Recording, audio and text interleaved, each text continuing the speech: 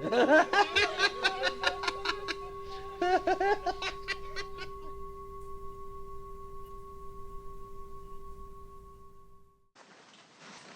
chapter is 1978, Mahayana, Mahayana, Mahayana, Teachings in Bodh Gaya. Page 619. In January, Lama Yeshe and Lama Zopa left for Bodh Gaya to attend His Holiness's the Dalai Lama's annual teachings. Lama Lundrup, Lama Pasang, Geshe Jempa Gyatso, and a group of devoted students accompanied them while Geshe Tsering remained at Kopan as acting abbot. His Holiness taught in Tibetan for 4 hours every morning and every afternoon. Alex Berzin translated it all into English. That took another 4 hours. The Westerners sat behind thousands of Tibetans and didn't understand a word of the morning's teachings. So one day during lunch, a brave soul asked Lama Yeshe if it was necessary to sit through them. Gary Fawkes recalled Lama's wrathful reaction. It was one of the few times I ever saw him show anger. He couldn't believe that a student of his would ever think of missing an opportunity to sit in the presence of His Holiness. I felt a great relief that it wasn't me who had asked the question, because any of us could have. Back when Westerners often sat for hours listening to teachings in Tibetan, said Peter Kedge, we just sat there hoping somehow to absorb some blessings. Which I'm sure we did. It certainly felt as though we did, but compared to teachings in the 21st century, where simultaneous multi-language translations are broadcast directly into headphones, or you can pick up a copy of the teachings as you walk out the door, it was a different world back then. Bodh Gaya was bustling with monks, and Max Redlich watched everything going on around him. His Holiness gave a talk under the Bodhi tree to all the Geshes, and I saw how they packed themselves so tightly into such a small space. One Geshe was asked a question, and it appeared his answer was wrong. Afterward, I saw Lama walking along in his Dr. Scholl's sandals with that Geshe, punching him in the shoulder and pushing him roughly in that typical debating style of theirs. It often looks as if they are about to have a knockdown fight, but of course they never do. Elie Redel from France was in Bodh Gaya simply because her Nepalese visa had expired. I was never a hippie, and all that overt Buddhist devotion did not appeal to me. I mentioned this to a friend who said, "Ha ha, Lama Yeshe is here just for you." I agreed to meet him, but when someone told me to take a kata as an offering, I got irritated. If he was going to be offended because I failed to bring a kata, he was definitely not for me. At our meeting, Lama told me I couldn't accept just anyone as my teacher, and that I should check up. I liked that. I told him I could not go around prostrating or with a mala in my hand. Buddhism is an inner attitude, he explained. You don't have to do those things. But also you don't know what others feel when they do them, so you do it when you feel like it. That was exactly what I wanted to hear. I took refuge with him the following morning. Mahayana, Mahayana, Mahayana, Lama taught, saying 100,000 mantras or not, doing prayers the wrong way, breaking this or that vow, the main thing to concentrate on is Mahayana, Mahayana, Mahayana. The point of prayer and rituals was not to become an expert in Buddhism.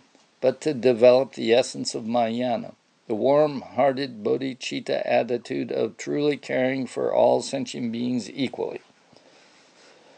Aware that some students considered the Gelug lineage too intellectual, focusing only on study, Lama told them, "We may be slow, but we go deep." Back at Kopan, Marcel still turned up for dinner every night, but with the export business rapidly expanding, he came home later and later. By 1978, a slum suburb had sprung up behind the Bodha Stupa between Bodha and Kopan, and it was as though this area that he would walk, it was through this area that he would walk, sometimes as late as midnight, often carrying large sums of money. It wasn't safe. Lama told Chambi to leave his job in Kopan's kitchen, become Marcel's manager, and have his wife cook for them. Chombi rented a small house in Kathmandu and proved to be a very good manager. Marcel, who did everything exactly as Lama instructed, was still walking everywhere and avoiding rickshaws. Several Buddhist centers now regularly imported Tibetan incense, offering bowls, and such through Marcel's business. Peter Stripes in Melbourne and another student in Florida imported Tibetan-style jackets, bags, and bright boots with curled-up toes. In Italy, Massimo imported the fashion garments that Susanna, a talented designer, produced for the Samsara label. Lama Yeshe was always giving me business advice, Marcel later recalled. He started promoting the idea that he wanted a shop. I wasn't that interested. So Lama said he was going to open it by himself, which demanded I get interested. Then when I was thoroughly involved, he told me he would give me this project of his, this shop. He was very clever with me. Our first shop was in the new Hotel Solti Oberoi, just outside Kathmandu. It lasted about 18 months, and although it didn't lose money, the location was too quiet for us. Lama had bought much of the stock himself, mostly porcelain and never any very expensive items. During shopping trips to Hong Kong, the most he spent for something was around $200, but objects costing $10 or $20 were much more common. I often became thoroughly embarrassed because he never stopped bargaining and just ground the seller right down. Lama's sole purpose in business was to make a profit. Commerce has always been an important aspect of Tibetan culture, and Tibetans are shrewd and obstinate traders. He was always worried that I would sell things too cheaply, Marcel continued. Sometimes he came into the shop to check up for himself. He'd scurry around putting the most ridiculous prices on things, then stubbornly refused to let me lower them when the objects didn't sell. As a result, the shop was always full of stuff no one would buy. If I reminded him of this, he'd say, "If people don't want to pay, then I don't want to sell." But in the end, he'd soften up, and eventually we got rid of everything. Sometimes he asked me for money. For instance, he wanted an air conditioner for his room, but made it clear he didn't want to pay for it out of his part of the profits. I was expected to give it to him as a present. What's more, it had to be a Western air conditioner, not the noisy one from India. Lama was not at all shy about any of this. Neither Lama nor Rinpoche owned much personally. I remember once when we were traveling, I bought Rinpoche an electric shaver, said Peter Kedge.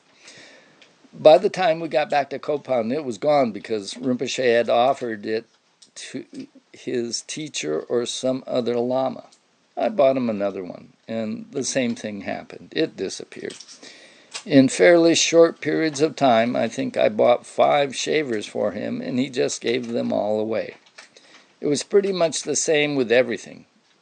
Whatever the llamas had, they either gave away or, in Lama's case, used for Mount Everest Center.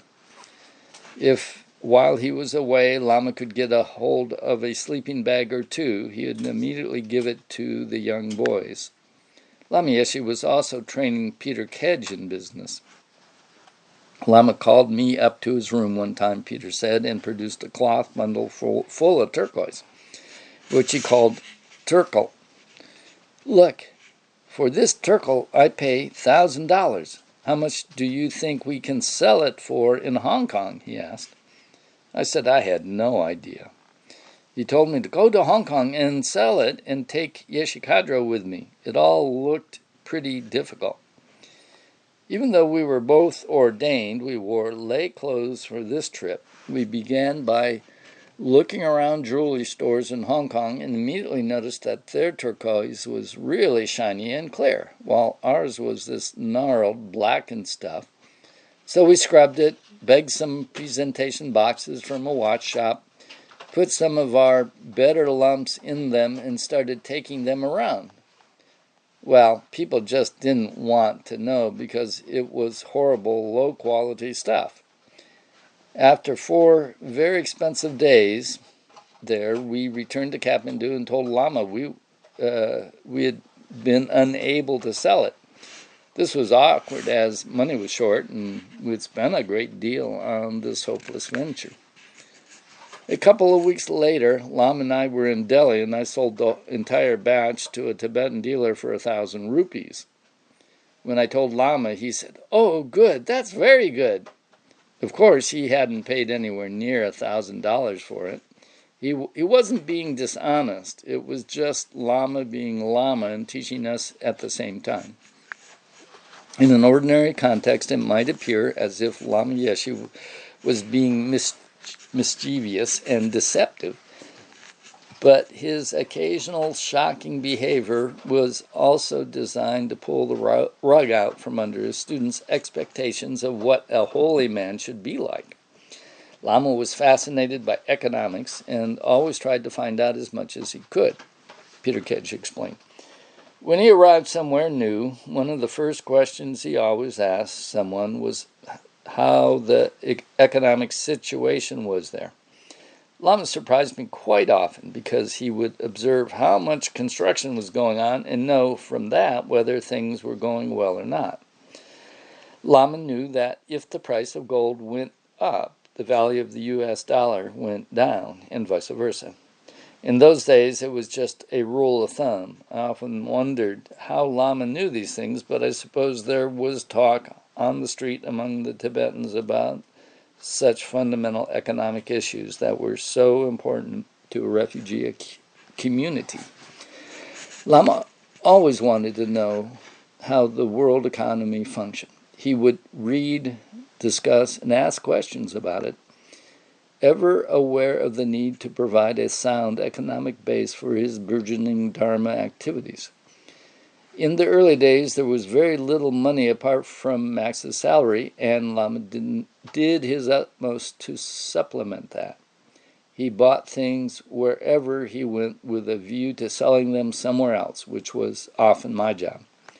We bought all manner of things, including duty-free items, which always went down well in India. We also brought in things like Chantilly lace saris, electric shavers, cameras, portable typewriters, and calculators. Whenever we traveled out of India, we took things like incense and katas. Not religious items, but things centers were always happy to buy, to sell at whatever course we were going to. This too helped to cover some of our travel costs. Lama was adamant that no religious item should ever be bought or sold as a means of generating income for temporal needs. The only conditions under which Lama would permit us to buy and carry religious items like dorjes and bells which people needed in the emerging centers, was if whatever funds came back were used exclusively for the production of religious art, the printing of text, or directly in the construction of Kopan Monastery.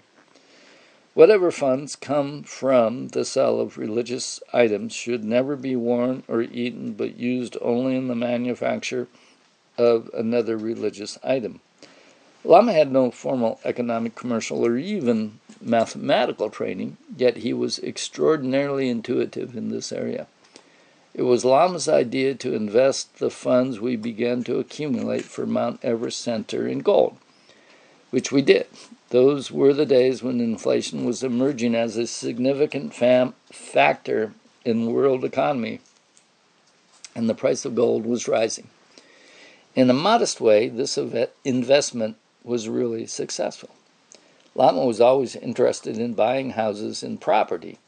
When we were at courses in Australia, Lama would send me off to meet the realtors and look for property. This was at a time when houses on the Queensland's Gold Coast were very cheap. Had we bought one or two back then, it would have been very worthwhile in the long term. An Italian tour group. Leah Brunori, an Italian woman, the mother of Stefano, who had met Lama at Kopan in 1974 as he was leaving for the USA for the first time, was eager to please Lama and had set about reorganizing the Kopan library. One day, Lama Yeshe came in and handed her a photo of Geshe Zopa. "Please take care of this. This is my teacher." Moments later, she absentmindedly placed it on the floor and returned to her work. Just then, Lama came back and saw it there. "So that's the way you take care of my picture. You people, I just don't know." Scooping up the photo, he marched off with it clutched to his heart. Distraught and wishing to atone for this unpardonable oversight, she decided that finding more students for Lama to teach was bound to delight him. Kathmandu's airport had been extended for the King of Nepal's coronation in 1975, and big jets were able to land there. She hurried down to the airport and managed to convince a group of Italians that visiting Lama Yeshe at Kopan was the most exciting thing they could do that day. As taxi loads of them arrived on the hill, she ran to tell Lama, Lama, I brought some people who want to learn about Dharma." "Oh, is that so?" Lama understood exactly what she was trying to do. "We must give them tea and biscuits," she said hopefully. "Yes, tea and biscuits. But I don't know where to find biscuits." "Your problem." She managed to get tea and biscuits and asked Lama to come to the Gompa and teach. "Okay, but I've got 60 minutes, not a second more," he told her. The tourists were bored, fidgety, and not the least interested in the Dharma. As usual, Lama began by sitting in deep silence for some time. Then he said, "I was in Italy recently. I went to Milan and had risotto Milanese with special Parmesan cheese at this restaurant near the Duomo. I was told it was the very best food." "Oh, we know the one you mean," they chorused. "Did you try the mozzarella there?" For the next 50 minutes, they discussed regional specialties, all of which Lama knew well. The tourists were truly impressed. Suddenly, Lama fell silent. 2 minutes before their time was up, one of the tourists asked, "Is it true one can reach enlightenment?" An Italian monk present was amazed any of them even knew the word. "Oh, yes," said Lama. "A person can become enlightened in just one lifetime." Talk of food was forgotten, as they asked all about the questions they could think of about reincarnation.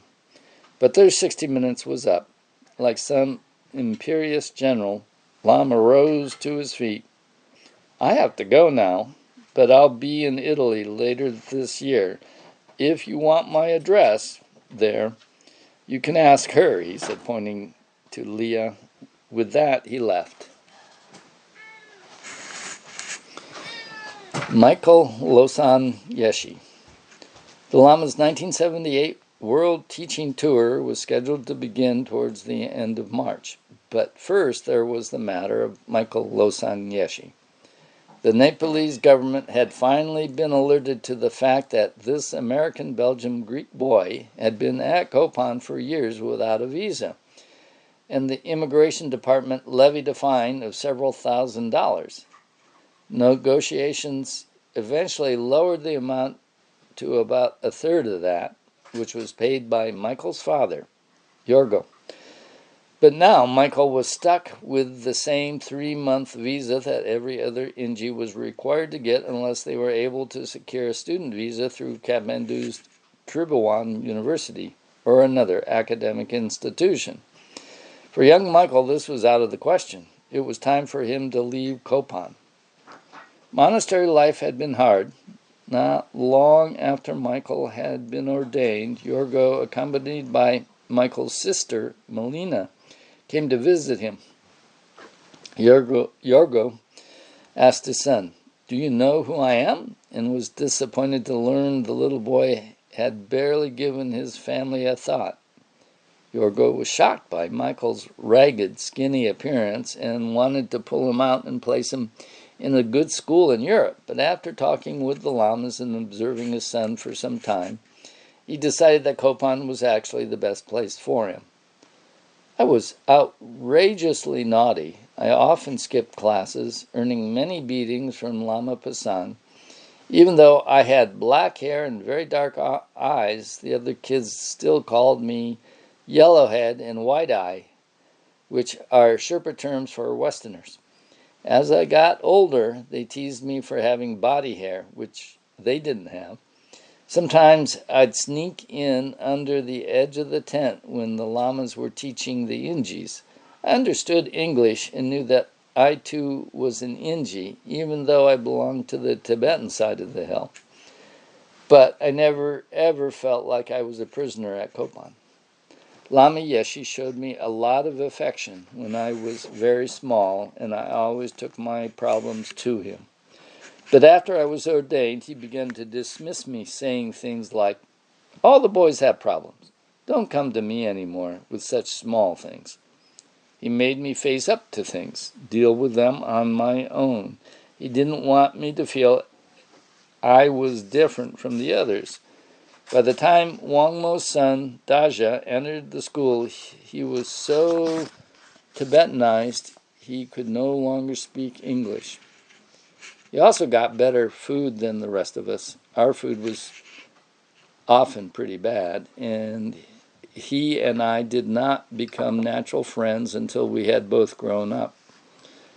The first contact I had with my mother's family was when a relative from Belgium visited Kathmandu. Somewhat later, an elderly couple came to Nepal and took me out occasionally for wonderful meals.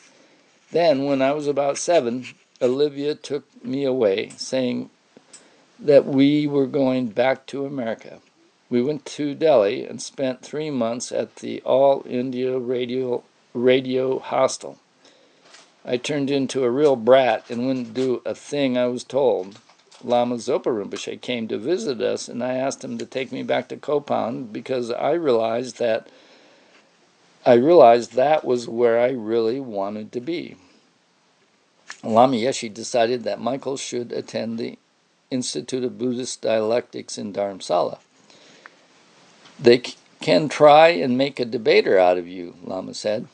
Before Michael was scheduled to leave Kopan, Yorgo held a small birthday party for him in Kathmandu. The only other time his birthday had been celebrated was a party he shared with Ria when they were 5. Generally, Tibetans do not celebrate birthdays. I was sent to Dharamsala with Gaelic Gyatso to see if the school would accept me, Michael later explained. They would, but the starting date coincided with a visit to a Kagyu monastery Lama Yeshi had planned for us. That morning, everyone at Tushita was getting into the Jeep, ready to go, and I told Lama I wanted to go too. What? No. No. Today you are being admitted to the dialectic school. I was so unhappy I started crying. I just hid in a corner and cried and cried. Lama Yeshe found out and came to me saying, "Shame, shame. It's your first day at your new school and you're crying. Okay, you can come on the trip with us today." So he took me with them and we had a wonderful time. Tushita Retreat Center. While in Dharamsala, Thupten Gyatso took Lama down to a big hospital in Lower Dharamsala for a medical checkup. The x-rays revealed Lama's heart was so massively enlarged it filled his chest cavity, reported Gyatso. Non-functioning heart valves making a lot of noise, a whooshing sound. I listened to it with the Indian doctors, who all shook their heads very solemnly. It was a very frustrating day. The staff took ages to do anything, and I was becoming increasingly irritated until I caught Lama's eye. That was enough to quiet me, because in that moment I saw his fragility and the power he used to simply stay alive. At this time, Gyatso was in charge of shopping at Tushita Retreat Center, but he wasn't especially good at bargaining.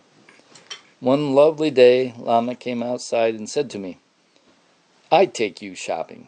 He stood right out in the street and took over completely, ordering this and that and bargaining the price down hard every time. Everyone just stood around and watched him. You could see the sellers were really happy to do business with a real pro. He showed me that to get what you want, you have to be strong. That February, a foot of snow lay on the ground when a dozen Ingis showed up to do a 4-week green tire retreat. Among them was Sylvia Wetzel. Lama began doing a retreat of his own at the same time, yet every day he would check up on us, making sure we were not too tense, too silent, too uptight. Some evenings he came in with some chocolate and asked each one of us how we were doing. After recommending specific foods for certain people, said Sylvia. Australian Robina Corton, dressed in nun's robe, had also arrived from Kopan to participate in the retreat. Having received her Rabjung vows from Lama Zopa Rinpoche at the beginning of February, Lama Yeshe then organized a Getzel ordination ceremony for Rubina and 2 others, Vicky Bischoff, now Taylor, from Sydney, and Stefano Piovial, which was to take place on March 9th.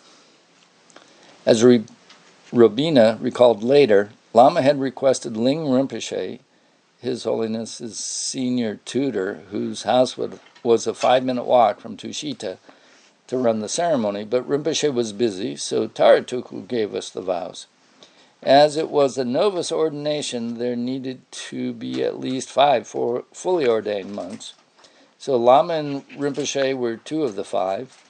I was very glad they were there. Afterwards, out back near Tushita's kitchen, my friend Sylvia Wetzel grabbed her camera, handed me a rhododendron which flourished in the area, and took a photo. The Western monks and nuns not in retreat or living at a center were often traveling around India in search of teachings and visas. Tibetans were constantly asking me who my teachers were, recalled Pelgay. The mere mention of Lama Yeshe reduced some to fits of laughter, whereas hands were prayerfully folded when Lama Zopa's name was mentioned. I was kind of offended when I told Kalu Rinpoche who my teachers were. His translator said, "Very good. The students of Lama Yeshe and Lama Zopa are learning to subdue their minds." One Lama explained the reason Tibetan monks always laughed when someone mentioned Lama Yeshe was because they were reminded of his comical antics in debating sessions. He was able to make everyone smile. At Kopan and Tushita, all we wanted to do was study, learn Tibetan, and practice becoming saints, Pelgi continued. But Lama wanted bricklayers, toilet cleaners, English teachers, gardeners, and business people. When we complained, he would tell us, fine, if you don't want to do all these things, if you just want to be in retreat, then I'll go back to the mountains and do retreat too. But if that happened, who would answer our questions? Lama laid great emphasis on the fact that he had worked hard to provide this opportunity for us. If we didn't want to work so others could also hear the teachings, well, then he'd be happy to stay in retreat for the rest of his life. On the other hand, if we helped him build centers, he would always help us. We would discover when to do our own long retreats in our own good time. Pelgi went on. One day at Kopan, I witnessed Lama Yeshe swatting two young boys who had been caught playing hooky. He ordered them to bend over and brought his bamboo ski pole whizzing down through the air. Crack! I was aghast. Catching my eye, Lama gestured for me to come forward and bend over and get whacked too. I found the cane made a lot of noise but didn't really hurt. It was just a good show. I straightened up and thanked him politely. He gave me a fierce look and said, "That's right. If I hit you, that's my trouble. If you get angry, that's your trouble." I got the message. It seemed like a really core teaching on karma. Lama Yeshe returned to Kopan briefly before it was time to go on tour again. Everyone lined up to bid him farewell. The boys running to the very top of the hill to watch the jeep disappear from sight and see the plane take off from Tribhuvan Airport. Thitwan Molam, the Gompa housekeeper, suffered in Lama Yeshe's absence. I had to work such long, hard days when the others were having their Saturday holidays. I would look through the kitchen window at them playing and feel so black. It wasn't like that when Lama was around. I could always talk to him, tell him how I felt. One day, while I was serving him, a big jet flew straight over the Gompa. He turned to me and said, "If you are a good boy, one day you will fly in one of those jets." I just said, "I don't know." I didn't get excited about it. Tokyo. Lama traveled alone for the first part of this year, stopping first in Tokyo for 5 days. Olivia and her new Japanese husband, Toshi, met him at the airport. The student hosting his stay took Lama to a Rokyan, a traditional Japanese inn. They watched a TV documentary on Tibet, and Lama, pointing to the screen, suddenly cried excitedly, "I know that monk." They were sitting on the floor sipping green tea, and because there was not enough cups to go around, his host made do with a jar. "Who are you, Milarepa or something?" Lama teased, jokingly comparing the student to Tibet's famous poet ascetic. In the fancy department store where Olivia took Lama shopping, he zoomed in on any clothing that was yellow or maroon, the traditional monastic colors. He also bought a couple of pairs of long underwear for Lama Lundrup. They were white, but could be dyed the proper color later.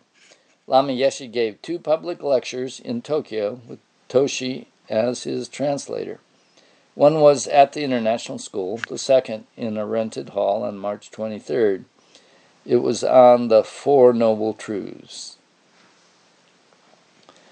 Buddhism teaches that you can become Buddha. You can unify, become oneness with the enlightened mind. You have to understand why this is important. The importance of Lord Buddha's teaching on this. Most people have a limited view of themselves and undervalue their worth. I can't do this. I can't do that. I'm nothing. That's a lazy mind.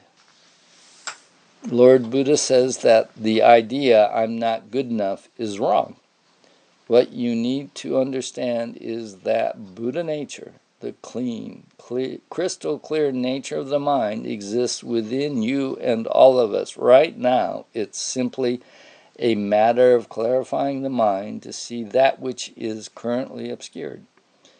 When you extinguish the dark shadow of ignorance, you are Buddha. That's all that Buddha means.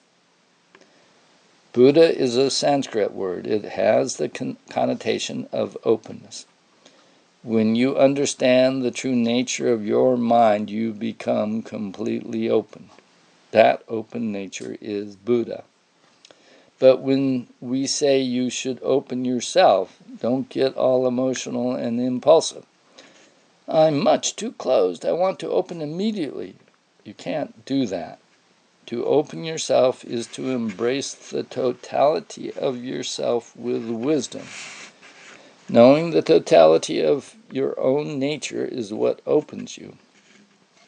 The narrow mind is the opposite of that. So that's what you have to overcome. To facilitate that, Lord Buddha put great emphasis on teaching the perfection of wisdom, the realization of emptiness, or ultimate reality. Now, let's talk briefly about the second noble truth, the cause of suffering. Delusion is such as craving, desire, hatred, the doubting, indecisive mind, and so on. Where do such minds come from? What is their root? It is ignorance, the ego, the wrong conception of how the self exists. What your ego does is make up some kind of identity for what you are, who you are. Perhaps you look in the mirror and think, oh, I see, now I am this. You create a self-identity. I am this, and this. Therefore, I am that. Your ego builds up a preconceived idea of who you are.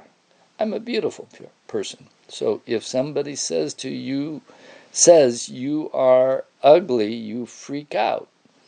It's this ego mind that fabricates your concrete, indestructible self-identity. This is who I am, and all the other delusions arise from that.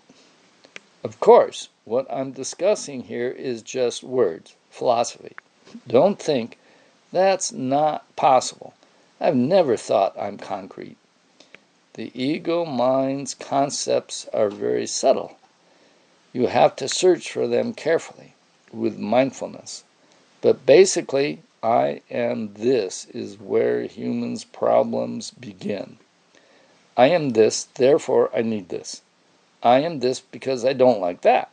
Your entire life's trip starts in that way. While in Japan, Lama Yeshe also visited yet another cardiac specialist. This one recommended an exercise program, but Lama already had an exercise program running around the world. Becoming a college professor. Lama Yeshe had expressed a desire for an American university experience. On many occasions, in the spring of 1978, Jan Willis was able to fulfill Lama's wish. She arranged for him to teach a course on Tibetan Buddhism at the University of California's Oaks College on the Santa Cruz campus during the spring quarter, which ran approximately from mid-March through the end of May. He was to teach Jan's UC Santa Cruz class, while she took up an appointment as a visiting lecturer at Wesleyan University, Connecticut. We had to locate some Tibetan documents in order to prove that Lama really was highly educated, said Jan. Everything was very easy to arrange, probably because Lama was so keen to do it. He lived in student housing not far from Robbie and Randy Solik, who lived in the apartments designated for married students. Robbie was appointed Lama's official teaching assistant, with John Landau acting informally as a second assistant. Robbie and John led discussions and helped students with Buddhist terminology. Lama was to lecture 2 mornings a week and be available for interviews in his office on Wednesday afternoons. Together with a work permit, Lama also received a Social Security card.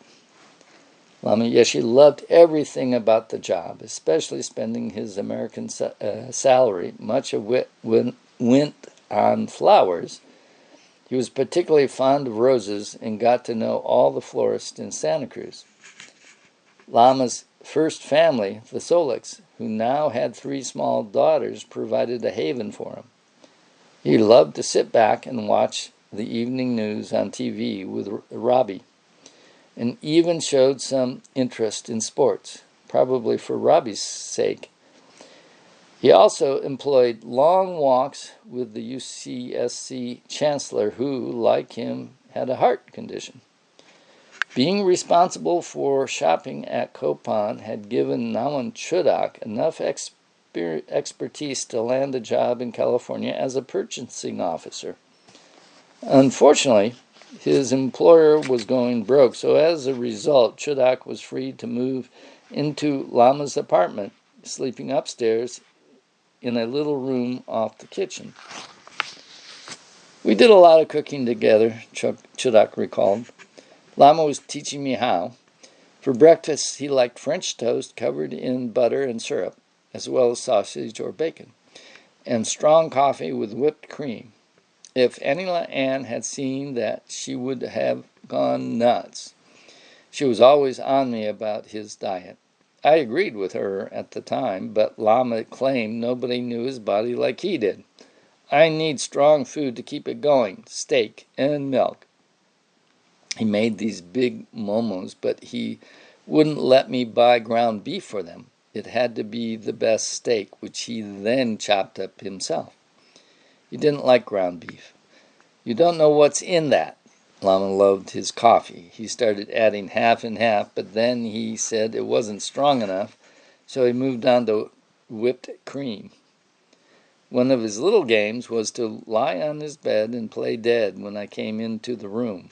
It scared the hell out of me, but he thought it was a great joke. He wouldn't study too much for his lecture because he knew exactly what to tell them.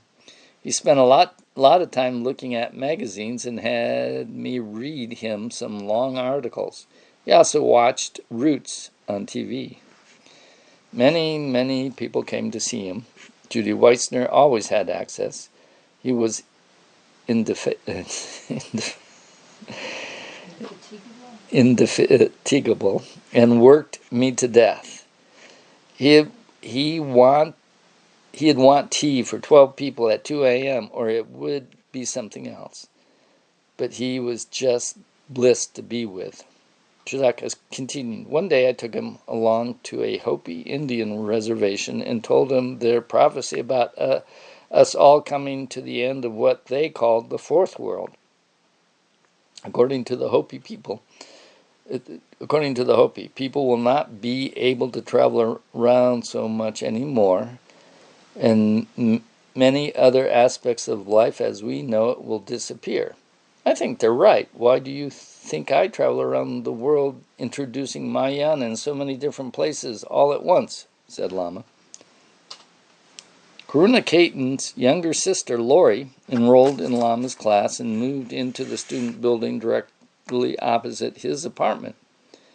My thing was always just to sit and watch him, she said. The course was held in a small auditorium. John Landau pushed a table up against the blackboard and placed a Tibetan carpet and cushion on it. Lama came in, climbed right up onto the table, and sat down. He was a hit from the very first session, and his lectures were packed. The Vajrapani people gate-crashed everyone driving in from their primitive huts and showering in the university's gym. They were careful not to act devotionally, which would have been inappropriate in the college atmosphere.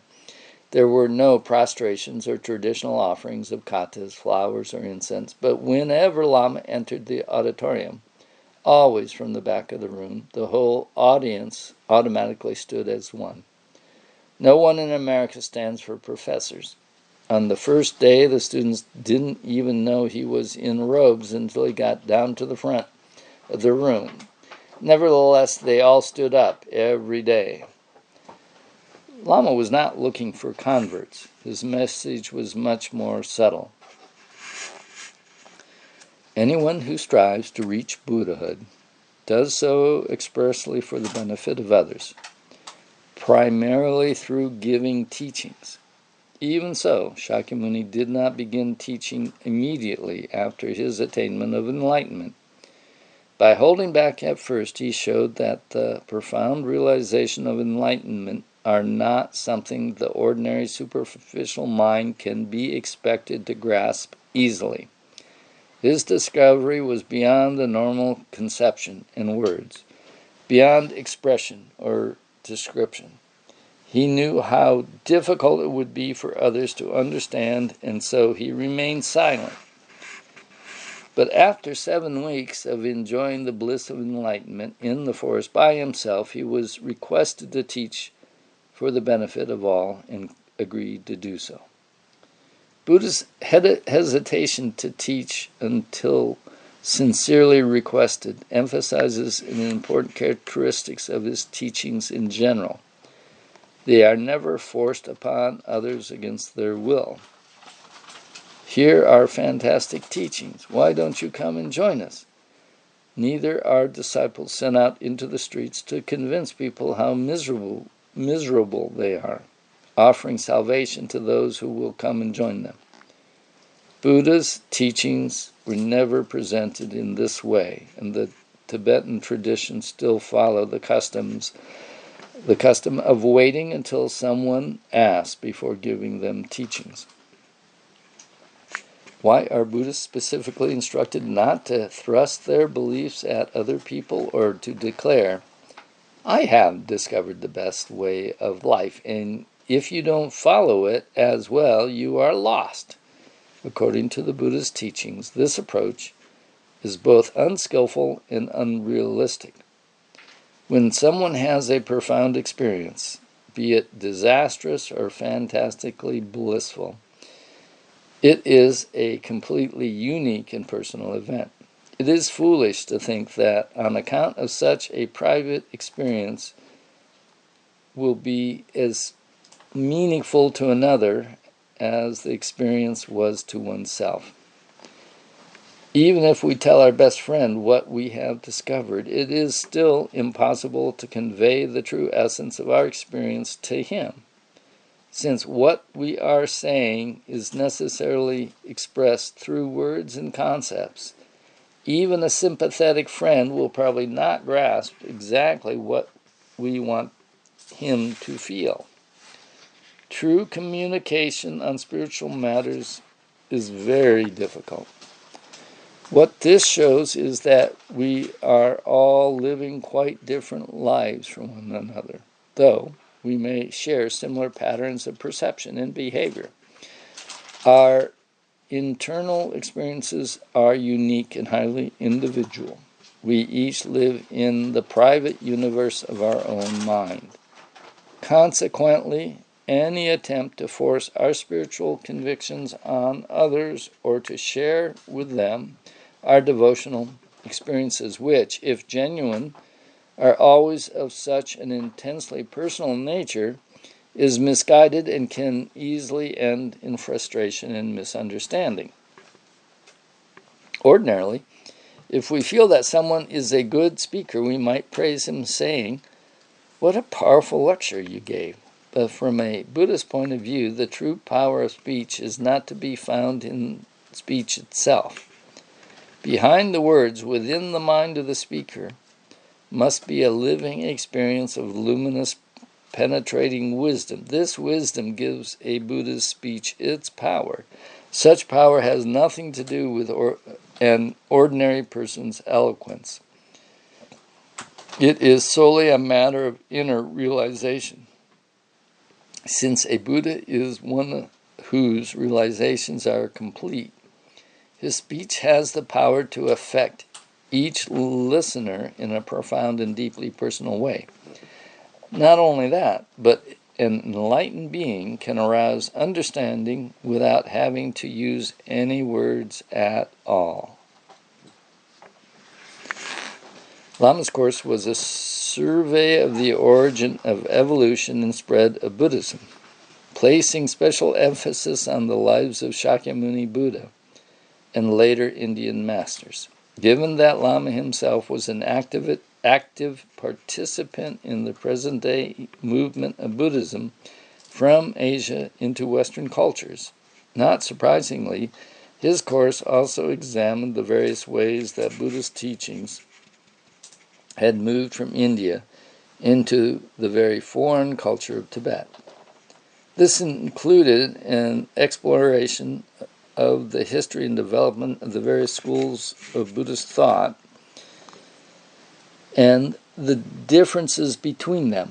At the end of each session, Lama answered questions. To one student who claimed that working for others to gain merit was self-interest, Lama replied, "I can only work for my own enlightenment."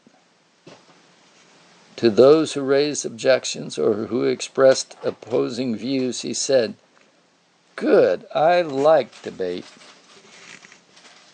He answered every individual question all 150 of us could come up with, said Deborah Lockwood.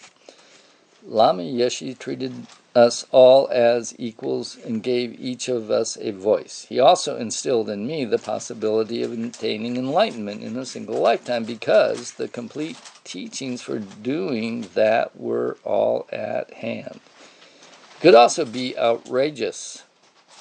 He related directly with the students, but strictly within the boundaries of his Vinaya vows. No wine, women, and song. Deborah Lockwood, Kevin Ergil, and Greg Hillis were among the few students at that course to go to Kopan. During office hours, Lama Yeshe patiently listened to everyone's tales of woe, horrible divorces and family traumas.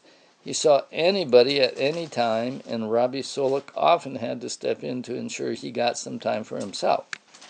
He was so powerful, said one new student.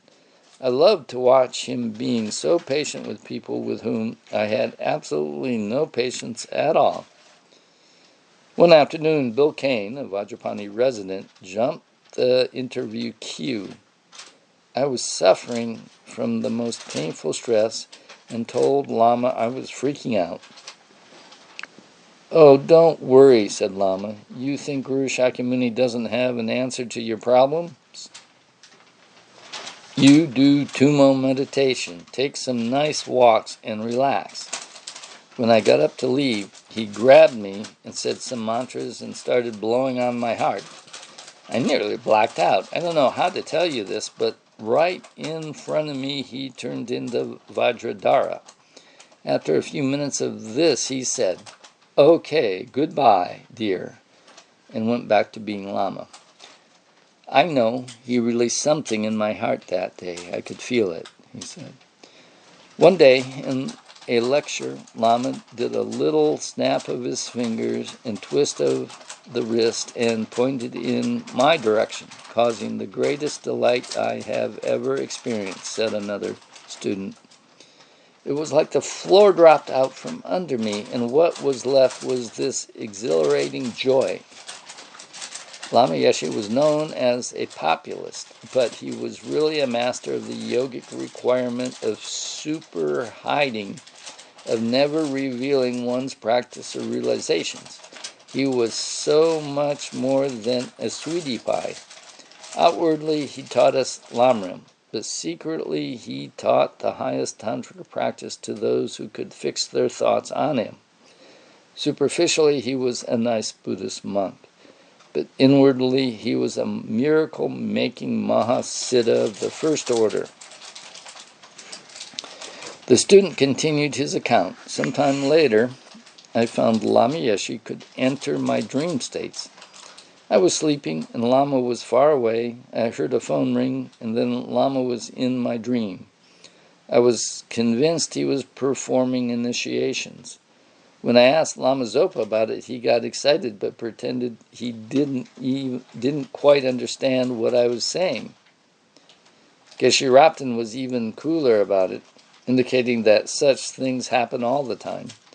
But all I had to do was think about Lama Yeshe, and there was an automatic response in me. Lama was forever telling his students what to do, Rabbi Solek explained. He'd say, "You be a monk. You go into retreat. You do this or that." One day I asked him why he never told me what I ought to do. He said, "Your family is your responsibility. And Dharma practice right now is not necessary for me to tell you what to do." Randy and I both got that message, so we made no demands on his time. The academic year at Wesleyan, where Jan Willis was teaching, ended earlier than that at UCSC, so Lama invited Jan to come and give a guest lecture in his class. Jan described her experiences in detail in her autobiography, Dreaming Me. Lama Yeshe briefly introduced me to the class, then took a seat amongst the students, Jan wrote. I gave a lecture that compared the sacred life stories, called Namthar in Tibetan, of two of the most famous Buddhist yogis, Naropa and Milarepa. I began by first writing the term Namthar on the blackboard in Tibetan.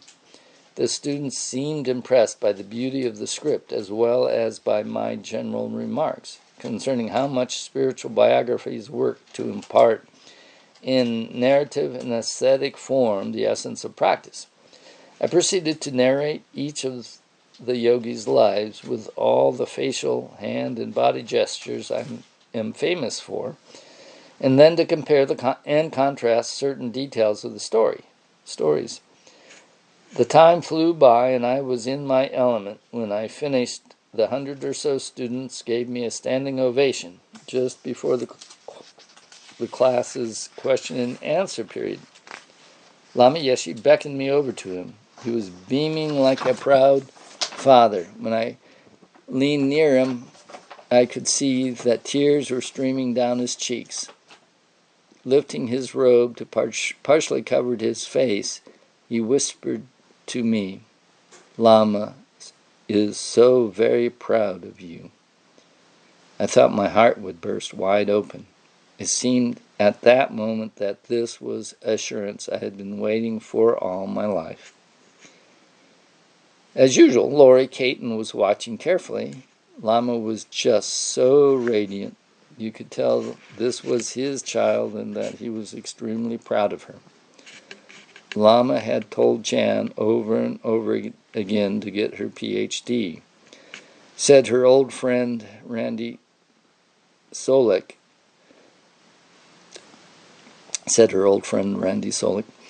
He also told her to put on makeup, wear nice clothes, and be professional and make a good impression.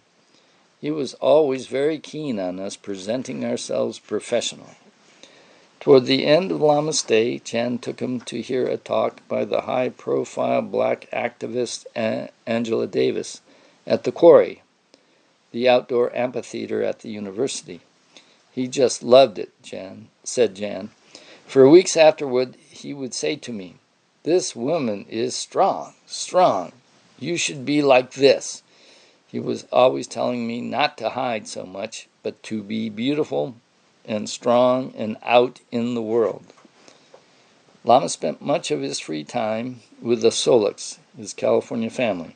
He often came over to our place in his tatty red zip-up bathrobe and just hung out with us, lying on the couch, playing with the kids, Robbie explained.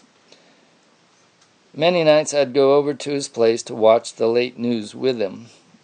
What's he saying? What's going on there? Why is he doing that? Lama wanted to know not just the story, but its history and ramifications. He was like that at the movies, too. The Solik's two older girls were aged 6 and 8. One of them was in Lama's apartment one day when he bent down and put his ear to a flower. I'm listening to it, he told her. He gave us Buddhist teachings we could understand, they later recalled. When we got really mad, we'd go to our rooms and meditate. He said he was so proud of us for that. You are much brighter than many adults, he told us. He gave us Tibetan names, and one day in the park he took us on separate walks beside a little creek and told us what our individual colors were and how to use them in meditation. On hot days, he sometimes looked out over the ocean and said to us, "What are we doing here? We have to go to the beach." He wore these yellow shorts, and we jumped through the waves together, holding hands. Somehow, whenever we were with him, he seemed to be exactly the same size we were. Lama was a shapeshifter, said Randy. He'd grow huge, then shrink down real small. He could also be completely stern, then utterly soft. He really did appear differently to different people. He ate a lot of unhurried lunches with us and never made us feel we were wasting his time or he was too hard-pressed to play with children. Lama Yeshe was not afraid to let people know when they were wasting his time. He simply went to his room and locked the door. Before leaving Santa Cruz, he gave the Solik baby daughter a tanka, one of the Copan boys had painted. On the back, he wrote, "My dear daughter Danielle, my blessings, love and memory of 1978. 3 months you were my family and laughed 100 times with me. Much love, Lama Yeshe."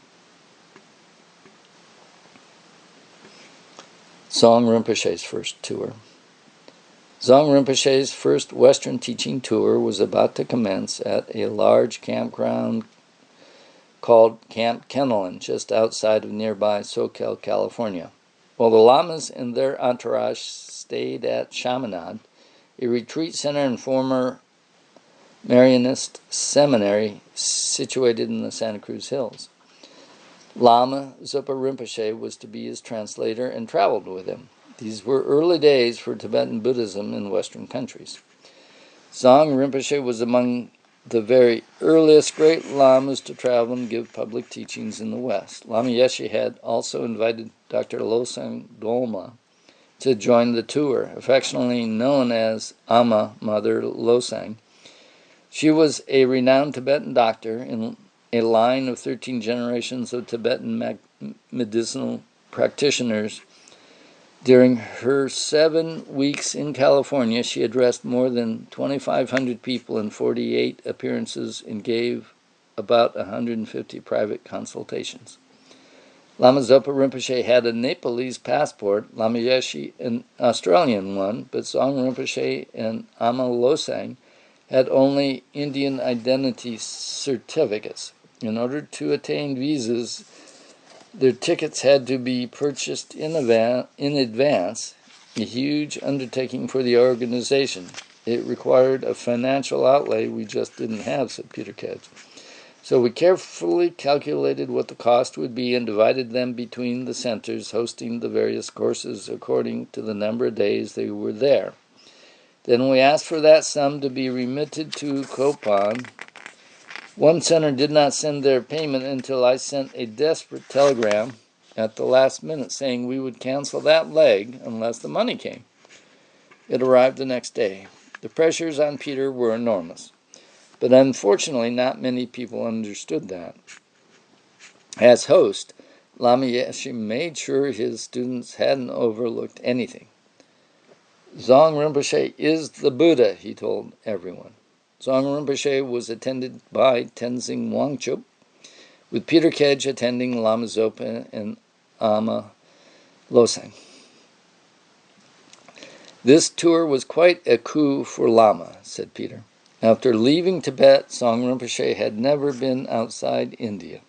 The Tibetans were in awe of this great abbot of Gondan Monastery, always bowing low in his presence and showing their tongues and sucking their breath in the traditional way, saying, "Los, los."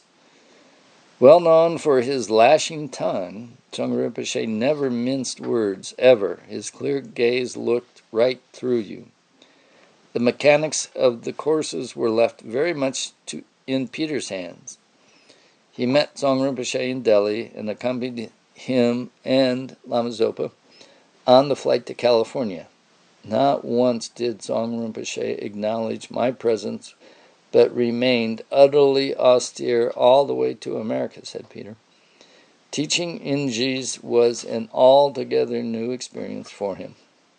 We had explained that he was to give a course, but obviously things had not been explained as clearly as they should have been. Tibetans started appearing from all over the place to pay their respects, bringing katas, asking Rinpoche if he would go to Los Angeles the very next day, and Rinpoche was saying yes, of course, but every detail of this course had been organized for 3 months before he arrived. Rinpoche could not possibly go shooting off to Los Angeles. Lama Yeshe told me exactly what I had to tell him. You go in and explain to Rinpoche that in the West people have to work and can only have so many holidays. We have arranged this course for a long time, and the students have made plans to come. They have also paid a lot of money to rent this place. In short, I was to explain that in the West people have schedules and everyone is expected to adhere to them. I also had to tell Rinpoche that teachings start on time and stop for lunch and such things. Lama had me call a meeting to sort it all out. Lama, Dzong Rinpoche, Lama Zopa, Ama Losang were all present, and I was the one wriggling on the end of the stick. Before the meeting, Lama Zopa begged me, "Whatever you do, don't get angry with Rinpoche. That would have created the worst karma." Dzong Rinpoche sat perfectly rigid throughout, and Lama Zopa just folded over double on the floor. My talk didn't go down well at all. I had left it a bit late.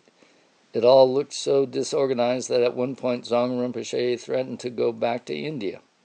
No one had ever told Rinpoche that he had to stop his discourses at a certain times so people could take bathroom breaks, eat lunch, and so on. This tour was way beyond the bounds of anything we had ever tried before.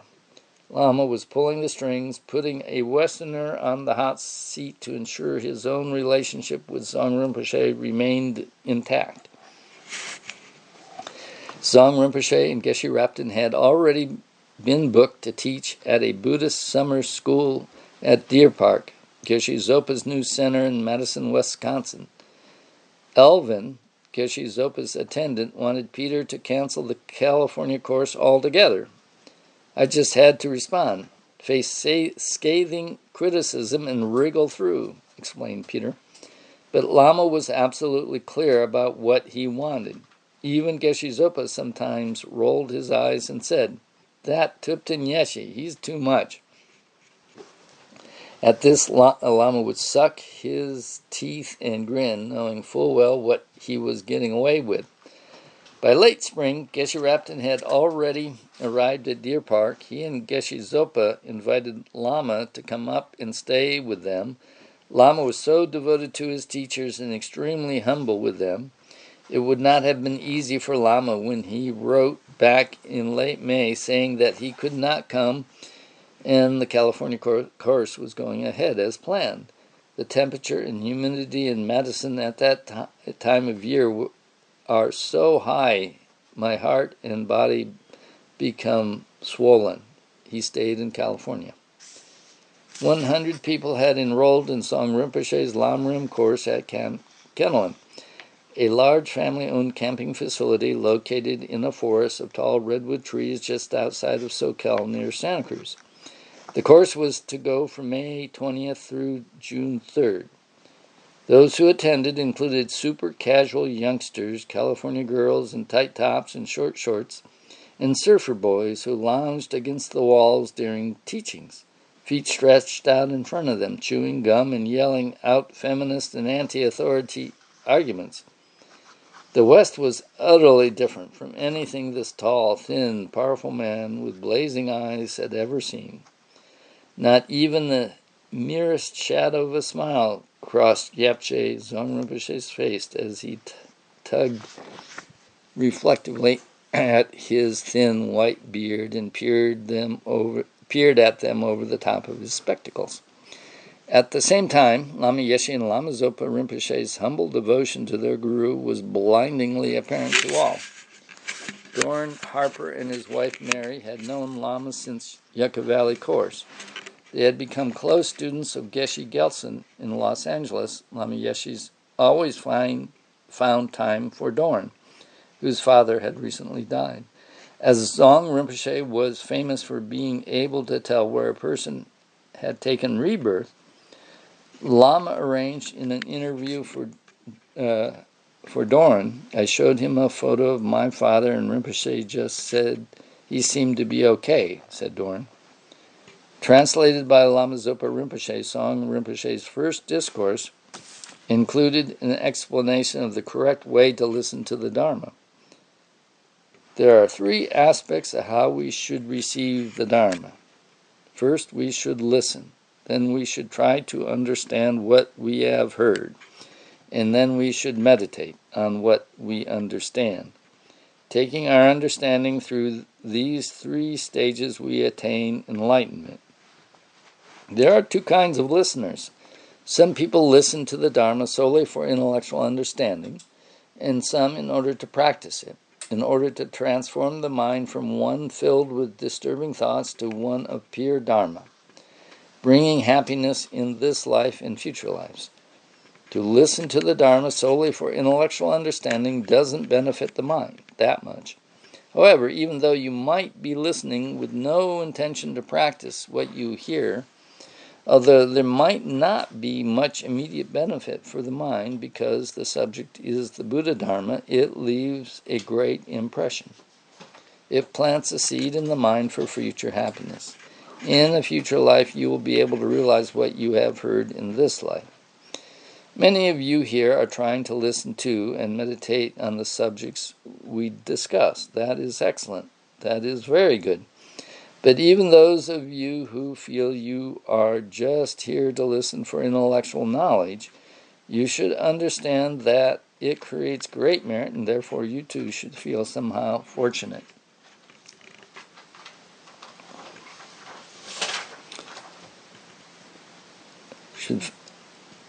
How fortunate you are. In these degenerate times, it's rare to want to listen to the Buddha Dharma. So it's extremely important that now you've begun, you continue, and you complete the course.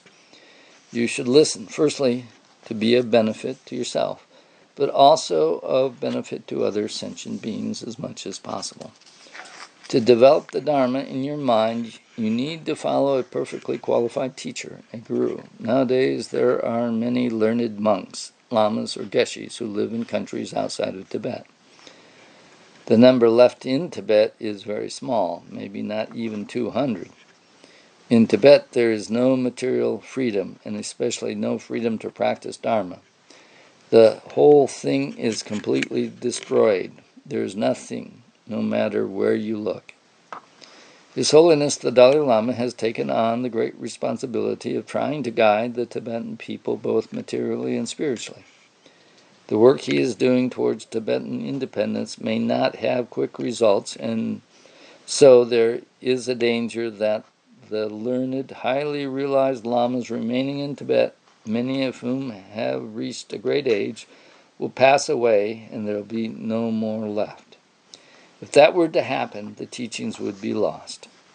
This is the responsibility that His Holiness has taken on.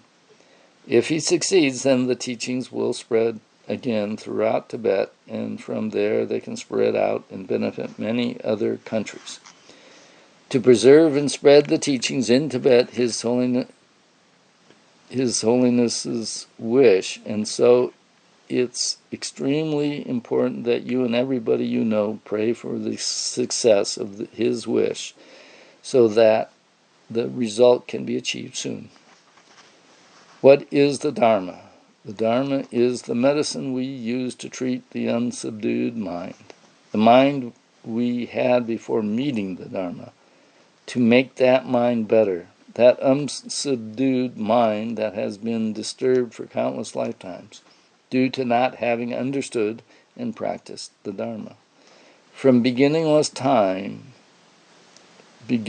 lifetimes, it has been stained. It is foggy, like a sky covered in thick fog, dulled with the fog of ignorance, with the three poisons of the mind: ignorance, attachment, and anger. This is the mind the Dharma can change. Even in India, there are non-Buddhist people who follow other religions and who have wrong views, who believe in reincarnation. Besides the followers of Gyanpenpa, who don't believe in reincarnation, there are 5 other religions that do.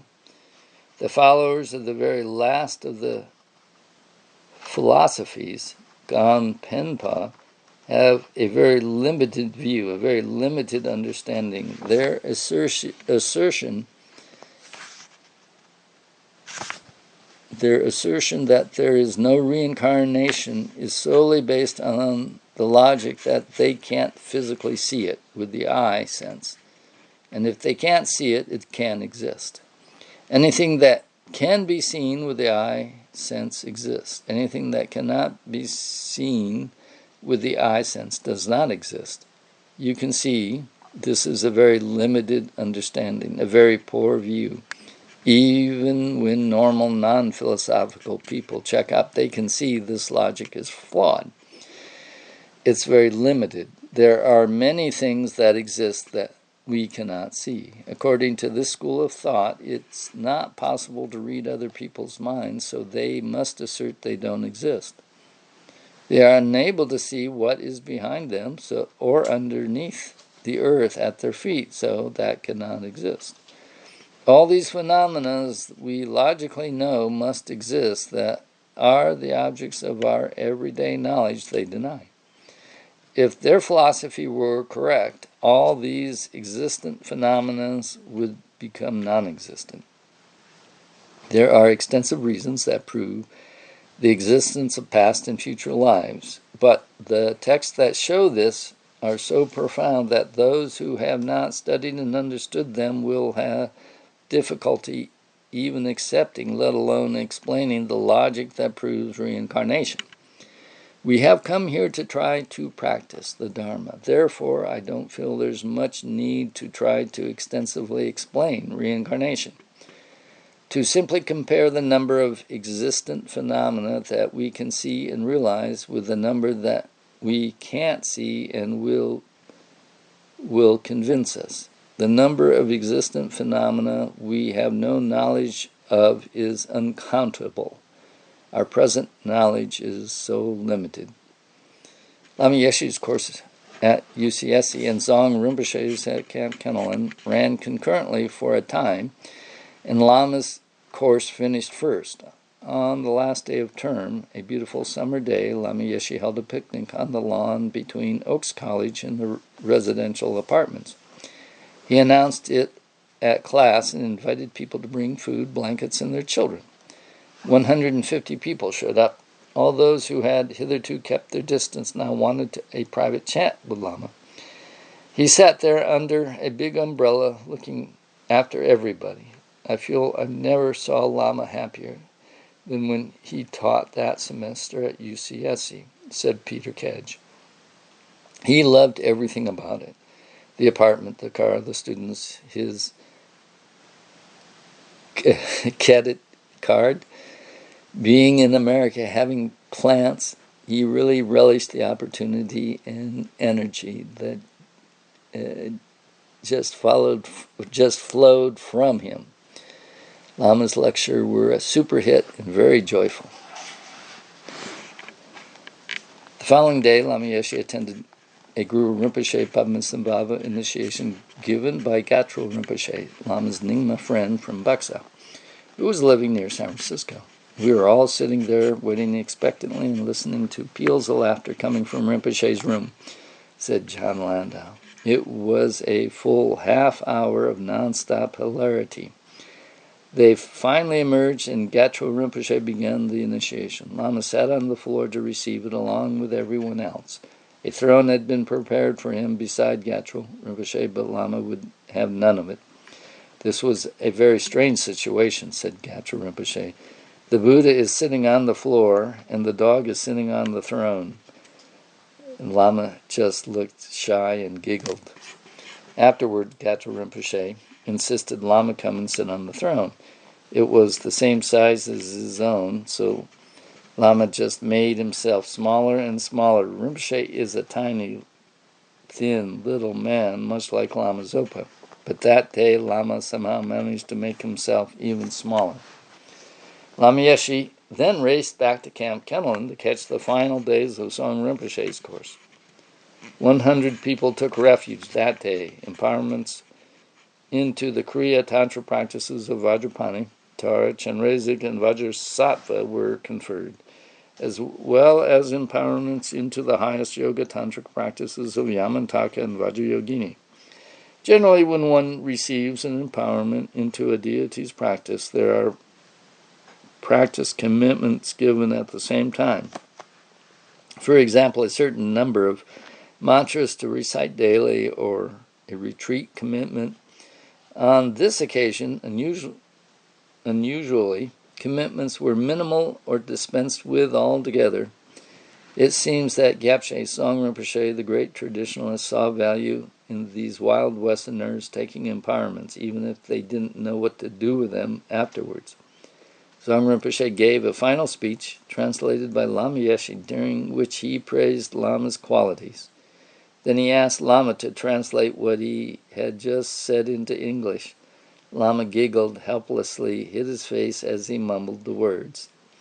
As always, Lama Yeshe instinctively knew which people needed him most and where to find them. Down in the kitchen at Camp Kenolan, the young wife of Ama Losang's American translator was in a state. Just 3 days after arriving to help with the cooking, she had received word from her husband that he wanted a divorce. She had cried her way through the course, meal after meal. Lam often visited the kitchen to spend some private time with her, offering comfort and helping to chop vegetables. Lam also brought Peter Kedge down to the kitchen to help him prepare food to offer Song Rinpoche. Strips of beef cooked with green peppers, onions, and Indian spices served with rice. As a treat, Lama took the unhappy cook with him on Song Rinpoche's first ever visit to that truly American invention, the shopping mall. Lama was so proud to offer such visual material abundance to Song Rinpoche. Lama led the group, stopping to cavort madly in front of the fat and thin mirror in the Capitola Mall. On June 6, Song Rinpoche, the Lamas, and several students went up to Vajrapani Institute to bless the land. The ceremony took place on the ridge on top of the land under a large tent made from a parachute. Almost 6 years later, Lama Yeshe would be cremated on this very spot. Inspired by his visit to the dissecting room at the University of Sydney, Lama Zopa took Song Rinpoche and Ama Losang to a similar facility, the Anatomy Lab at Cabrillo College in Santa Cruz. They were accompanied by Sharon Gross, who was their driver. There was only 2 or 3 bodies there, recalled Lama Zopa, including a lady who had died of cancer caused by smoking. Dr. Losan Dolma had no superstitious thoughts and put her hand right inside the body. She took hold of one lung and showed us it was completely black. During her California tour, Amma Losang was ordered by the American authorities to stop dispensing Tibetan medicine in the United States, as these medicines had not been tested by the federal government's Food and Drug Administration. It was illegal to distribute them. While touring, Amma Losang appointed Sharon Gross as her assistant. Impressed with the young woman's patience and ability to listen, Amma Losang invited her to come to Dharamsala and study Tibetan medicine. Connie Miller had requested to be ordained, and Lama had given his provisional permission. He required her first to get her parents' permission. I was expecting my mother and father's reaction to be just the opposite of how they responded. I thought my mother would be very happy and pleased, and my father might have some resistance. It was just the reverse. My father reacted like you might imagine a grandfather would on hearing he had a new granddaughter. He was delighted. My mom wasn't exactly resistant, but she did grill me with many questions to make sure I had thought this through and knew what I was getting into, Connie recalled. This was a big life change for their daughter, so Connie's parents, Don and Mary Miller, drove down to California from their home in Oregon, in spite of her father's cancer, in preparation for her ordination. Connie asked her friend Lori Caton to give her a haircut. Unfortunately, Lori only had a pair of scissors with which to do the deed. By the end, Connie looked like she had been given a haircut by a 5-year-old Lama Yeshe was still teaching at UCSC at the time, so the next day, Connie took her mother and father to listen to Lama's lecture at the university at the end of class. At the end of class, everyone was leaving. Connie brought her parents to the front of the auditorium to meet Lama Yeshe, still supporting her rather horrendous haircut. Lama gave me this look as I was introducing my folks, but then he turned to meet them with a sheepish grin and asked, "How do you like what I've done to your daughter?" My mother just smiled kindly, but my father immediately said, "I think it's fantastic." And then, referring to my older brother and 2 older sisters, he added, "I have 3 more you can have."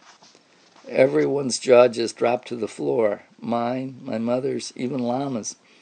My father was completely serious and totally hooked. Unusually, Lama Yeshe gave permission for Connie's parents to actually be present throughout the ordination ceremony and watch their daughter become a Buddhist nun.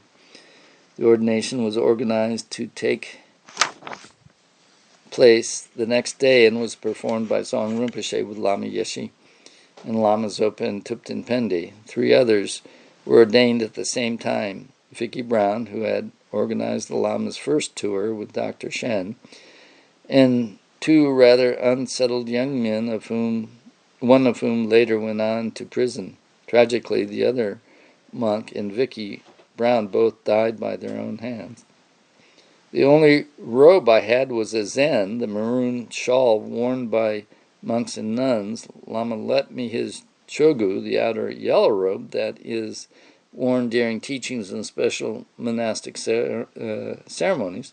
Somebody else rustled up a sleeveless yellow blouse, and I managed to sew myself a shemtop using a borrowed sewing machine, Connie recalled.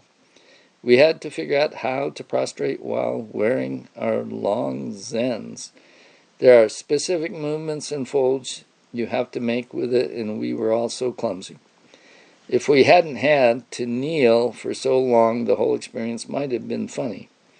But Lama guided us through it so kindly. There was no translation, and Zong Rinpoche was extremely stern and businesslike. Lama Yeshe invited Connie's parents to dine with him at his apartment at UCSC before their departure the next day. Unfortunately, the exertions of travel and activity had taken their toll on her father, He was feeling quite unwell that evening, and they were unable to join Lama for dinner. Nevertheless, Lama had made a profound and reassuring impression on them that influenced them until the end of their lives. Waiting in the next room during the ordination ceremony, together with their relatives, were former Kopan students Dan and Molly Lane. They were to be married after the ordination. It was very simple, said Molly. Dan and I sat in front, and Lama Yeshe and Dr. Dolma did a puja. We didn't have to stand or say or sign anything. My mother wasn't sure about the Lamas. She felt they liked a lot of attention. Lama told her that he made people behave at Kopan. At Lama Yeshe's behest, a celebratory reception had been organized by Jackie for them after the marriage ceremony. Dan and Molly then drove to Vajrapani for their honeymoon. Vajrapani pioneers.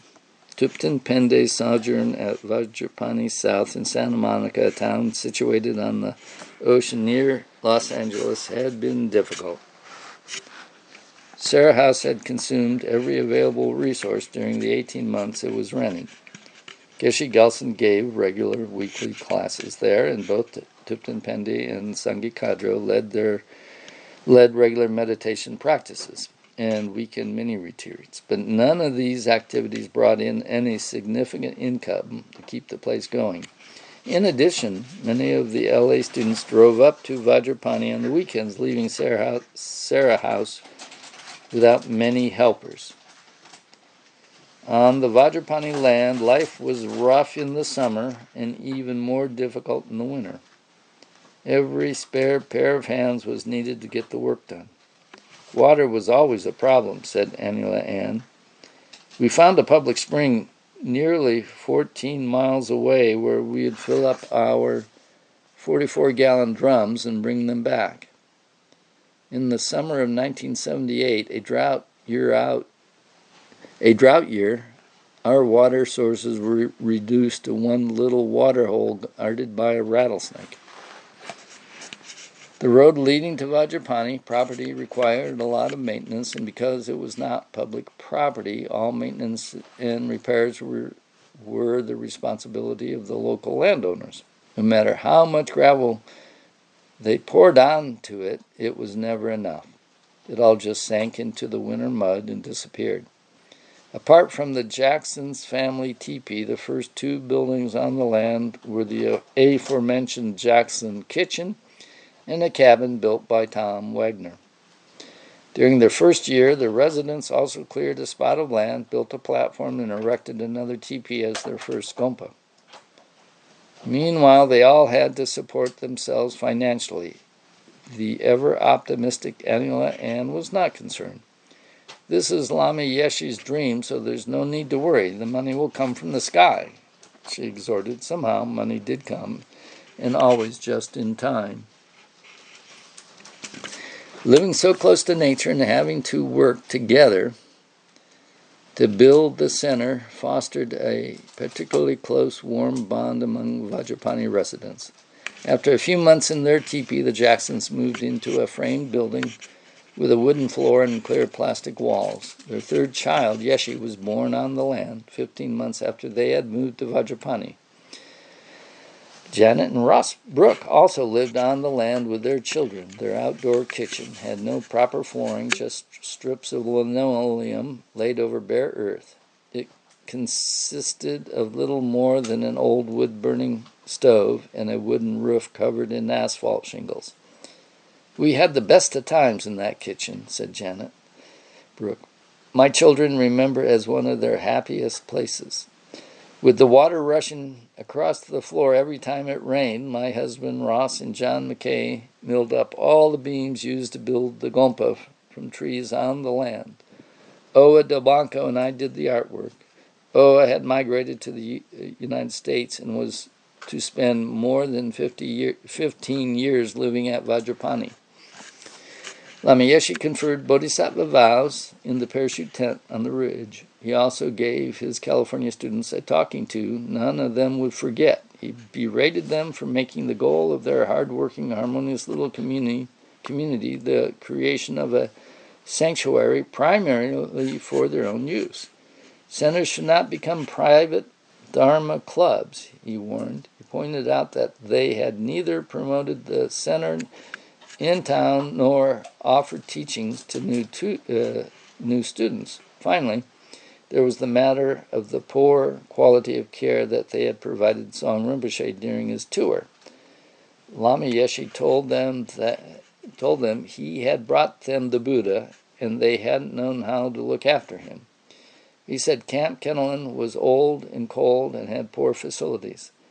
Next time their standards should be much higher, but what can one expect of hippies living in mud among the trees, he added. He told Pende that if he were to have the opportunity of spending an entire year there, he would shake America. Lama had high expectations of his students. Even some hastily planted seedlings beside the brand new Gompa steps did not meet with his approval because they were untidy. Walking around Vajrapani's steep terrain with Ross Brook, Lama took his hand and placed it over his heart. Ross could feel the erratic beat. Was this a gesture to show Ross that time was running out?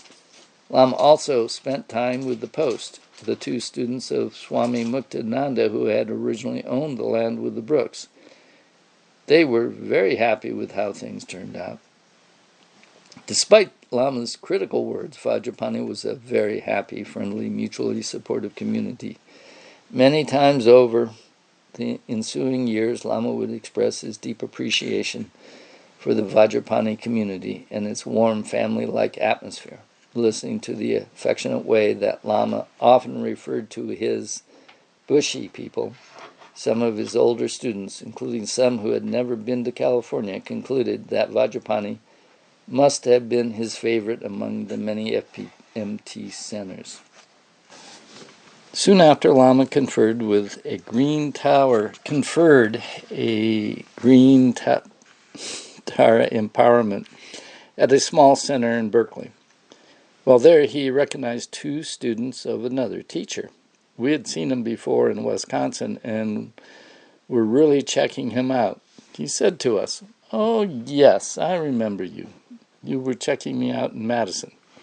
We were amazed because there were over 60 people there and we hadn't drawn any attention to ourselves. Lama asked one of the Berkeley students if she was happy. I was shocked because I had really given up on the idea of being happy. His question made me think, I shouldn't give up, she said. The students held a fundraising dinner with mounds of momos and lots of the Kopan boys painting on exhibits. Kopan boys' paintings on exhibit. Lama attended and encouraged everyone to dance with wild Californian abandon. At the end, he had them all hold hands and sing mantras. This might sound like typical hippie behavior, but in terms of the Tibetan tradition, it was outrageous. Having fun with Lama was always so special, said Nawang Chodak. We all had a great time that night. Before leaving Berkeley, Lama Yeshe married two more couples, including the ceremony this time. Included in the ceremony this time was a Vajrasattva practice and a green Tara puja. Lama even produced one of his new marriage certificates, which included a pledge to stay together forever, and asked them to sign it. Actually, he wanted us to sign before we had even read it, said one bride. We told him that in America we read documents before signing. Lama thought that was very funny. He said if we broke up, he would fly to wherever we were in the world and get us. Then he laughed. Interlude in Seattle. Tsong Rinpoche and Lama Zopa Rinpoche embarked on a tour of Canada, after which they were scheduled to be at Geshe Zopa's Deer Park Center from June 17th to July 16th, and Ama Losang was to join them for the last 2 weeks.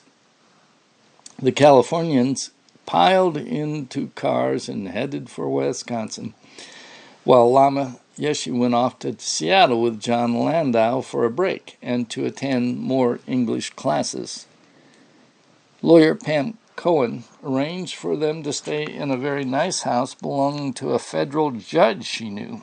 While there, Lama Yeshe received 2 empowerments from Deshung Rinpoche. Lama requested him to give bodhisattva vows at Vajrapani Institute the following year. Pam and her husband Steve took Lama to Seattle's Woodland Park Zoo on a day trip to the Bloedel Floral Conservancy in Vancouver, BC, Canada. They even took him sailing. Such was his enthusiasm for the tiller that we nearly ran aground several times, said Pam. He often came over to our house and brought me flowers from the judge's garden. I was always watching his diet and his health, but he was extremely partial to cheesecake. I had a cat called Yeshe, and he thought it was very funny when I yelled, "Yeshe, get off the table!" I knew Lama wasn't in good health. One evening when he came over for dinner, I was thinking to myself that if he died, I would be so honored to be his next mother. Of course, I didn't share this with him. But Lama suddenly started laughing and very lovingly said, "You can't be my mother because you would never let me go." I was quite rattled by this interchange. Continuing, Pam said, "Steve and I were planning a trip to Indonesia. Lama thought this was a crazy idea. He couldn't understand wanderlust at all. He said we should stay at home, have children, be good practitioners, and cut out this restless activity." Years earlier, before leaving Nepal, I had told Lama I wanted to become a nun. He had laughed and said I would be a householder with 3 children. After Steve and I had 2 sons, we decided not to have more children, and I remember thinking at least that was one thing Lama hadn't known. But 3 years later, I had my daughter. Many years later, John still had a vivid memory of an incident that happened one night while Lama and he were staying at the judge's house. He said to me, "I feel like some cheesecake." I told him it was pretty late and all the shops were probably closed. He replied, "Let's call Pam and Steve and maybe they'll invite us over for some."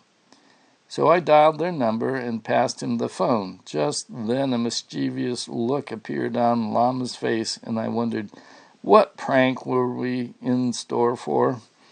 I could hear Pam answer, and then Lama said in a slow, sad voice, "Oh, hello, dear. I just thought you should know. The house caught on fire." I could hear Pam's panicked voice saying something. Lama continued, "There's smoke everywhere." Pam must have asked to speak to me because the next thing Lama said was, "He can't come to the phone, dear. He's sitting in the corner crying." Knowing how hysterical Pam would be at the thought of the judge's home being destroyed, I decided to put an immediate end to this pretense and grabbed the phone out of Lama's hand. After assuring Pam the whole thing was a joke, I gave the phone back to Lama. She told him she and Steve were now fully awake and wouldn't be going to sleep anytime soon. So maybe Lama and I should drive over there. Lama put down the phone, turned to me triumphantly, and said, "See, I told you they would invite us over for cheesecake." When we arrived at their house a little while later, Pam stormed out, still in a dressing gown, went right up to Lama, waved a finger in his face, and cried, "Lama, don't you ever do that again." Lama Yeshe worked hard in his English classes, writing notes such as, "America was discovered by Columba. On one occasion, his English teacher gave the students an assignment to write and perform an advertisement for a product in front of the class. Lama's ad was for Jasmine soap, which had all sorts of amazing abilities to make its user attractive to others.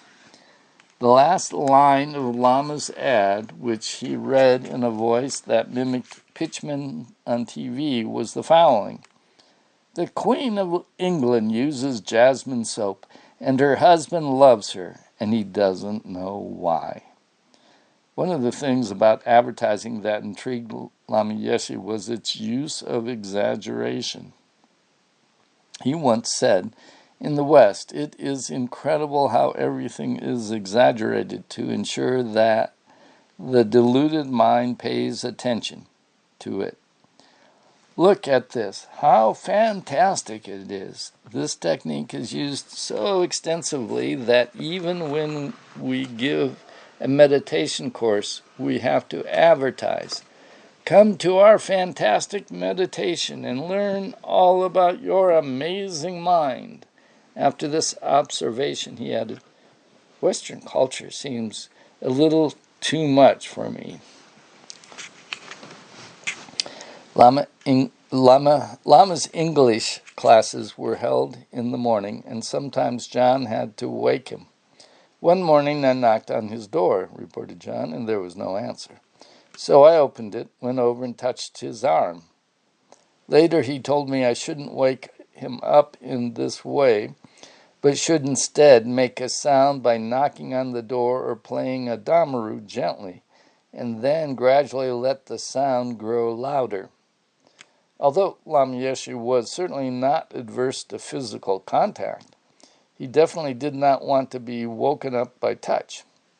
As Zopa Rinpoche has explained, the deep sleeps that Lama went into were actually a practice of profound meditative absorption, and it could be dangerous to be aroused too suddenly from such a deep state. So the next day, when it was time to wake him up, I did as he had instructed me. I knocked and knocked, slowly increasing the volume, but there was no reply. Finally, I opened the door a crack to see what was up, and there was Lama sprawled out on the bed, looking as if he was dead. I burst out laughing because I could see straight away he was fooling, and he immediately started laughing too. This act of pretending to be dead was something he did on many occasions. It was very realistic, and he only opened his eyes when people started to panic. It seemed clear that he wanted us to get used to the fact of mortality, his and our own. Lama had made a promise to a student at Laudo to visit his Seattle herb shop, Tenzing Momo, in 1 year. He kept his promise. It was 1 year to the day, said Bradley Dobos, the happy shop owner. He walked in by himself just before closing time. Suddenly, the whole store seemed to be bathed in white light.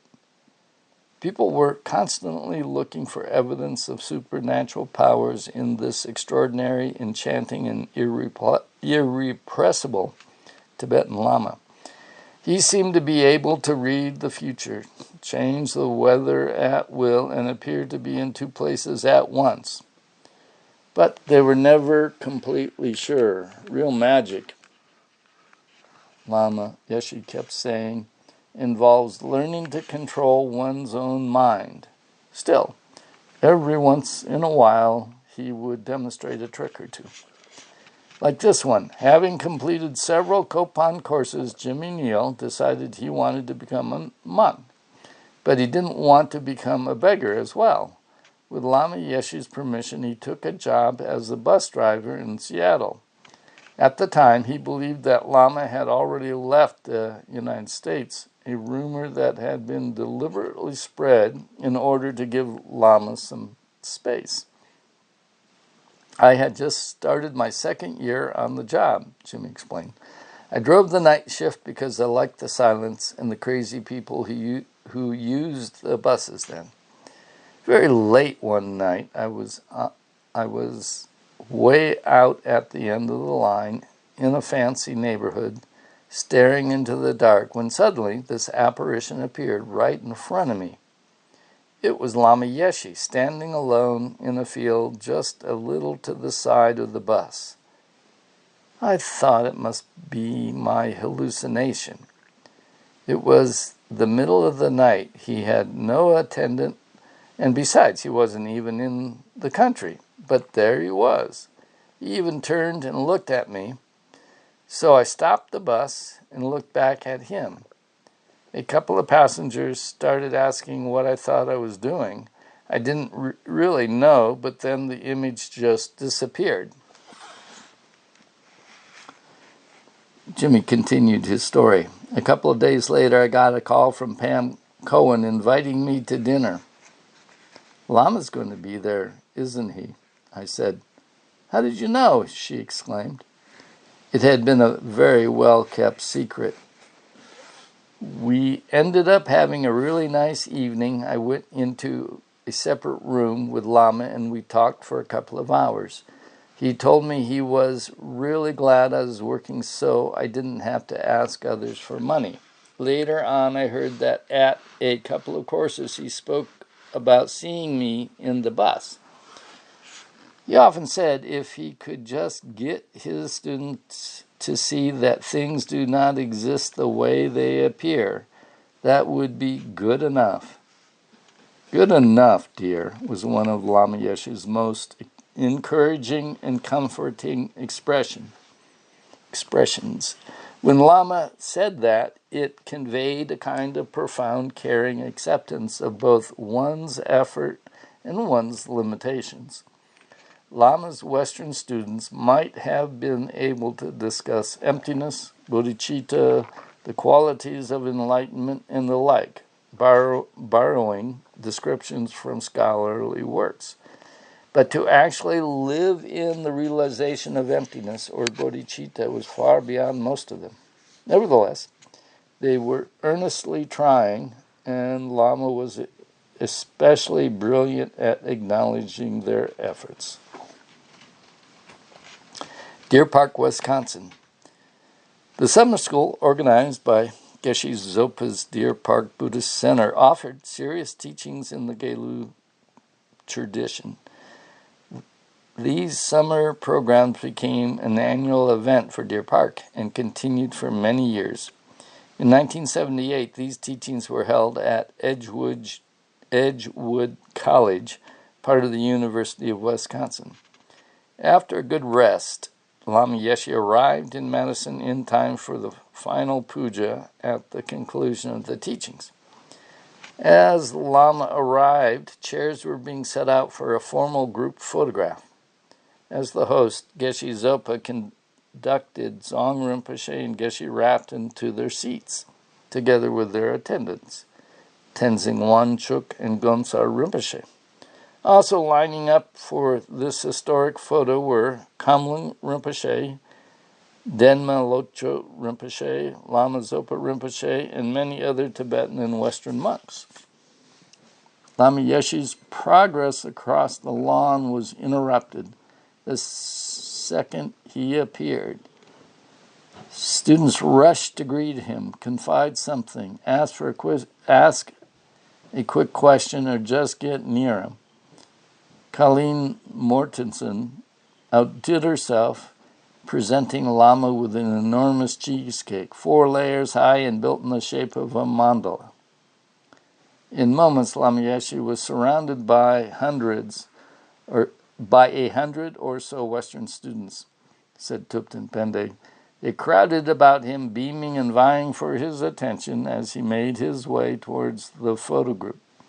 All the big lamas turned around and saw his laughing sea of human beings moving across the field.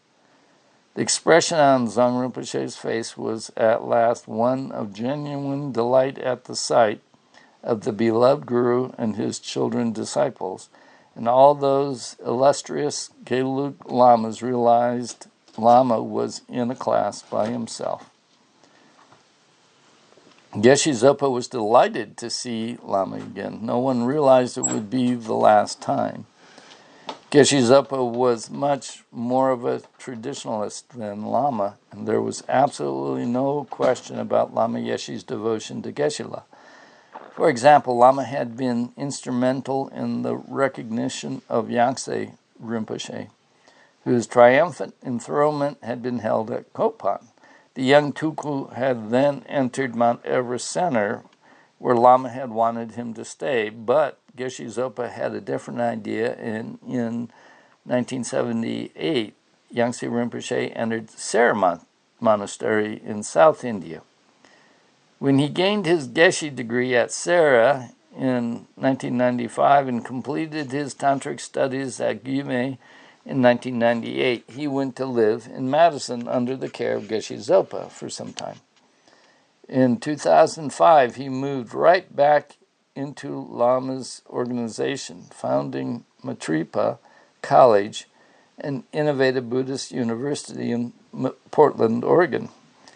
Lama stayed briefly in Madison until it was time to depart for the European leg of the teaching tour. Just as Lama had predicted, the heat there took its toll on his body, causing it to swell and leaving him short of breath. In mid-July, Lama Yeshe left this chapter is Switzerland. In mid-July, Lama Yeshe left the United States for Zurich, accompanied by Dzong Rinpoche, Lama Zopa Rinpoche, Ama Losang, and their attendants. Frau Dora Kolf had converted the house she owned next door to her Zollikon home into a gompa, naming it Yika Chodzin. More than 200 people attended Dzong Rinpoche's Lamrim course there. His teachings were simultaneously translated into 4 languages. Lama Yeshe gave a short seminar on maintaining a healthy body and mind, and teachings on refuge. Frau Kolf gave 5 lectures on sand play therapy, and Ama Losang taught on the theory and practice of Tibetan medicine. Dzong Rinpoche then initiated 230 people into the practice of the medicine Buddha and Vajrapani, and Lama Yeshe gave refuge to 200 new students. At the conclusion of all these teachings, visiting monks from the Tibetan Institute in Rikon attended the closing ceremony. Elizabeth Drucker moved into Yiga Chudzin to help Lama Yeshe. I lived by his schedule, so I got only about 4 hours sleep each night because so many people were coming to see him. It was unusual for a monk and nun to travel together. Lama warned me to keep my distance and be intelligent. Susanna Parodi also turned up in Zurich. She was not in good shape. Nobody wanted to know me because I had been the first Italian nun, and I had disrobed, Susanna explained. The holier-than-thou students treated me like I was a dirty dog. I was crying so much. Rinpoche came down and said, "Please come upstairs, we must have a talk." I told him I'd got back into drugs again and how unhappy I was. Then I saw Lama. He just looked at me and said, "Oh, my daughter." Then he hugged me and blew on all the wounds on my arms. "What is this? What is this?" he kept asking as he looked at them. "Oh, my daughter, now I'll take good care of you. I will not let you down any more." He was so loving, I just cried and cried.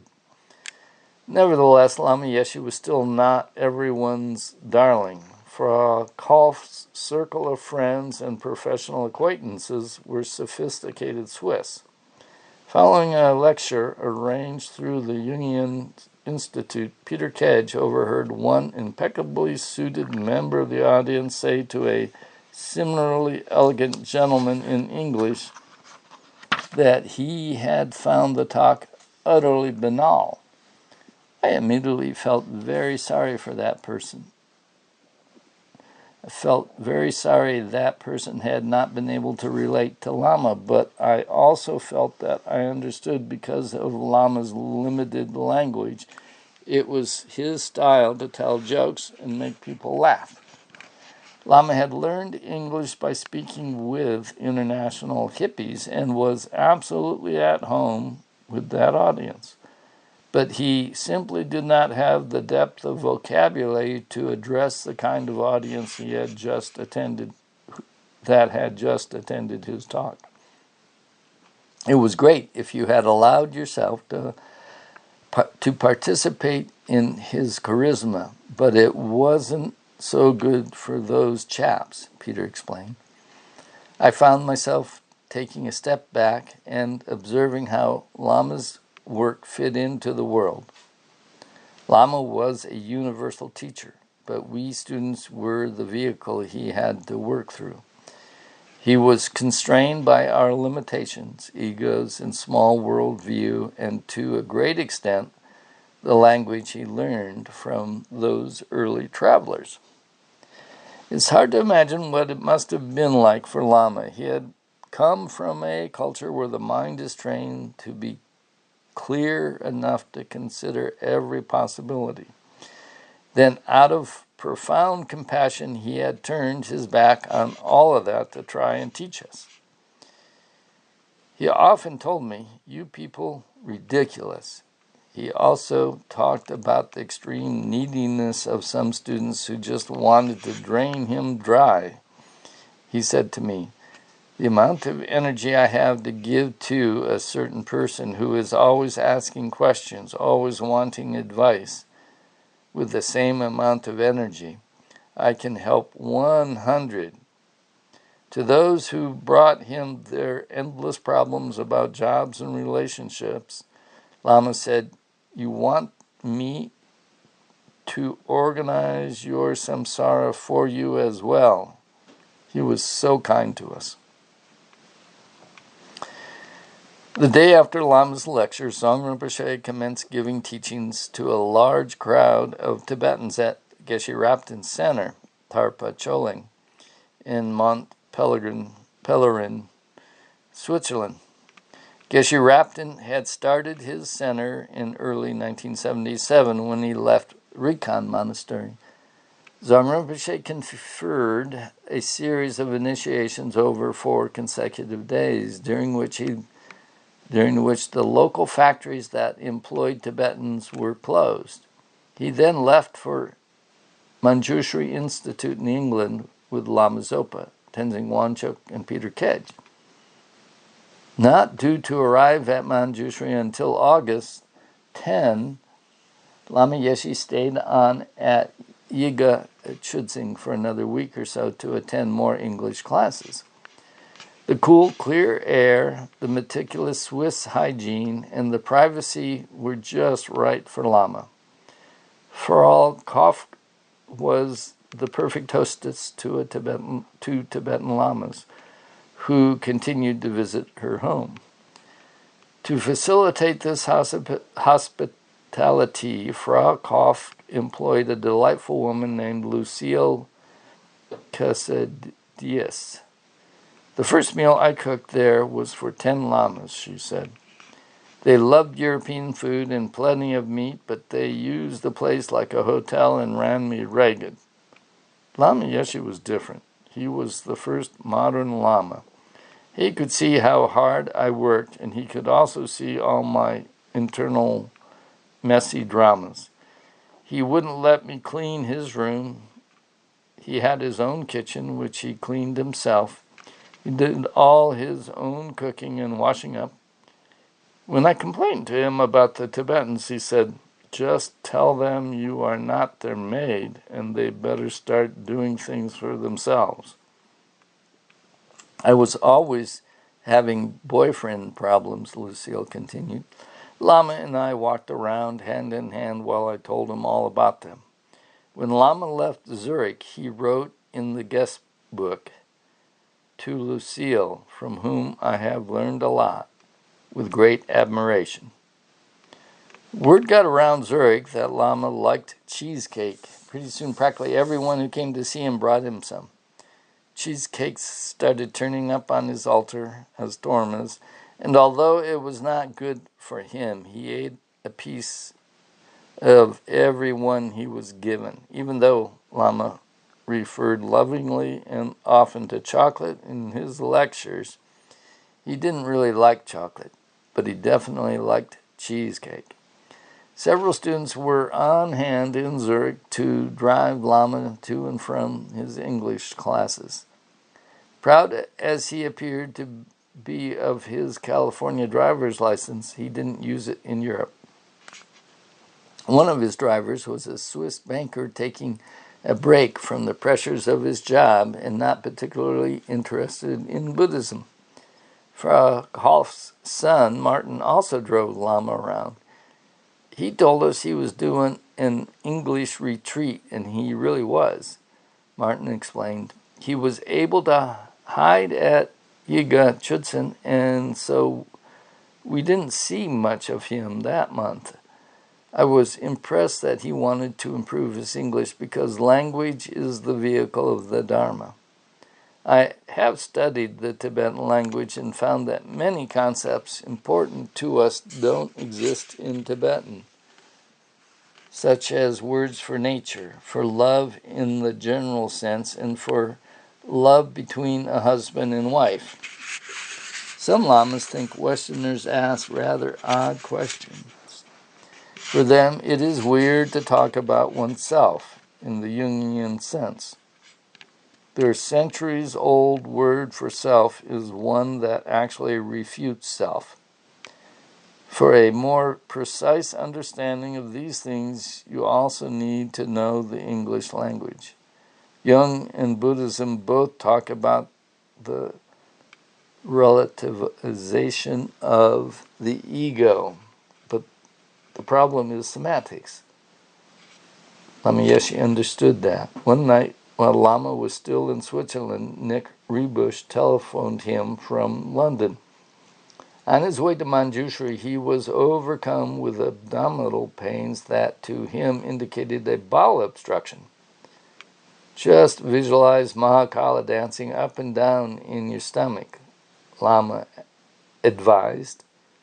2 hours later, Nick's pain was gone. At Lama's request, he then flew to Zurich to help Lama with some business matters since Peter was no longer there. Earlier, Frau Hoff had taken Peter to the head office of her bank, Union Bank of Switzerland, where her personal banker helped Lama open an account for Mount Everest Center. Not that Lama had millions stashed away. The maximum in the UBS Mount Everest Center account at any one time was around 250,000 US. This was quite an achievement for a Tibetan monk. Every penny Lama managed to acquire went to support Mount Everest Center, whose student population of Sherpas, Tibetans, and Menangis children was rapidly and continually increasing. Into those accounts went the offerings Lama and Rinpoche received, as well as the proceeds from a satisfactory investment in gold that had been made between 1976 and 1980, when the price of gold was rising fast. Switzerland was a convenient and practical place to bank because Lama was constantly traveling around the world. Besides, it was not possible for him to hold convertible accounts in India or Nepal. Stephen Batchelor was also staying at Frau Hof's. He had become fluent in classical Tibetan and was able to translate Tibetan text. In 1979, the Library of Tibetan Works and Archives published his seminal English translation of Shantideva's Guide. One night at dinner, Lama started talking about his escape from Tibet. When words failed him, he simply acted everything out, said Stephen. He pranced around the room, waving his arms and kicking his legs to illustrate a point. When Frau Kolfk remarked what a natural actor he was, Lama told her that, apart from Dharma debates, he found it rather boring talking to Tibetans. Conversation with Westerners was far more interesting.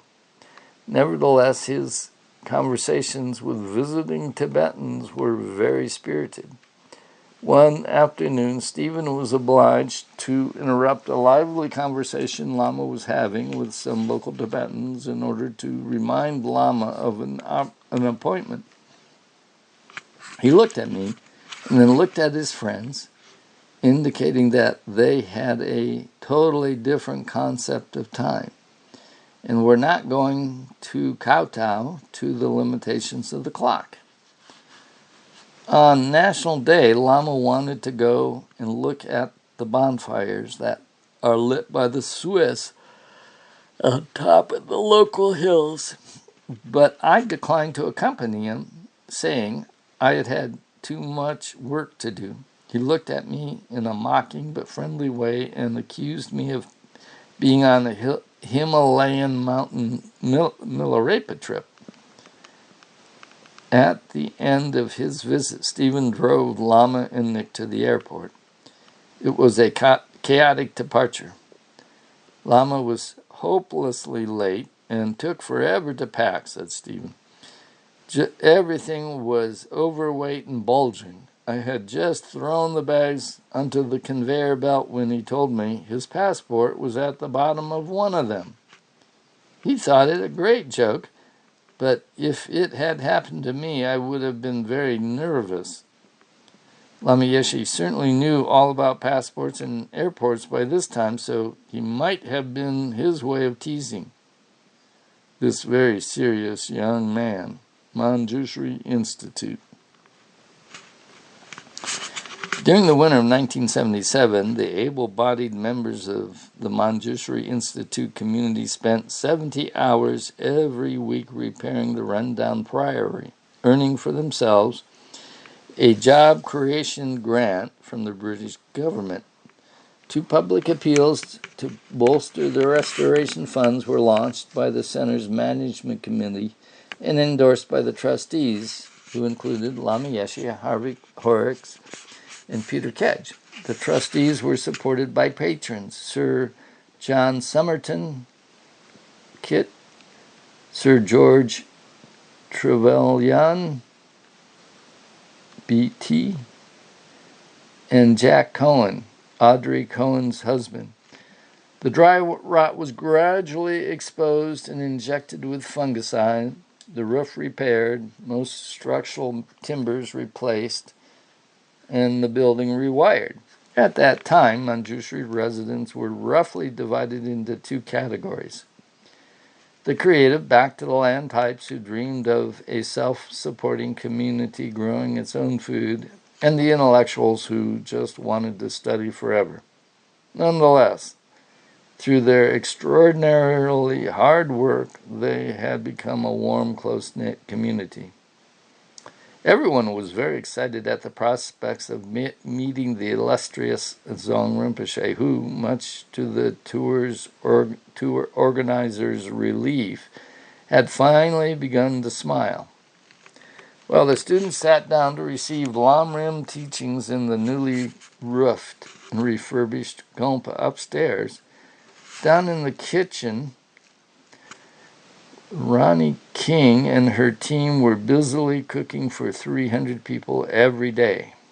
Max Redlich was waiting for Lama Yeshe to arrive. Lama Zopa was doing an excellent job translating Dzong Rinpoche's teachings. His English was fast and brilliant, and he didn't cough or repeat himself. But everyone's mind was focused on Lama's imminent arrival. One day we had a bathroom break and got up to stretch our legs when all of a sudden there was this noise.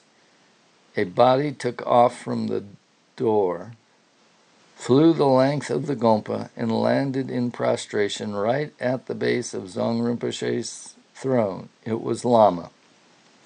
Jackie Keeley had done a couple of courses in California. Eager for more, she had followed the tour to Madison, Wisconsin. This was a major turning point for Jackie. She found herself unable to take pages of notes, so she decided to offer practical service. Her first job was helping Peter Kedge with his secretarial duties. When the tour left Madison, Peter invited her to continue as secretary. At Manjushri Institute, I was Peter's secretary, Jackie explained. Peter, Yeshi, Kadro, Nicole, Marcel, and Nick would sit around having these important powwows, and I'd type it all up. I was a dreadful typist and only did it because I wanted to help. I was also getting depressed because the work kept me away from the teachings. I was full of confusion. One night around 11, Zong Rinpoche's attendant, Tenzin Wanchuk, walked in and sat at my desk on the pretext of buying some stamps. I told him he didn't need to pay for stamps. He leaned right across the table, looked me directly in the eye, and said, "What you are doing is the most important thing you can do in the whole world right now. If you were to try to go to the teachings, you would never hear them. So right now, you just do this work, and one day you will hear the teachings." After a moment, Jackie continued, I just sat there with my mouth open and tears streaming down my face. I hadn't told anyone about my confusion, but I had noticed Zong Rinpoche walking by as I was doing my prayers before work. Then minutes later, Tenzin Wanchuk arrived. It was like my prayers had been put out over a megaphone. Lama Yeshe loved the huge gardens at Manjushri. There were sunken gardens, terraces, rose gardens, and woods. Lama's favorite place was the big walled kitchen garden. 2 residents were in charge of the greenhouse and grew all the vegetables for the large household. Why don't you grow Chinese leaves? Lama suggested. He loved Chinese kale, bok choy, and other Chinese vegetables. Lama enjoyed coming out and getting his hands dirty, but every time he'd go on at me about the Chinese leaves, said one of the gardeners. I would go out into the garden and he'd be there. He'd like to know the names of everything and remembered when they were planted. He sent us some bulbs from somewhere and had us send dahlias to him at Kopan. Lama was quite happy with the gardens, but he wasn't satisfied with the general level of housekeeping at the center. Declaring my center is dirty, grubbiness was absolutely not acceptable. Peter Kedge's parents drove up to Cumbria, wishing to meet the Lamas properly. Lama invited them to take tea with him upstairs in the cottage where he was staying, and when they came downstairs again, Peter's mother took him aside and said, "Do you really want to be like one of those lamas sitting there with all that fruit around you?" Well, Peter was traveling with Lama Yeshe. The full weight of managing Manjushri fell heavily on the director, Harvey Horrocks, and his assistants. It had taken an enormous amount of energy to get the place ready for Zong Rinpoche, and they were exhausted. One morning I was asked to go and buy some special things for a puja, said one assistant. I had been racing around doing a dozen other things, and this was just the last straw. However, since this was a direct request from Lama Yeshe, I trudged over to his cottage to see him about it. By that time, I was in a very sorry mental state. Lama took one look at me and summed it all up. Psychologically crying was the term he used later. He told me to stay put and went around checking and discovered everything he needed was already in the cottage. I didn't have to go anywhere. All my seething confusion and rage just flowed out of me, and I walked out a changed man, completely refreshed. Dieter Kratzner, who needed Lama's help, my health was really suffering from living in this huge, cold, wet place, said Dieter. We monks and nuns walked around all winter in little sleeveless Indian shirts with our right arms exposed. It was really pitiful. I told Lama I simply could not cope anymore, but he said, just wait a little. A day or so later, he went into the kitchen and made this huge dish of rice.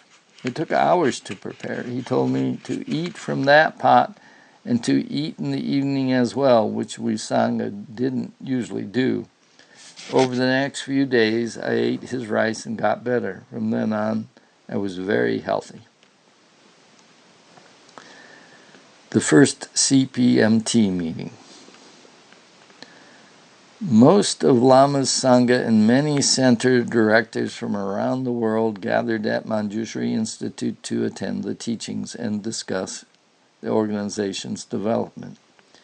This was the very first of what became known as the Council for the Preservation of the Mahayana Tradition meetings. The CPMT had evolved out of what used to be called the Central Committee. Jackie Keeley was in attendance. Almost everyone except Mummy Max was there. She was still in Delhi, working hard in her fashion business. Lama asked each person to state what role they envisioned for the organization in the future. The internal organization of the center was also a topic of discussion during these meetings. Lama Yeshe believed center management committees should be accountable to the communities they served. Communicate, dear, communicate. He constantly urged committee members. His most effective advice was often a sweet, whatever you think best, dear. That usually got people thinking a little harder. Some of the discussion focused on Vajrapani Institute in California, which needed a director. Anila Ann had spent a little over 2 years there before being replaced by Chris Vatier. Tipton Pende had visited the center just a few times, while Steve Molaski disrobed within a few months of his arrival. As Nick was putting Lama Yeshe's clothes away and arranging his bed for the night after another long and trying day, his thoughts turned to the situation at Vajrapani. I'm willing to give Vajrapani a try, Nick announced. Lama rolled around on his bed laughing, then said, You can't even get a center going in Delhi. When you've done that, we'll talk about Vajrapani. Nick was indeed having a hard time establishing a center in Delhi. There was little enthusiasm among the students for it, and suitable premises were very expensive to rent. A few nights later, I was again in Lama's room and asked him if we really needed a center in Delhi, said Nick. He shot bolt upright in bed, eyes wild and staring at me. What? You think we don't need a center in Delhi? Then he looked down at himself and said reproachfully, Look what you've done. Now I'm all energized. Lama had been nearly asleep, so I felt a bit guilty for getting him going, but I said that it was difficult. Everything was so expensive. He looked at me scornfully, as if realizing something about me, and said, Phew, are you scared of money? The right answer was no, so that's what I said. Well, we need, Lama replied. So all fired up, I went back to Delhi, realizing that I should spend whatever was needed, and that if my heart was in the right place, money would never be an issue. Besides, Tushita Retreat Center, this was the only center Lama himself had initiated. Paula de Weiss had come over to Manjushri from Holland, where Marcel had given several Lamrim courses.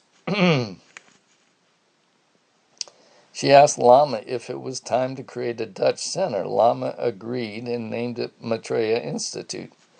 During those meetings at Manjushri, a new center was also established in Ireland by student Marguerite Cross. Gradually, a small group of students joined the center, and over the next few years, several monks and nuns from Manjushri visited the Irish center to give teachings and lead meditations, although neither Lama nor Rinpoche ever went there.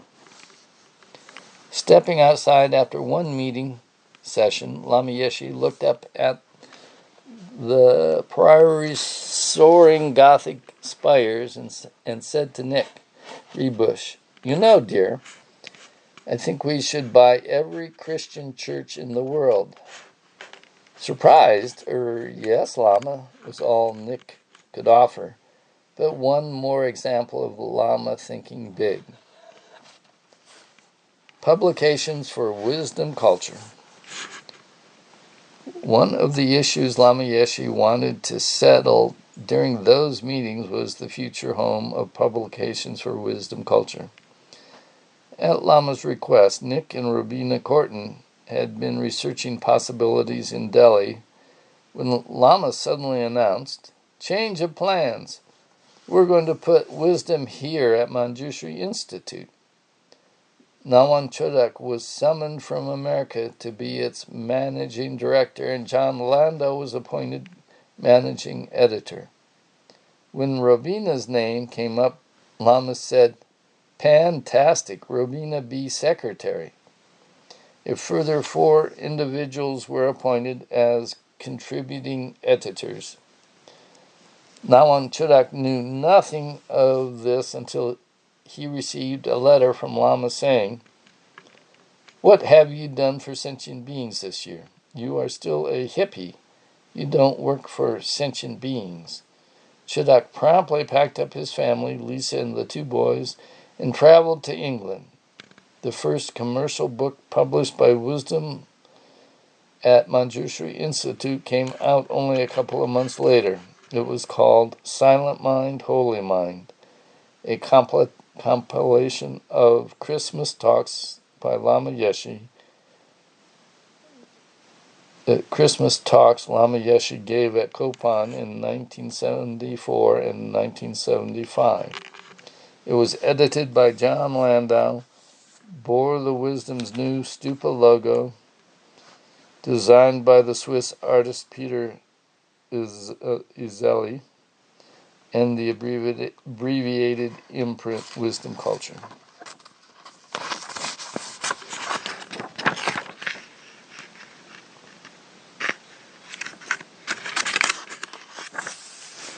An image of Jesus or Buddha is not religion. Religion is understanding.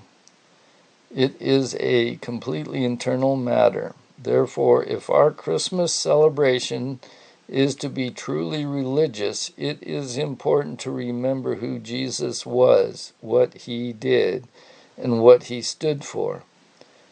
Jesus had exceptionally great compassion. It is very good to check up on this fact and consider it deeply. If the thought comes to our mind, "I must gain his realizations and become as compassionate as he was," then this is the most perfect basis on which to have a celebration of his birth. Peter Izelli. I first saw Lama and Rinpoche at Les Bagnards in Switzerland and immediately knew I was connected. Later, at Tushita in Dharamsala, Lama hugged me. At breakfast together, he said, "You are smart." I asked what he meant. "Because I don't like to be smart," he said. You can do it. He gave me so much confidence because I had so many doubts. The first thing Lama asked me to paint was a thangka of the 35 Buddhas. He arranged the composition and put them all in a row, which is not how it's done in Tibetan tradition. He said, Westerners do not understand, so we have to make it more systematic for them.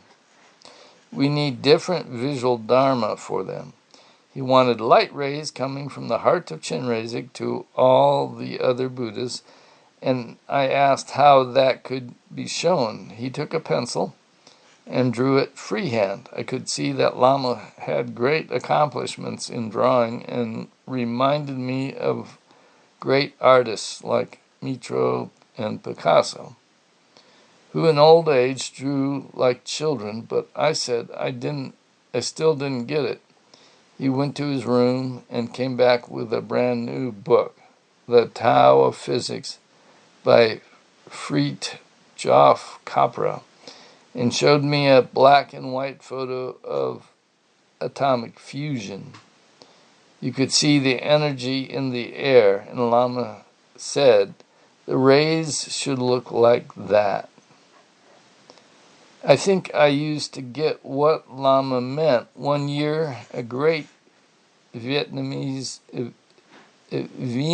flautist played Mozart at the Kopan Christmas party as an offering. Tibetans do not know classical music. Lama was standing beside me and whispered in my ear, "Is he trying too hard?" I knew immediately Lama was not criticizing him, but giving me personal information about how to paint. As with music, the main thing to learn is how not to push too hard, to find the balance between that and being too laid back. It helped me enormously because I tend to be narrow and intellectual. Thangka painting is fantastic. For that, because the object brings you back and keeps you focused. The Geshe Studies program at Manjushri Institute. The Geshe Studies program, a 12-year advanced program of study culminating in a degree certificate similar to the Tibetan Geshe degree, was being established at Manjushri Institute. Lama Yeshe's expectation was that all his Western monks and nuns would participate, enabling them to become proficient Dharma teachers in the future. Most of the Sangha who had attended Dzong Rinpoche's teachings planned to stay on for it. Lama Yeshe appointed American nun Thupten Yeshe as the Gecko for the IMI Sangha community at Manjushri.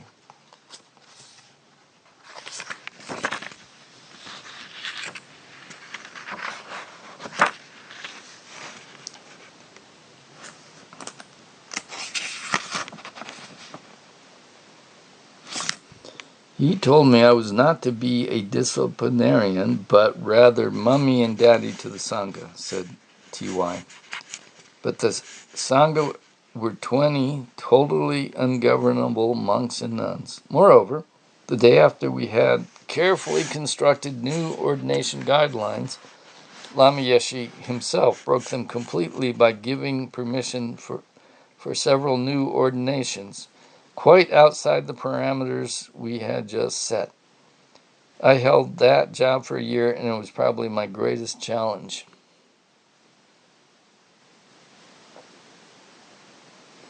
Lama sent an outline of the Geshe Studies program to the Galupa Society in India. It was deemed to be in accordance with the standards of the society had upheld for many years in Tibet, and received their stamp of approval. The program offered 3 years of Lamrim and thought transformation, 3 months of mind and cognition, Lorig, 2 years of Abhidharma, 5 months of Shantideva's Guide, 2 years of Maitreya's Ornament of Clear Realizations, 1 year of Chandrakirti's Entering the Middle Way, Madhyamika Avatara. 1 year of Nagarjuna's fundamental wisdom of the middle way. Mulam Makarika. 6 months of the second chapter of Dharmakirti's commentary on the Compendium of Valid Cognition, Paramavartika. 1 year of studying Vinaya, monastic rules, and 1 year of tantric subjects. 1 month after Lama Yeshe left Manjushri, the first Geshe Studies Program Bulletin was published. Examinations for full or partial Geshe degrees will be conducted by a committee including Lama Yeshe and an impartial Geshe who is not one of the Geshe Training Project teachers.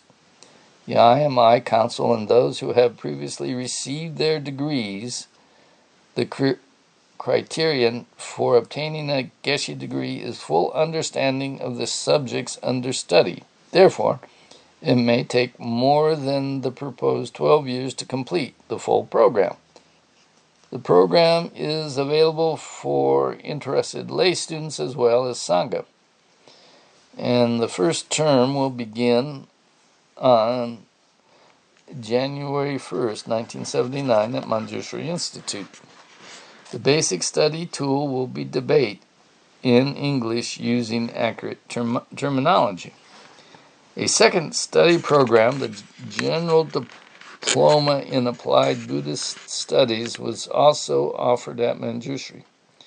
Lama Yeshe said it didn't matter if people had big mental blocks about tackling philosophical study because they could choose to become experts in just one field. He can meditate and make retreat. Then he becomes expert, so then he has a job, said the Lama. Thupten Pende was about to begin studying at Tharpa Choling in Switzerland, and Lama Yeshe put him in charge of the Geshe Studies program. I had no idea that such a huge center had been established in England, Pende said later. As the end of Dzong Rinpoche's visit to Manjushri Institute drew near, a final formal meeting of all the center directors was called on August 24.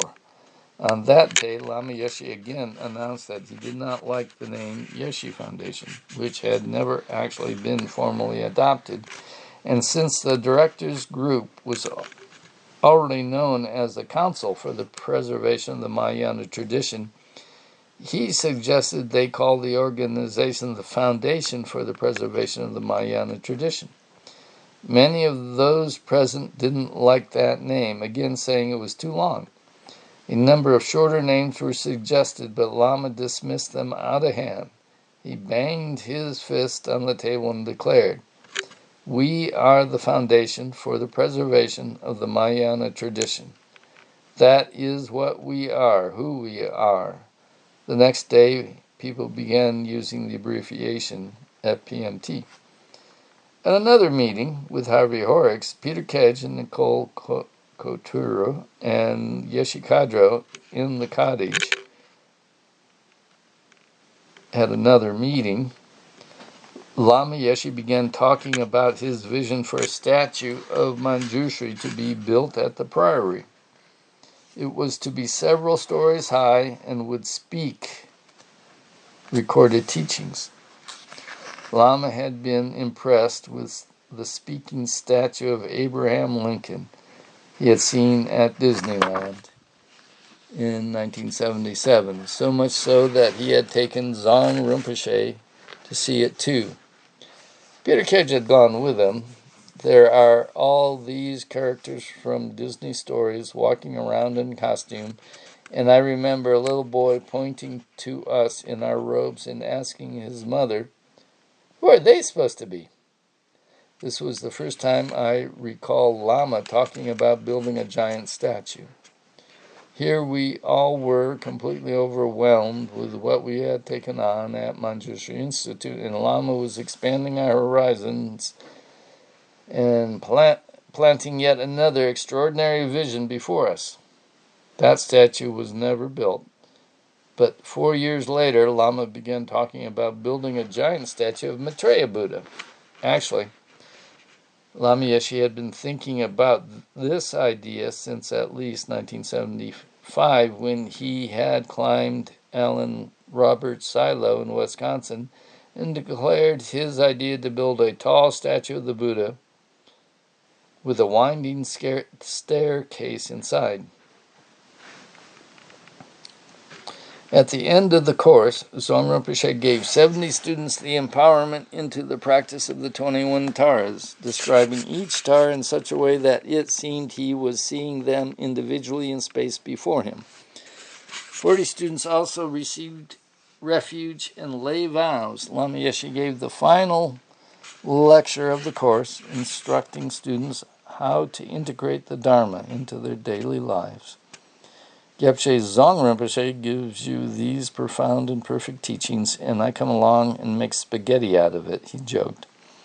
Zong Rinpoche also gave a Drill Bupa tradition 5 deity Haruka empowerment to 70 people, who thereby received the minimum commitment to recite the 6-session Guru Yoga and the Yoga of the 3 purifications, a standard daily practice for Haruka initiates, and a Lama Tsongkhapa empowerment to 85, after which Lama Yeshe taught the Lama Tsongkhapa Guru Yoga for a few days, extracting a commitment from his students to complete a retreat on this practice within 1 year.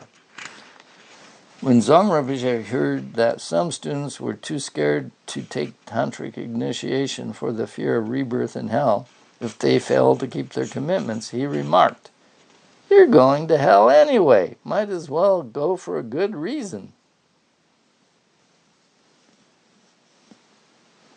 From England, Zong Rinpoche and his entourage were scheduled to travel first to Italy, then to France and Ibiza.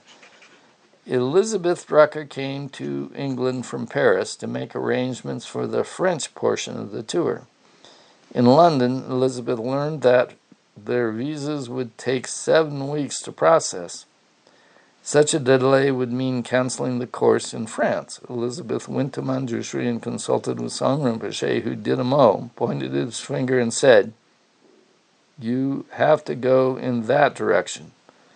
Elizabeth found herself at the French consulate in Liverpool, only to receive the same response as before. Things were not looking good. Suddenly, the woman in charge looked more closely at the documents in her hand. "Oh, these are Tibetan lamas," she said. "I'm a Buddhist too. Look, I've never done this before, but I'll stamp your passport myself right now."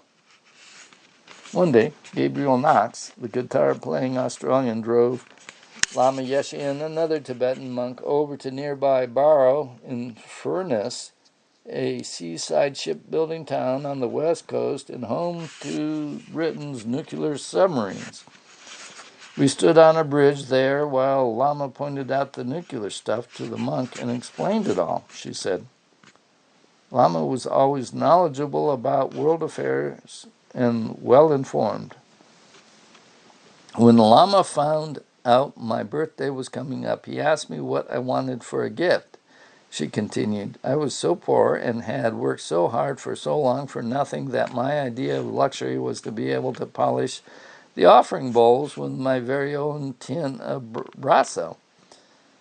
Lama promptly took me shopping in Ulverston and bought me a dress. While we were there, we went into a toy store and Lama asked for 60 face masks for his children.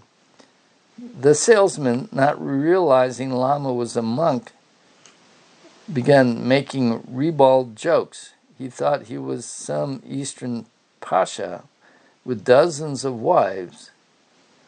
Lama just went along with the game. The usual endless requests for interviews with Lama meant these had to be limited to just 7 minutes each. I had a list of Dharma questions for Lama, explained Thupten Pemo. I managed to get an interview with him, but after I asked each question, instead of answering, Lama just said, "Okay, next." After a few minutes, Peter Kedge came in to tell Lama the TV news was on downstairs. Lama told me to follow him and went to lie down on the sofa in front of the set. He invited me to eat some food and said to ask him some more questions. Ask, he said. I attempted to ask some more, but Lama did not answer any of them. I left Lama's house feeling like an idiot and wondering what to do. I saw Lama only once a year at best, and now it seemed I'd have to wait another whole year to ask my questions. The very next day, we had one of those big, joyful picnics out in the grounds. I went to the bathroom at one point, and there was Lama Yeshe. I apologized for asking such stupid questions the day before, but Lama replied, "That's okay, dear. Yesterday you were debating with Manjushri." On the last day of the Lama's visit, I was in Lama Zopa's room packing his suitcase for him. Suddenly, Lama Yeshe burst in. "You wanted to talk to me?" he said. "Well, now you can talk to me." I was completely frightened and burst into tears. I stood there rooted to the ground and could not even speak. To my amazement, Lama then told me everything I had been thinking. He asked all the questions I had and gave me all the answers. He did the entire conversation by himself. Well, I just stood there and cried. When he had finished, he was just about to go downstairs for lunch when he turned back into the room and said to me, "You wanted my photograph, but I don't have any left. I gave them all away. Anyway, I'm always in your heart." And with that, Lama Yeshe walked out of the room. Max Redlich was asked to help Lama Yeshe pack. I gathered it was a big deal to be asked to do this, but I had no idea what to do. I was just standing there waiting for instructions when Lama asked me to sit on the bed. I had a hunch he was about to play a trick on me, and sure enough, a rubber spider suddenly appeared. He thought it was so funny when I instinctively moved out of its way. I stood up, and Lama actually picked me up and walked with me around the room, carrying me. Lama Zopa Rinpoche was there too. I just didn't know what to think, Max recalled. Then it was time to go. Lama sat in a rocking chair in this big sitting room at the back of Manjushri Institute, and about 100 people lined up to say goodbye to him. They came in the door, bent low, gave him a kata. The warmth and love between them each time was palpable. He treated each individual student as if they were the only one in the whole world, even though they were with him for just 60 seconds. It actually gave me some idea of what he meant when he said, "Communicating, dear. You communicating?" Lama definitely communicated. I assumed it was Nick who had arranged for me to become Lama's lay attendant that time. He knew I had made quite a lot of money from my business in Melbourne, and probably thought that if I had the privilege of carrying Lama Yeshe's bags to London, I would become more interested in the Dharma. Then they could get some money out of me. Max had made his fortune in the meat trade. Lama Yeshe got him to set up a number of businesses associated with Dharma centers to purify the money, but not all were successful. Sangha Kadra went one better than the 60-second farewell by booking herself a seat on the same train Lama was traveling on from Ulverston to London. Wangmo, who had led all the meditations during the course, came with her.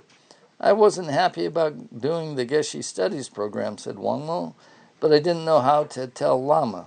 When I sat next to him on the train, he turned to me and said, 'How are you, dear? Geshe program too intellectual for you, dear?' I didn't have to say a word. He understood everything." Before leaving Cumbria, Lama Yeshe married two Dutch students, Jean Paul and Margot Kuhl, who then became key members of the new Maitreya Institute. Zong Rinpoche, Lama Yeshe, Lama Zopa Rinpoche, and their attendant left Manjushri for London on August 28th, one day after ordaining two new nuns. On the following Saturday night, a dinner was held in Zong Rinpoche's honor at the Chinese restaurant in Bayswater Road, London. Arriving late at the packed restaurant, Lama Yeshe promptly made 3 full-length prostrations on the floor to Zong Rinpoche's feet, completely oblivious to the stares of curious onlookers. Lama just did what he wanted to do. Among the students dining there that night was George Jukes, who worked in the music industry. He had initially been interested in Zen Buddhism, but subsequently met Lama Yeshe at Manjushri Institute. It was love at first sight. Arriving for his first interview with Lama, George had found him rolling around on the floor of his room playing with a new little Pekingese puppy called Yeshe. Since they could not take the puppy on tour, Lama left it in London with Philippa Scott, a student who had grown up in Darjeeling. "You are my Dakini from Darjeeling," Lama told her. I said that if that was so, how come things had gone so badly for me in my marriage, said Philippa. Lama told me that although women suffer, men really suffer, and if he were my husband, he would keep me in a gilded cage.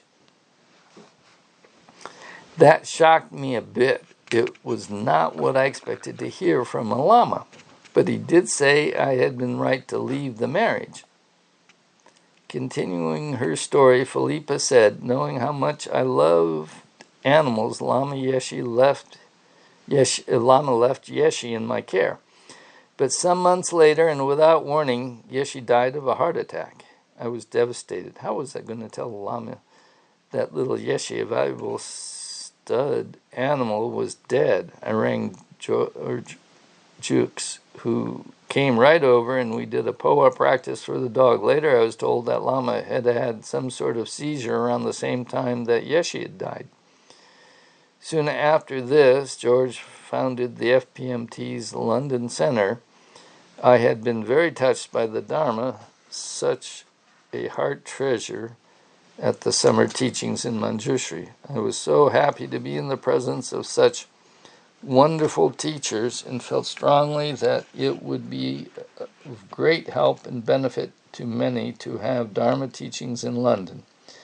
So at the end of the course, I asked Lama if it would be possible to arrange for this to happen. Specifically, to have teachers with a connection to Manjushri Institute come to London to teach. Lama was very enthusiastic and supportive. So I asked those attending the course who lived close to London to let me know if they were interested in coming to teach to teachings in London. Around 25 confirmed their interest and gave their names and addresses, as did others who had heard about this from friends, including Sean Tate, who took a fundamental role in helping establish what was then called Manjushri London, and is now Jamyang Buddhist Center. The first teaching at Manjushri London took place on September 16th in a space offered with great kindness by the Jungian therapist Bunty Willis, and regular teachings continued from this time onward, initially in various venues in London and then in a house in North London purchased to house the center. By this time, the wonderful teacher Geshe Wangchen had come to London as a resident teacher, and the center grew strong with his presence. Meanwhile, the dedicated Vajrasattva retreaters at Tushi Retreat Center in Dharamsala were coming down with hepatitis and had been reduced to a diet of sticky rice. It was monsoon season and fresh vegetables were just a memory. Lama Yeshe sent a telegram to Losang Nima instructing him to buy lots of food and give them all culinary treats. The next lunch was a banquet, which lifted everyone's spirits.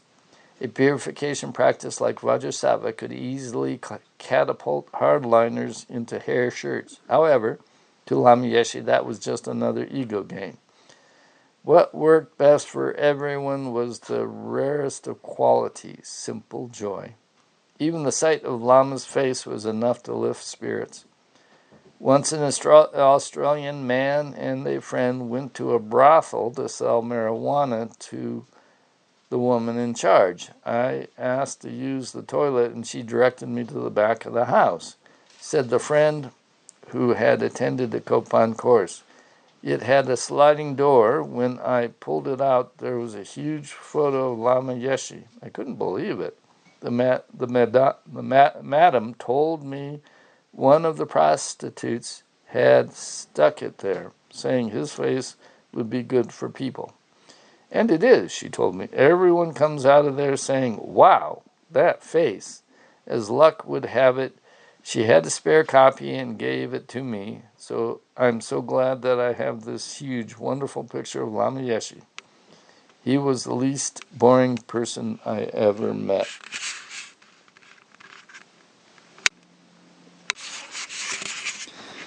Instituto Lama Tsongkhapa.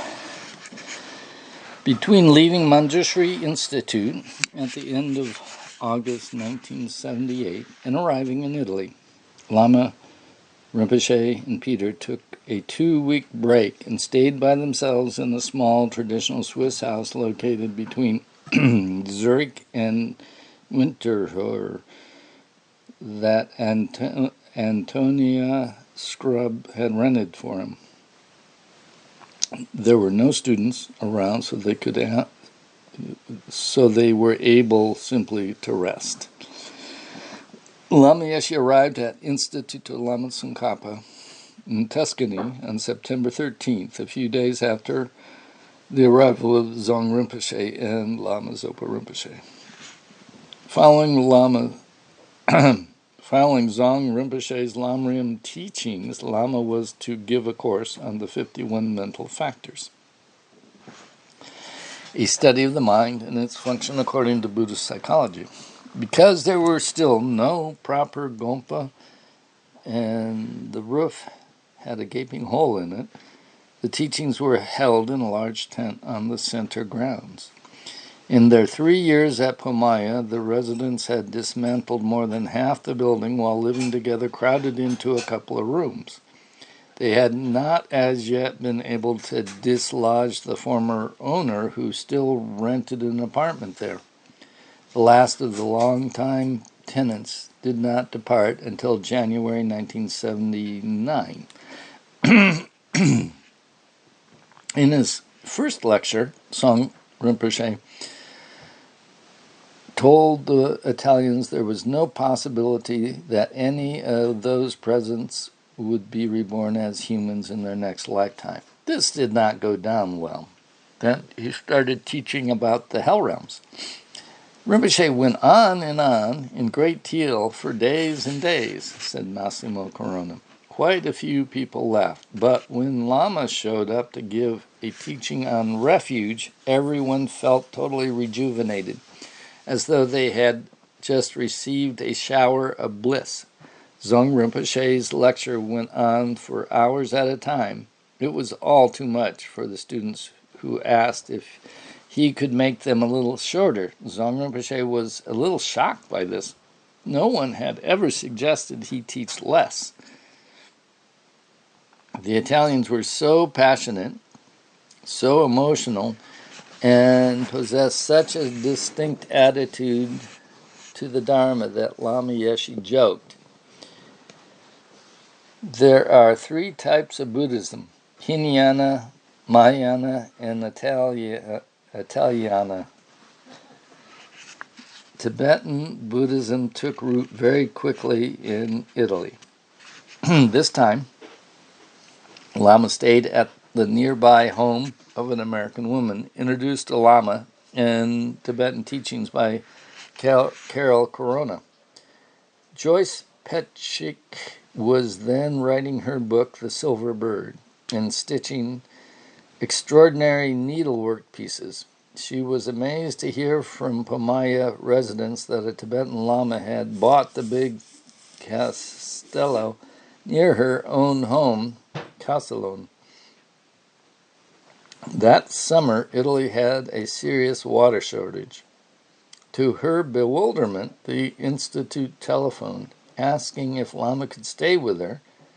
Unexpectedly, and to Joyce's surprise, her invited guests canceled their plans to visit, so she had room. The Institute people drove Lama here with his suitcases, Joyce recalled.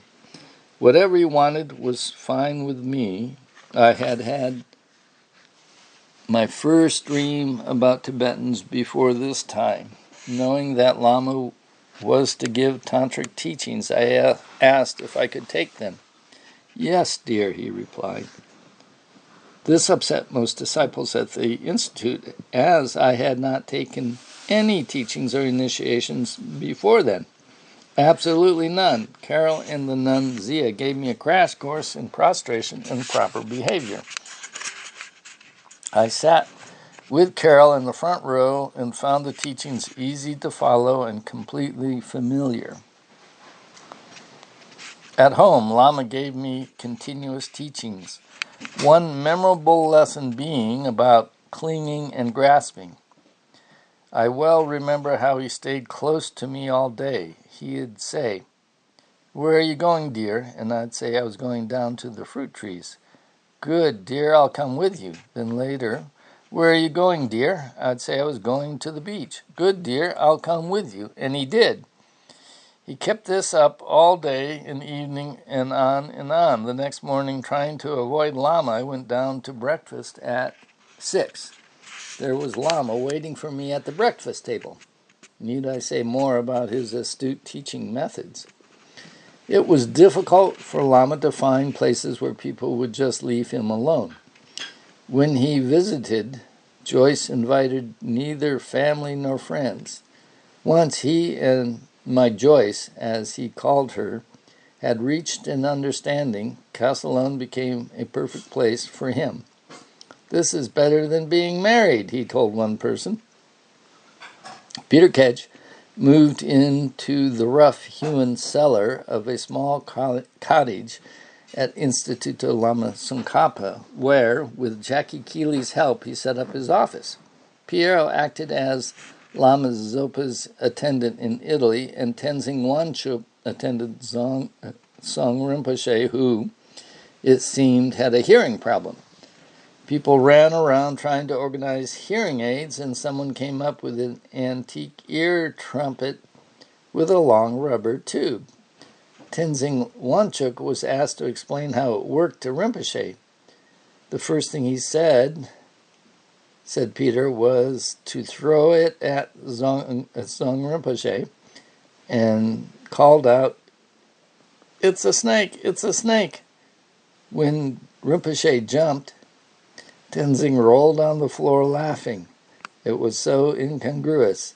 Then he explained to Rinpoche how the ear trumpet worked. Zong Rinpoche put his ear to one end of it, and Tenzing put his mouth to the other and shouted, "Boo!"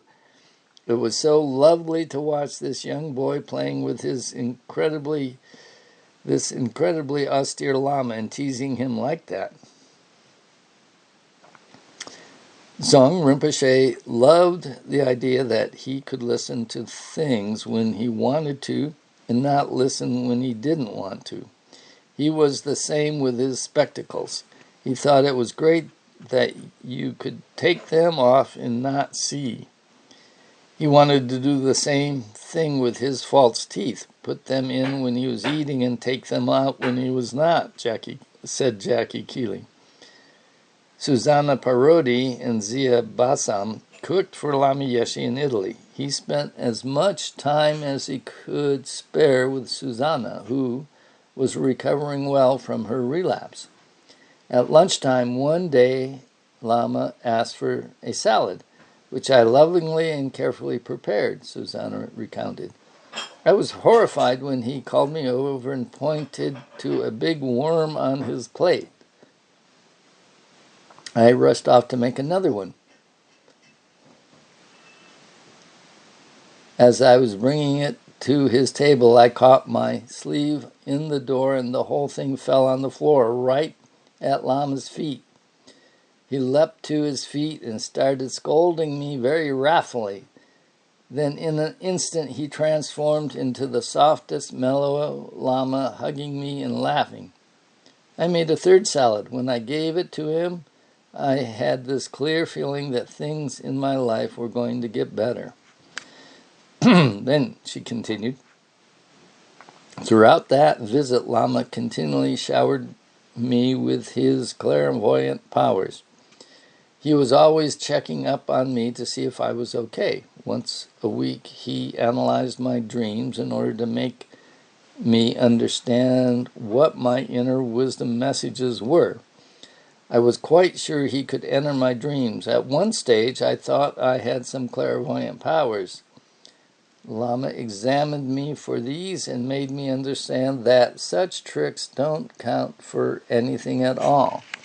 In one test, he held up a teapot he had bought somewhere and asked me to guess the price. He said, "I think of it and you'll tell me what it is." I didn't do very well.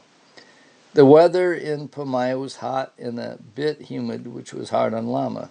Those who knew him best realized this, but he was very careful to hide his discomfort. Frolkov had been booked to teach a course on Jungian psychology at Pamaya, but was forced to cancel due to ill health. Lama Yeshe asked Jenna Brewer, a German psychologist who had been at Kopan, to teach in her stead. He also asked Radmila Mokkanen to give a lecture on Jungian Buddhism. Although well qualified to do so, Radmila was nervous. When I told Lama about this, he pressed his forehead to mine for a long moment. Radmila explained, it was as though he was transferring his wisdom and compassion to me, enabling me to do the task he had just entrusted me with. I looked frantically through Man and His Symbols, the only book by Jung I had with me, but still didn't know how to begin. So I went for a walk in the woods, sat there and meditated and noted down some ideas. The talk went smoothly and harmoniously and was one of the greatest events of my life. It led to my publishing a book entitled Jung's Psychology and Tibetan Buddhism with Wisdom 8 years later. After the talk, I rushed off to tell Lama how well it had gone. His only comment was, "It was Lama Manjushri." I understood later that his lesson was to always rely on Lama Manjushri within you, not on outside props. Also to maintain one's equanimity in success as well as in failure. Among those who attended Lama's course were several other Jungian psychologists. It was the first time I had met Lama Yeshe, said Vincenzo Tallarico. Every question I had ever asked myself was answered in his talks. I was very attracted to his laugh. I had thought, anyone who laughs like that has to be something special. After that, I stopped being a hippie and began studying. At the end of his stay at Instituto Lama Tsongkhapa, Dzongchen Rinpoche conferred the empowerments into the highest yoga tantric practices of Yamantaka and Tara Sitamani. 4 young Italian men and 1 middle-aged woman, Eva Rovetta, presented themselves for ordination. Just before the ceremony began, Lama noticed that I was very agitated, said Eva. He kindly led me off to wait in another room, saying he would call for me when it was time. In front of me was a big picture of Milarepa, whom I had always considered my first teacher.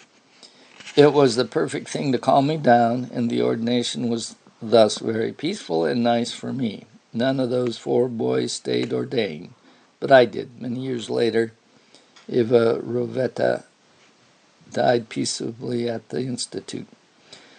On September 23, Lama Yeshe held a long meeting with Massimo Corona and the ILTK residents, during which he outlined what sort of community they should be striving to build.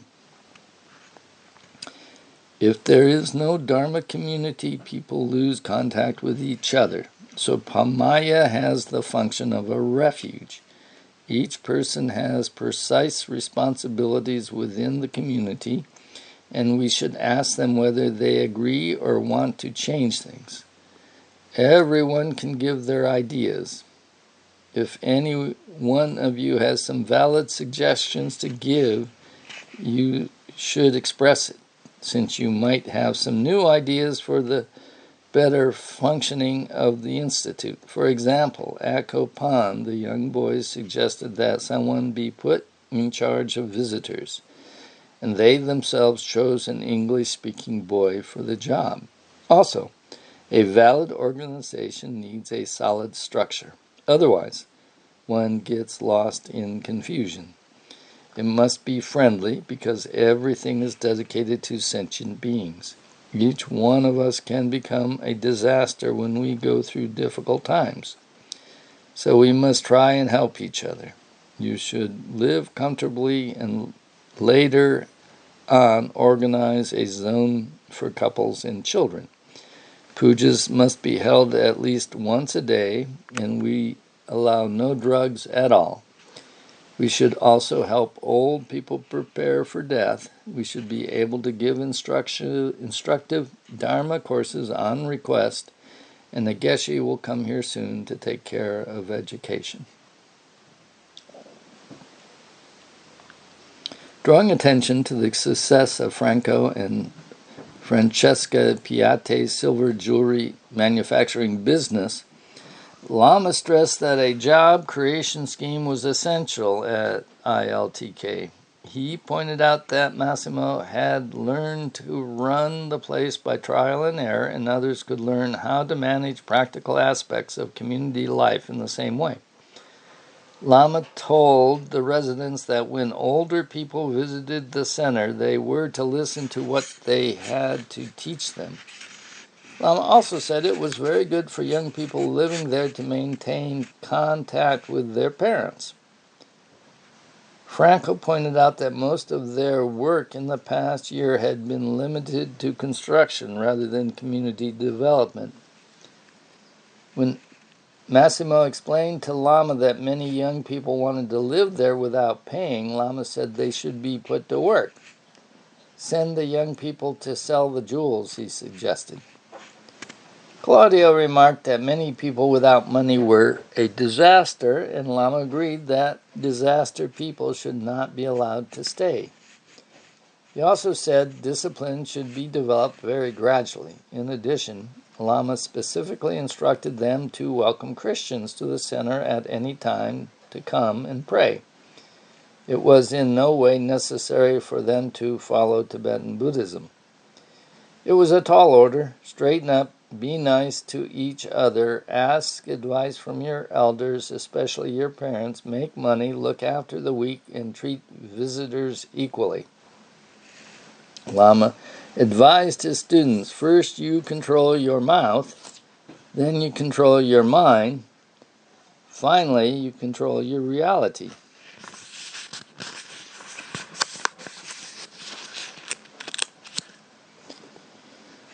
The Saint Maximum La Sainte-Beuve course, France.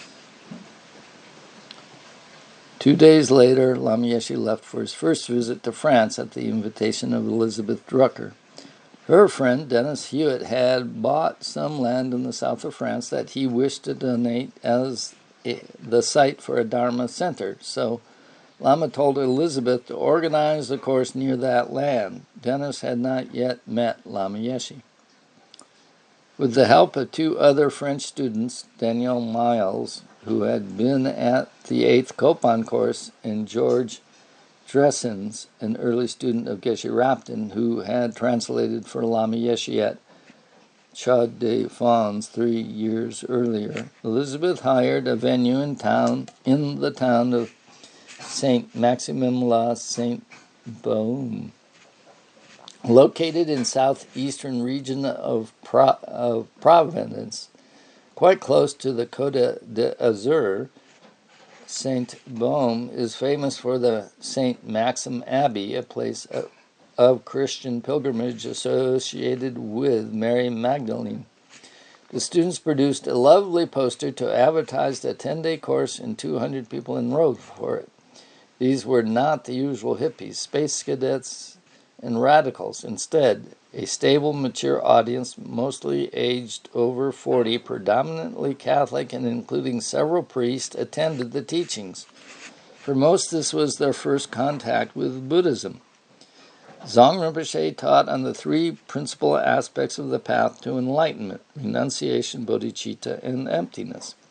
He also conferred refuge and lay vows, as well as an initiation into the practice of Chenrezig and Green Tara.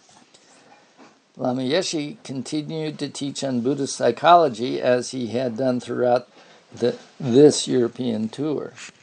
George Dressens, who helped set up the course and translated it into French with the assistance of IMI monk Bruno de Guilvel. Again, Susanna Parati and Zia Bassam cooked for Lama, who had fallen in love with Italian cuisine. Elizabeth took him on a trip to a French supermarket where Lama was astonished by the range of different cheeses. Chantal Rossel, a Parisian, brought her 13-year-old daughter to the course. As the only child there, she received considerable attention from Lama Yeshe. "Do you like jokes?" he asked her. After the teachings, they would go off together, arm in arm, to play a wild game in the meditation room, racing each other up and down the room on their knees.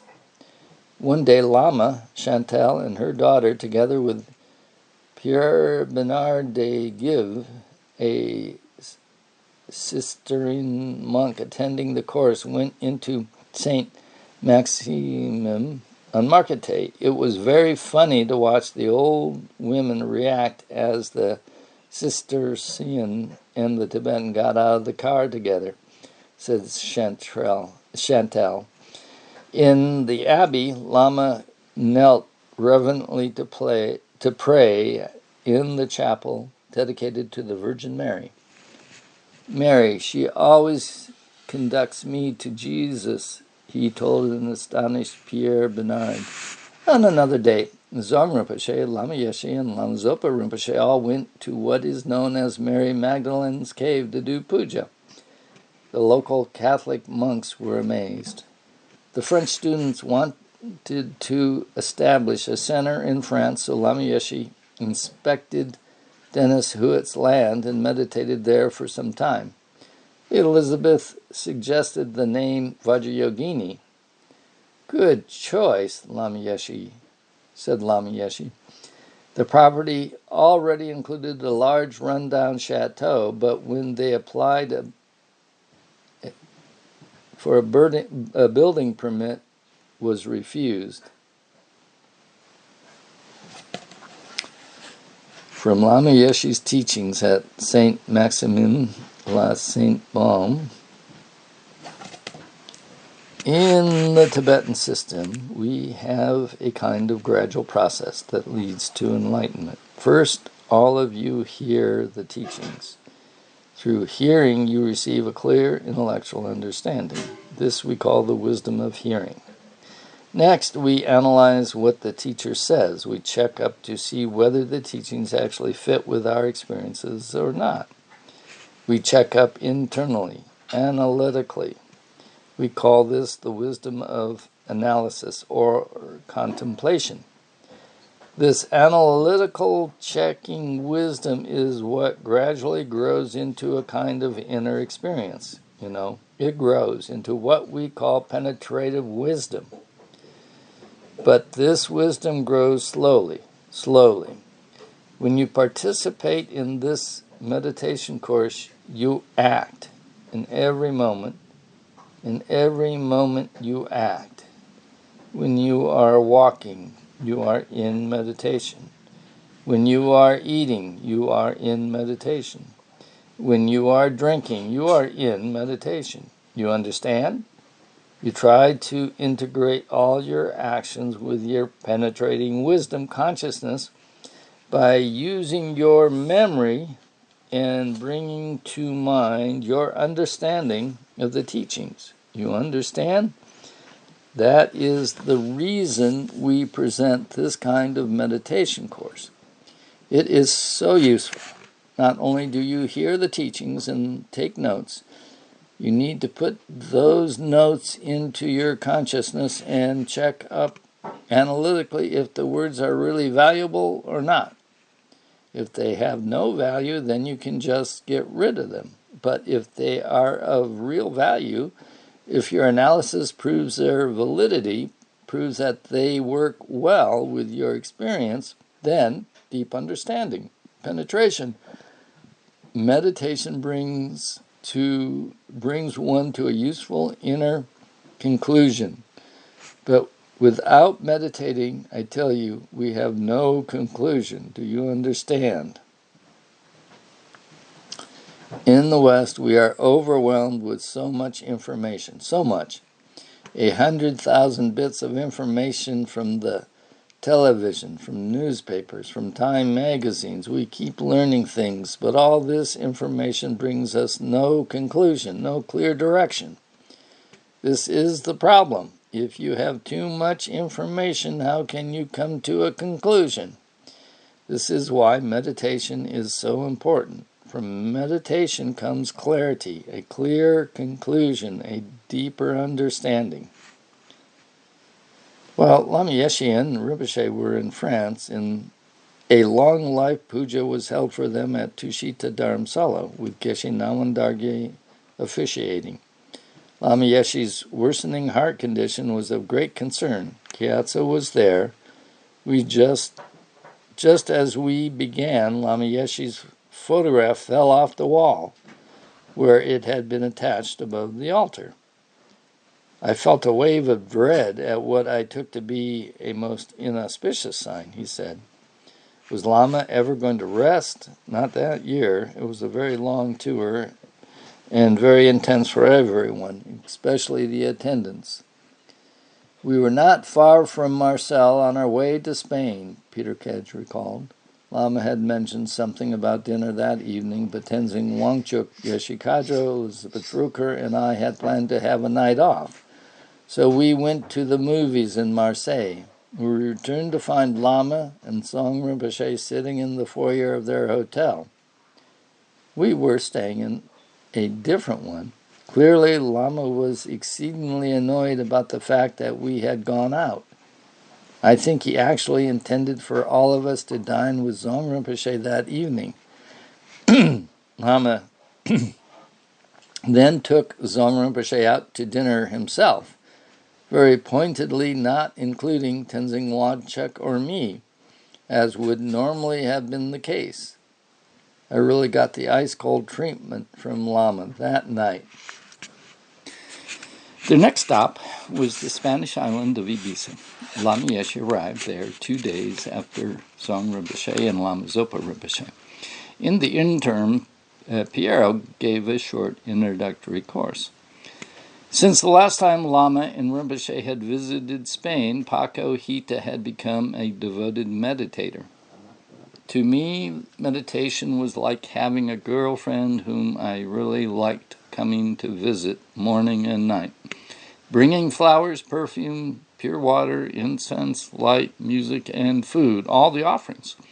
I'd sit with a straight back and say the prayers I had memorized, and try to use the same intonation as Lama Yeshe had, Paco described. This released currents of energy inside me and caused loving tears to flow spontaneously down my cheeks. Lama had conquered me completely. Paco and several others had formed a group that met regularly on Sundays to meditate together. It was this group that had made the preparations for Zong Rinpoche's visit. On an empty site near the sea, they installed their white geodesic dome, temporary kitchen, accommodation quarters, and toilets. Slowly, it all came together, one contact magically leading to another. Before his arrival, Lama Yeshe had sent them a message reminding them that Zong Rinpoche was a living Buddha and suitable accommodations must be found for him. No more hippie shacks. However, few suitable houses were to be found on Ibiza in the 1970s. The island was still populated by itinerant hippies and eccentric expatriates, mostly British. Only the homes of the very well-to-do had running water and electricity. Paco, Francoise Camus, and Marie Torres, a young Spanish woman who stayed on after Pierrot's course, went looking for a house for Zong Rinpoche. They found only 2 houses that were even worthy of consideration.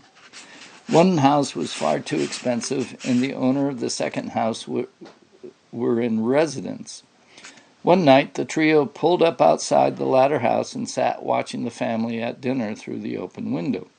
They knocked on the door and were greeted by none other than Frederick van Palland, half of the famous 1960s singing duo Nina and Frederick.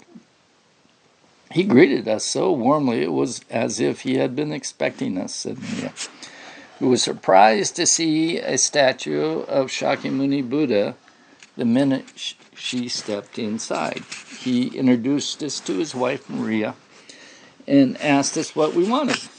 Before we had even finished explaining our mission, he said, "To think that I went to India many times in search of a Buddhist teacher, and here they are coming to my house. Of course you can have my house. We can move into the garden cottage." Can you imagine how happy we were? When they were introduced to the couple's 1-year-old son and learned he was called Tilopa, the name of one of the most revered masters of the Buddhist tantric lineages brought from India to Tibet, the amazement and delight they experienced at their unexpected good fortune grew even stronger.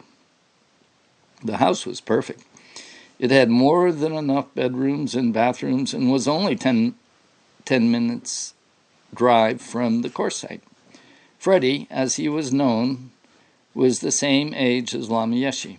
The pair became good friends, and Lama enjoyed playing with Tilopa. Sadly, Frederick van Palland was shot dead in the Philippines in 1994.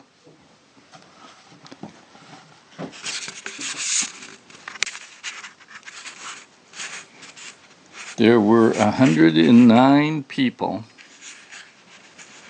attending Zong Rinpoche's Lamrim teachings in the White Geodesic Dome, which held 150 people. This was a beautiful structure and had a wonderful energy about it. Lama Zopa handled the English translation, and a former Kopan student, Xavi Alongina, translated into Spanish. Yeshe Kadro assisted Peter Kedge with administrative matters, in particular Lama Yeshe's growing mountain of correspondence. Jackie Keeley was also part of the administrative entourage. During the course, Zong Rinpoche delivered strong traditional teachings in the morning, and Lama Yeshe taught in the afternoons. Day by day, the number of people attending Zong Rinpoche's teachings dwindled steadily, whereas attendance at Lama Yeshe's teachings increased. The young students found the Venerable Zong Rinpoche's teachings to be a little heavy-going for their liking. With Lama Yeshe, they could laugh and have fun. He just isn't what they expected, Francoise and Paco tried to explain to Lama. Zong Rinpoche is a perfect teacher, and I'm a clown, Lama replied. Indeed, some students found Lama too entertaining and preferred the serious tones of Zong Rinpoche. In those days, the books of Carlos Castaneda were still widely popular. When Lama Yeshe learned that two students had taken LSD before a teaching, he confronted them inside the dome. I know what you are doing, he thundered. You think that is power. At that very moment, a large vase of flowers toppled unaided from a stand at the back of the room. Lama Yeshe wanted his students to be grounded in reality when speaking of inner contentment. He constantly referred to his old friend Chowkidar, the humble elderly Nepali man who owned one buffalo, lived in a grass-roofed, single-roomed mud hut, and turned up to work at Kopan every day, year in and year out. Chowkidar never looked any older and was always smiling and gentle, calm and content. Lama liked to point out that Chowkidar had a very ugly wife, but he loved her. He said it proved that no matter how ugly you were, someone somewhere in the world would love you. Lama understood his students' fascination with Carlos Castaneda. Upon arriving in the dome one afternoon, he immersed himself in profound, silent concentration for what seemed like a very long time. Finally, he spoke. He told them that if it was power they wanted, he would give it to them. He would transmit to them the mantra of Shakyamuni Buddha. He then had the students repeat each syllable of the mantra after him 3 times over. Tayata Om Mune Mune Maha Mune Soha. He rang his bell and played his Dhammaru for what also seemed like a very long time. I was sitting there with my eyes closed, concentrating on the instructions, said Paco. As I listened to the sound of Lama's bell ringing on and on, it felt like I was being transported to another world. It was such an exquisite sensation I was afraid to open my mind for fear it would vanish. By the end of that session, the atmosphere in the dome was so peaceful nobody wanted to leave. But Lama was exhausted. After that day, there was renewed interest in what Zong Rinpoche was teaching. Zavi Longina was deeply impressed with Zong Rinpoche, who spoke only Tibetan, yet seemed to understand everything he was translating into Spanish as well. Whenever Zavi made a mistake translating Lama Zopa's English into Spanish, Zong Rinpoche instinctively repeated the phrase. He did it 3 times, said Zavi. It didn't seem possible, but I became convinced he understood Spanish. During one session, Zong Rinpoche said, some people say I have to stop at the right time, but who is tired? I'm not tired. I came here to teach Dharma, and you people tell me 2 hours is long enough. One of his less popular utterances was the warning that those who preferred sunbathing on the beach to attending his lecture were creating the karma to be reborn as lizards. When we had been traveling by train along the Mediterranean Riviera from Milan to Marseille, Zong Rinpoche had solemnly observed the people playing in the sand and running in and out of the waves, said Jackie Keeley. Rinpoche's gaze was long and deep, and I watched as he slowly shook his head, saying sadly, it has taken eons to get out of the ocean. They finally have a perfect human rebirth, and they're trying to get back in. Lama Zopa Rinpoche translated the comment.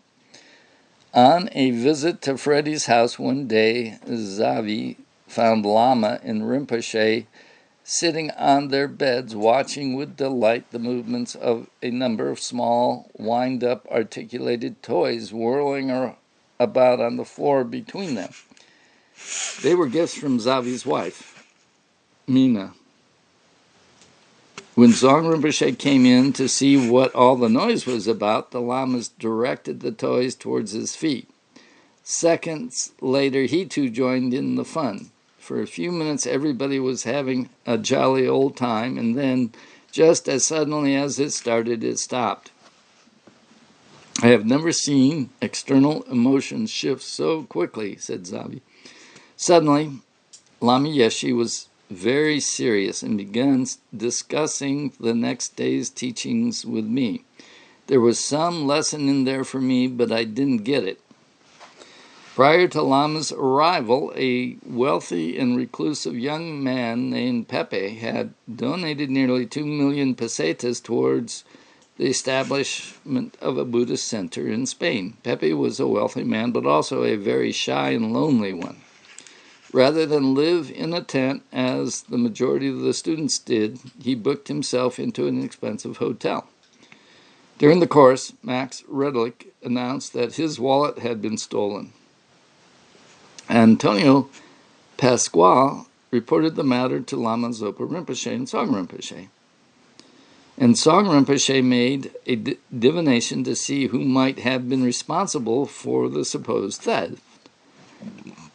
On the stated premise that the wallet had been stolen, the Mo indicated that the only person present with any connection to such a large sum of money as Max had in his wallet was the benefactor Pepe. Right then, an impetuous Spanish student confronted Pepe and demanded to know if he had stolen Max's wallet. This caused Pepe great embarrassment, and Francois Camus was outraged. How could someone accuse their benefactor of stealing it? It was unthinkable. A day or so later, a local taxi driver came by saying someone from the course had left a wallet full of money in his cab. Francois publicly apologized to Pepe for the false accusation, but the damage had been done. It was a painful way to learn how easily a divination can be misinterpreted if the premise upon which it is made is unclear or misleading. Pepe was deeply hurt by this experience. Francois stayed in touch with him over the years, and although Pepe did some retreat, this lonely and confused man eventually ended his life by committing suicide. On October 14th, Lama Yeshe gave a Chenrezig empowerment to 80 people, followed by a short commentary on the Chenrezig meditation practice. 60 people took refuge, 40 took lay vows, and the following day 160 people attended the final puja. Many more than had enrolled in the course. Apparently, word had gone around Ibiza that the geodesic dome was the place to be. From Lama Yeshe's talks in Ibiza.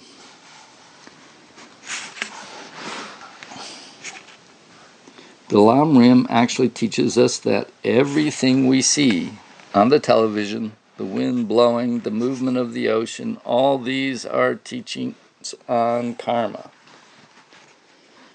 The Lam Rim teaches reality. Time is changing. Summer changes to autumn. Autumn changes to winter. And winter changes to spring. All these changes, all these movements shows the impermanent nature of reality. We should learn from these teachings that the world brings us constant change. In the same way that these things change, so do I. We haven't yet understood this. We should understand that every moment that we see, every moment that exists in the entire world is showing you reality. When we watch something on television, we see it as a fantasy, instead of seeing it as presenting the evolution of cause and effect. We are shaking with fantasy and become even more deluded. Are we communicating? But if we have Dharma, wisdom, When we watch movies or television, we see that these are showing us cause and effect in the evolution of samsara. Unfortunately, we aren't generally able to see actual reality. We only see things in a polluted way, and so we become more deluded. Every moment of karma has a reason. Every movement of karma has a reason. Every movement of karma is connected, is an evolutionary link. If you understand that, you understand karma. Your mind transforms, your body transforms, your nervous system transforms.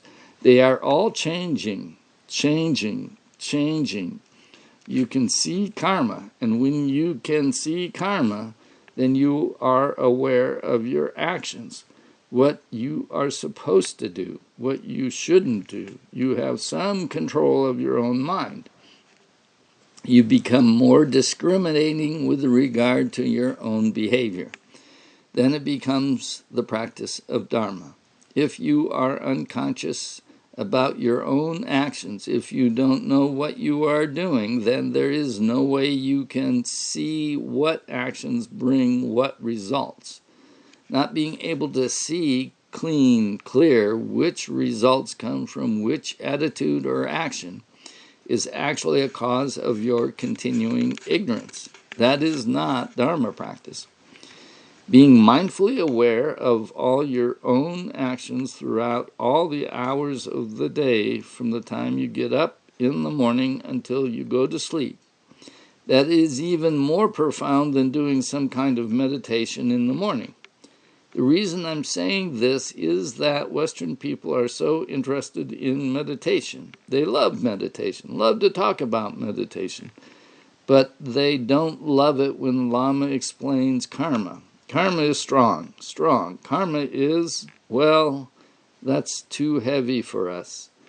But our body, speech, and mind are heavy already. It's not your Lama who makes them heavy.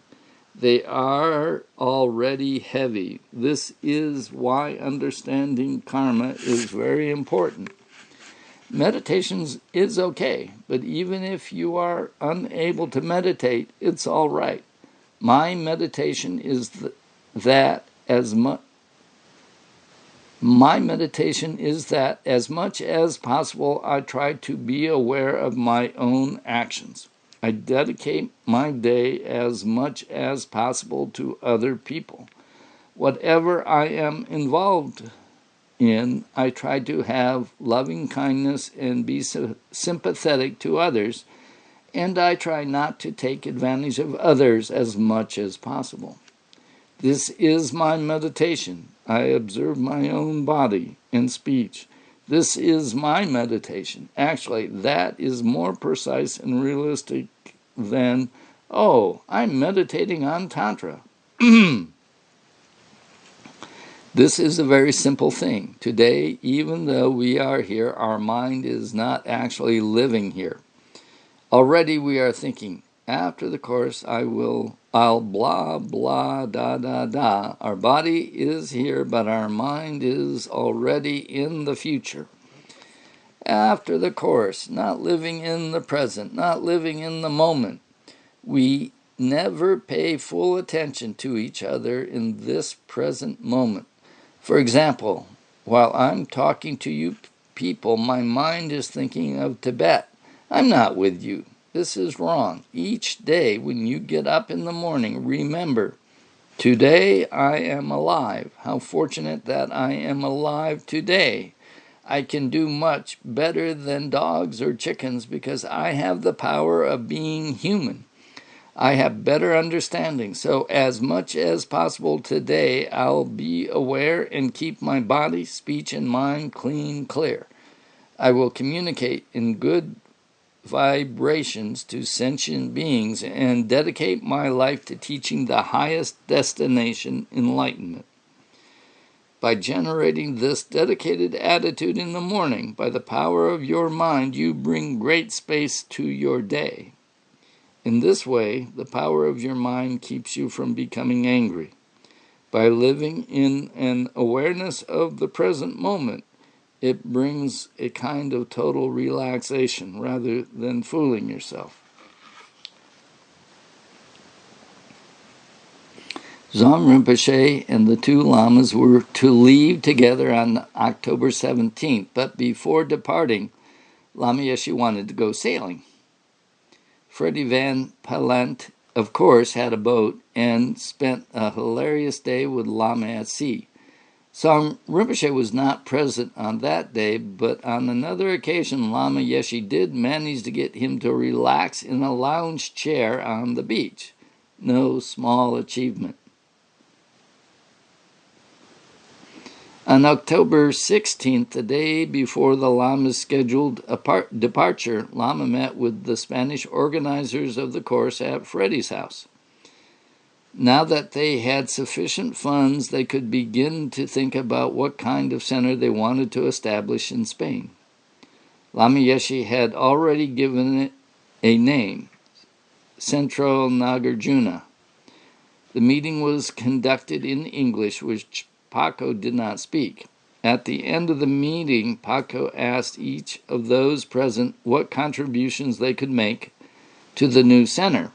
When it was my turn, said Paco, my hands seemed to stretch out of their own accord. I said these were all I had to offer. Lama very sweetly placed them on his cheeks and his head and said, "Okay, dear, very good, very good."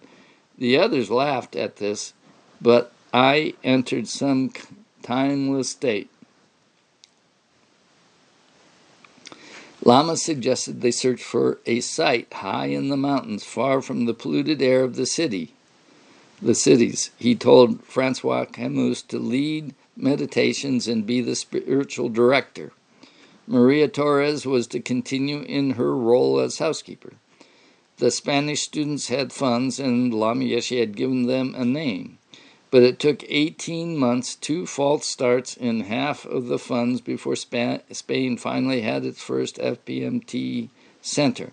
To Lama Yeshe, it was clear from the very beginning that hedonistic Ibiza was not suitable. Maria Torres was 25 years old and heavily pregnant. After years at a convent school, she didn't want anything more to do with religion, especially chanting and prostrations.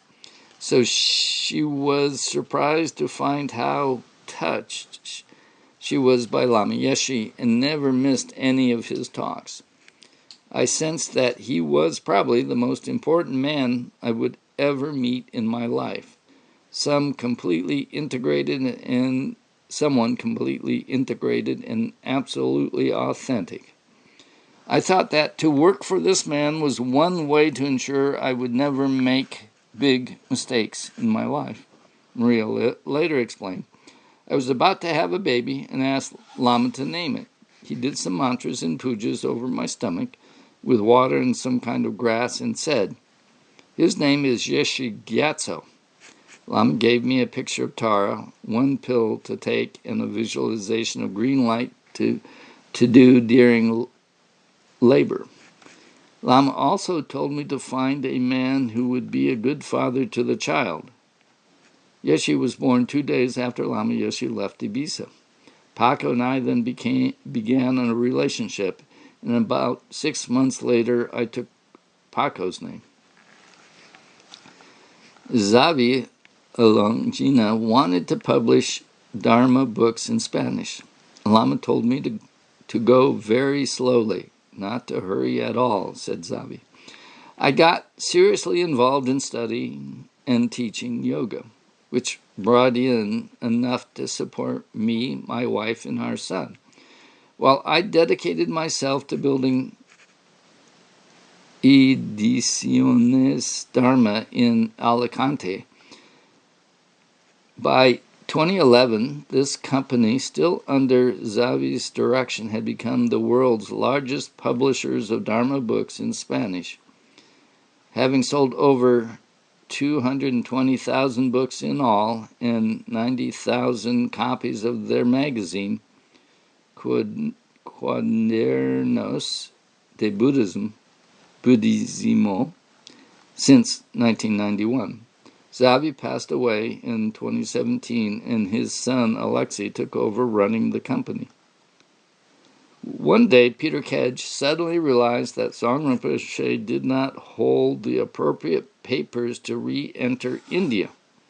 While the rest of the party went to Mallorca for a little rest, Jackie Keeley went to Madrid to sort out his papers. That was a turning point in my life, Jackie recalled. I had joined the tour at my own expense and was fast running out of money. I had also become conscious of the fact that my flower child look was no longer appropriate. In Madrid, I swapped my long hippie skirts for a nice new dress, replaced my duffel bag with a proper suitcase, and soon afterwards cut my waist-length hair. When I finished sorting out Tsong Rinpoche's paper, I rejoined the others on Mallorca. One day I was sitting on my bed, bawling my eyes out because I only had $300 left. I didn't know what to do, so I was making prayers to the only image I had, a line drawing of Tara I had cut out of a brochure. Peter Kedge walked in and said Lama wanted to sponsor me to go to Copan, so that was that. From Spain, Yeshe Khadrao escorted Tsong Rinpoche to Switzerland by train. Rinpoche didn't speak any English, and she had never been to Switzerland before. Some Tibetans met us at this tiny village, and we stayed there the night, said Yeshe Khadrao. Tsong Rinpoche opened his suitcase, and out tumbled all these wind-up toys that had been given to Lama Yeshe. He was taking them back to the monastery. There were police cars and dogs that jumped and all sorts of things. Rinpoche and the Tibetans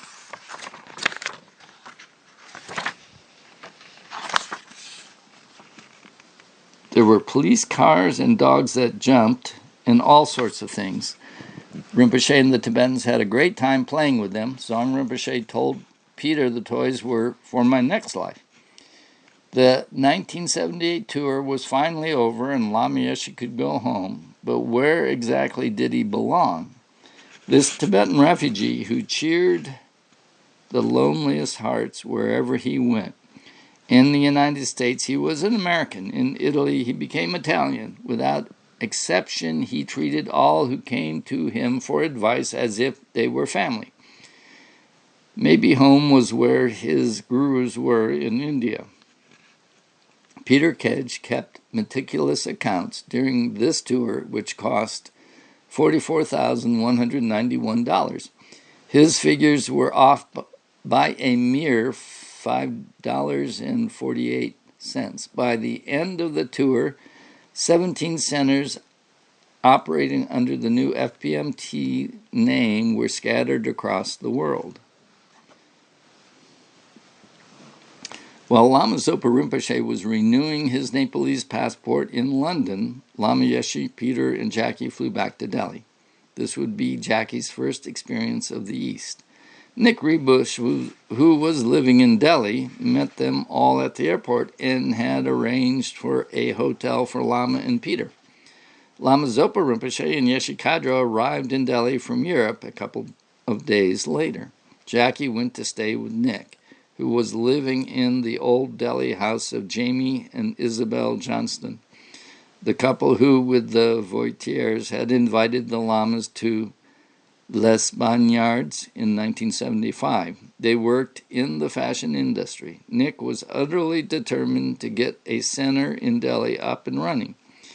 He and Sunita Karkaria produced a wonderful brochure introducing Tushita Mahayana Meditation Center, complete with letters of goodwill from the Vice President of India, 4 ministers in the national government, and 2 state ministers. The situation looked hopeful. At lunch, Nick had arranged at the Imperial Hotel Lama Yeshe told Professor Bob Thurman about his plans to translate all 227 or so volumes of the Tibetan Tengir into English. It didn't matter that it had taken 400 years to translate the entire Tengir from Sanskrit into Tibetan. This was the Lama's goal for the fledgling publication for wisdom culture. Bob said he wanted to participate, but until recently not much had come of it, said Nick. Now, after 40 years, he and Wisdom are in discussions to develop the project further. When Lama Zopa Rinpoche returned from London, Jackie accompanied him back to Kopan. As the taxi came around the last corner at Kopan, I noticed what looked like a line of cabanas and wondered where the pool was. I thought it must be a resort. I knew absolutely nothing about Nepal and didn't really know what a Tibetan was, said Jackie. Apparently, Jackie had glimpsed these small outhouses located below the monks' dormitory building, mistaking them for beach cabanas. As part of Lama's secretarial team, she immediately set to work creating an administrative office in Chudak's old house, about halfway down the side of Kopan Hill. While in Ibiza, Lama Yeshe had sent a postcard to Judy Weitzner inviting her to spend a week with him in Dharamsala. He had suggested they could visit His Holiness the Dalai Lama together. Judy jumped at the chance. It was well past midnight when the airport bus dropped Judy off in the middle of Delhi. She climbed into a rickshaw driven by a rather unsavory-looking man who made a grab for her on the steps of the hotel. She fled into the foyer, only to be treated by the night clerk as though she were some streetwalker. "I'm here to meet my guru," she announced, hoping this might ward off further unwelcomed advances. With a sneer, the clerk asked her who that might be. I told him it was Lama Thupten Yeshe. The clerk then took me up to my room. The door didn't lock properly, and I spent a fearful night. The next morning, this creepy guy was still at the front desk downstairs and greeted me with, "Well, your guru is here. He arrived not long after you did. He's in room 106. The room was right next to mine. I couldn't believe it because I had arranged to meet Lama in Dharamsala. He just said to me, I knew I would be meeting you in Delhi." Tushita Retreat Center. On the train ride up to Dharamsala, Lama and I shared a first-class compartment with two other people, Judy recalled. Even though he was wearing robes, Lama pretended we were married and drove them nuts by never quite answering any of their questions. It was very funny. At Tushita, he kept introducing me as my fully liberated American Dakini. All I could say was, "Oh God, Lama." He picked up all sorts of quaint little objects during his travels and began arranging them on his altar. There was a little Eiffel Tower, miniature animals, and this and that. It was so charming, and the mixture so incongruous. I had brought him some chocolate-covered raisins which went into a little bowl and straight onto the altar. There were also packages of bulbs and seed catalogs that had been sent to him by American students. Lama loved planting his garden. While I was at Tushita, he asked me to monitor his appointments. I was supposed to keep them brief because he was exhausted. But every time he greeted someone, he made them feel as if he had all the time in the world just for them. Whenever I went in and tried to edge someone out, they'd say, "But Lama told me to stay." He would go on and on until he was utterly spent. Then he'd grab his old ski pole, walking stick, and trudge off to visit someone he heard was sick.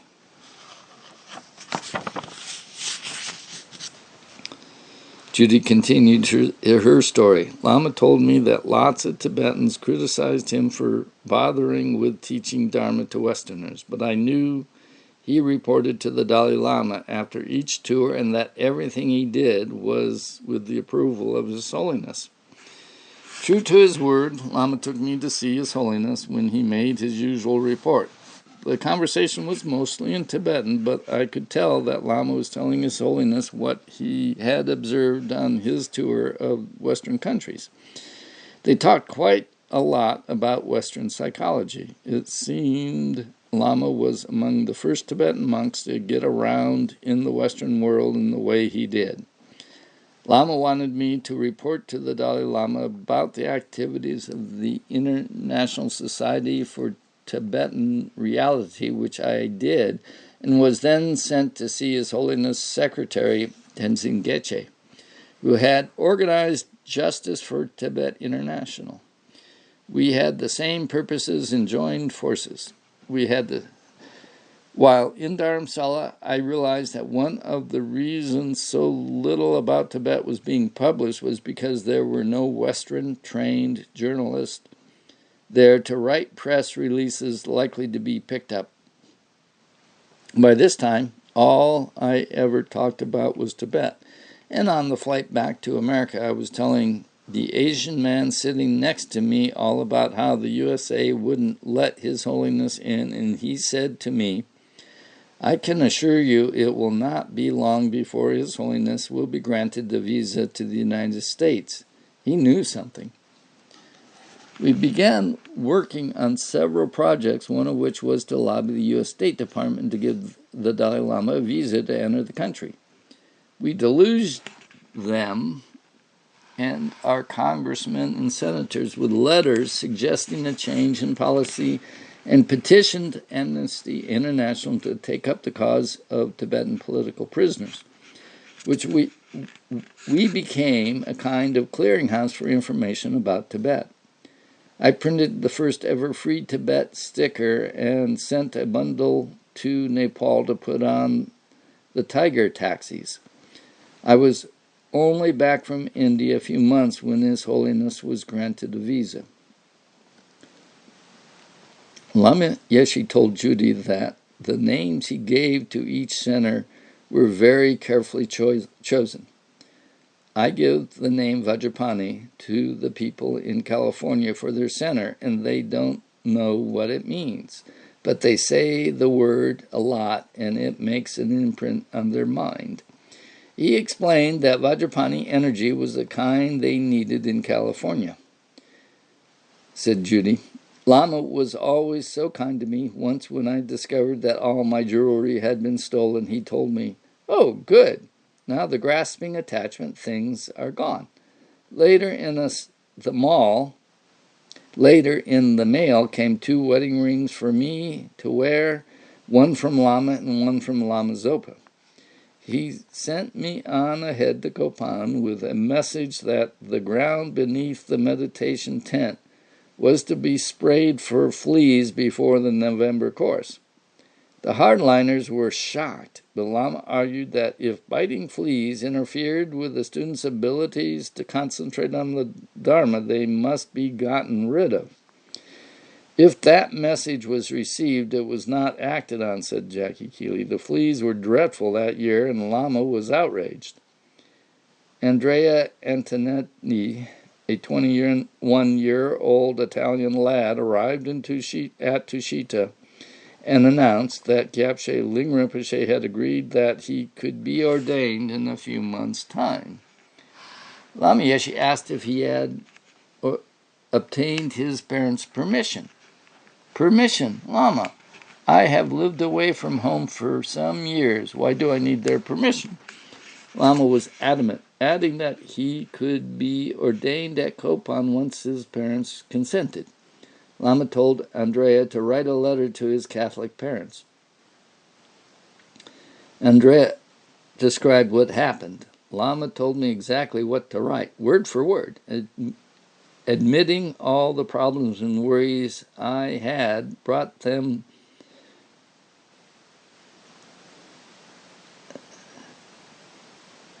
word for word, and admitting all the problems and worries I had, brought them by hanging around with hippies and indulging in extrasensory experiences.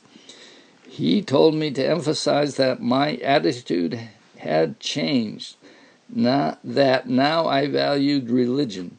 My parents gave their permission and said they were very happy to support me as a Buddhist monk.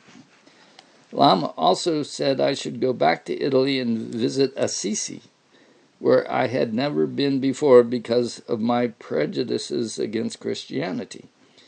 He mentioned that he had seen Zeffirelli's movie on St. Francis of Assisi's, Brother, Sun, Sister, Moon, and said it was the best religious movie he had ever seen. Before leaving Dharamsala for Kopan, Lama Yeshe mailed a brick of the very best quality Tibetan tea to David Templeman in Melbourne. On the enclosed card he wrote, "Dear David, Merry Christmas. See you soon. Much love, Lama Yeshe."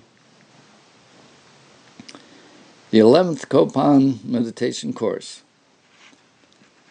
The 11th Kopan course commenced on November 15th. 200 people from 20 different countries enrolled in the course. The teachings in English were simultaneously translated into French, German, Spanish, and Italian. A fuel shortage in Nepal at the time meant that Kancha, now head cook at Kopan, had to make do with just one wood-burning stove on which to cook meals for all the Ingis, as well as nearly 100 Mount Everest Center monks. With Nepal's forest just about stripped bare, Kopan's wood now came all the way from the Indian border. In addition, the monastery still had water problems, even though the water was collected from the spring at night and never reduced the availability of water for the local villagers. They repeatedly sabotaged the plastic pipes. It took years to reach a resolution with them. From among the crowd that greeted Lama Yeshe upon his arrival, he singled out Elie Riddel, a French skeptic from Bodh Gaya. "So you're back," he exclaimed. "I don't remember your name, but I remember all my people."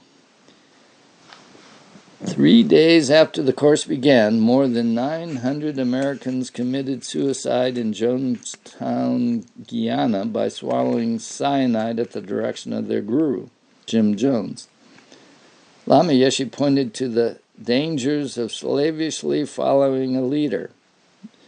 "You don't need a Tibetan trip," he told the students. "Don't follow blindly or with mystical attractions just because someone is a Tibetan yogi. You people are already silly wearing Tibetan clothes. You just practice what the Buddha taught. Think carefully and test ideas independently." He also told them not to try to convert their parents and siblings. You don't need to teach them anything. They probably have a lot more compassion than you do. A German girl, Eva Mars, came down with a high fever during the course. "Oh, fever, that's excellent. Just bring the heat from your head to your heart, and it'll be wonderful," he told her. This cheered her enormously, but no sooner had the fever abated than diarrhea struck. While preparing a soothing herbal tea in the big kitchen, she ran into Lama again and said she was too ill to attend the teachings. "If you are sick, you have to understand time and space. That's all," he said. This simple advice made her feel so relaxed she stopped worrying about what she was missing and just took care of herself. As usual, several students came down with hepatitis. They ate a fat-free diet of boiled rice and vegetables and took Tibetan medicines. Lama Yeshe's standard treatment for those with diarrhea was black coffee and yogurt. Others swore by plain white rice and weak black sugarless tea. Antibiotics were very popular in India and Nepal in the 1970s, and Lama thought tetracycline, or terror cycling, as he called it, was a great thing. He often sent someone down to Kathmandu to buy it over the counter before giving it out to people who came to him with headaches, fevers, and upset stomachs. Lama held it in his hand, rubbed it, said some mantras, and blew on it. Trish Donnelly had spent a couple of years in Delhi in the employ of Jamie and Isabel Johnston. She met Nick Rebush in March when he moved into the Johnston's house in Old Delhi. Now she turned up at Kopan to attend her first course. Trish just loved Lama Zopa Rinpoche. His endless talk about death did not bother her in the least, though it sent one woman running down the hill screaming never to return. 26 others left the course, citing mind control and cultist behavior. This was not unusual. Lama Yeshe did not put in an appearance until almost the end of the month-long course. "We were all really tense," said Tricia. So Lama began with, "That Lama Zopa, he's been talking to you about death and all those heavy things. Don't you worry about that. Just forget about it. Lama Zopa just goes on, doesn't he?" As usual, the tension melted away and everybody laughed their heads off. Then Rinpoche came back the next day and took up right where he had left off, talking about death. When Lama Yeshe taught, he gave the students the very essence of the teachings, without its traditional cultural packaging. If someone asked him a question about something, such as the 10 immoralities, for example, Lama would mention one or two of them in his reply, then say, "Those 10 things, you asked Zopa about those 10 things."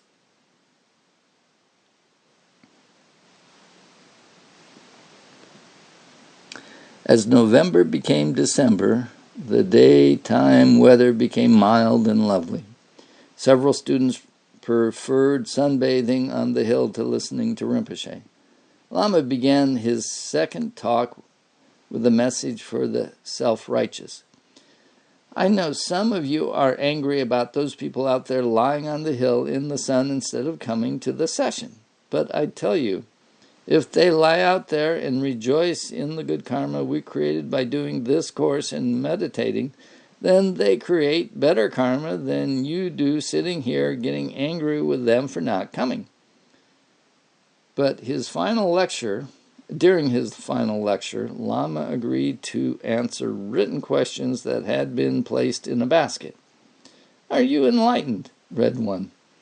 Lama Yeshe covered his face with his Zen, a characteristic gesture of his. "Of course I am," he chortled, joking. The tent rocked with laughter. The Tibetan view is that those who are enlightened never say so, and those who claim they are enlightened are not. At the end of the course, there was the usual scramble to attain interviews with the lamas. An Australian boy, wishing to formally ask Lama Yeshe to be his teacher, was told by other students that he must first make 3 prostrations and present an offering. I did so with much ceremony, but to my surprise, he promptly tossed my offering of incense straight over his head into a corner of the room. He made it very clear he was not impressed by us copying Tibetan manners. That was simply not the point at all, he said. 2 years earlier, Jacques Hassert had been strangely attached to a photograph of Lama Yeshe he saw in a French magazine and decided he had to meet him. Jacques finally made it to Kopan. Like so many others, he longed for an interview, but seeing the pressure Lama was under, gave up on the idea. One day, as I was standing in the courtyard watching everyone making a beeline for him, the moment he appeared, he suddenly bypassed them all and came straight over to me. He took my hand and walked with me until we were out of the way, and then said, "You want to ask me something?" I said no, but he insisted that we go straight up to his room. Before I had even formulated any of the questions, I did want to ask him about Christianity and God, they just evaporated. A doctor who had attended the course requested an interview with Lama. Lama Yeshe told him that he should touch his patients constantly and not underestimate its healing power. For some, interviews with Lama Yeshe were a highly charged emotional experience. I think I cried out my whole life, said one woman, but afterward I felt a real new beginning.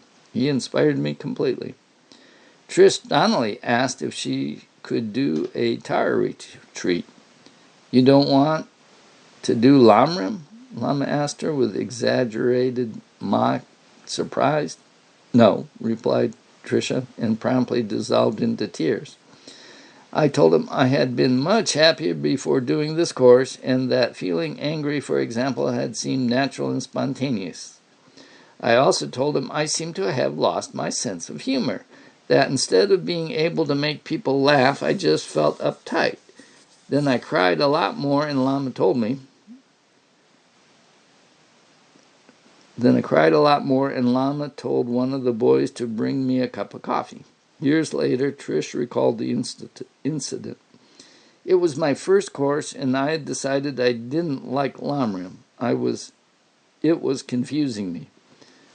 I wanted to be me, not suppressing me as I saw it then.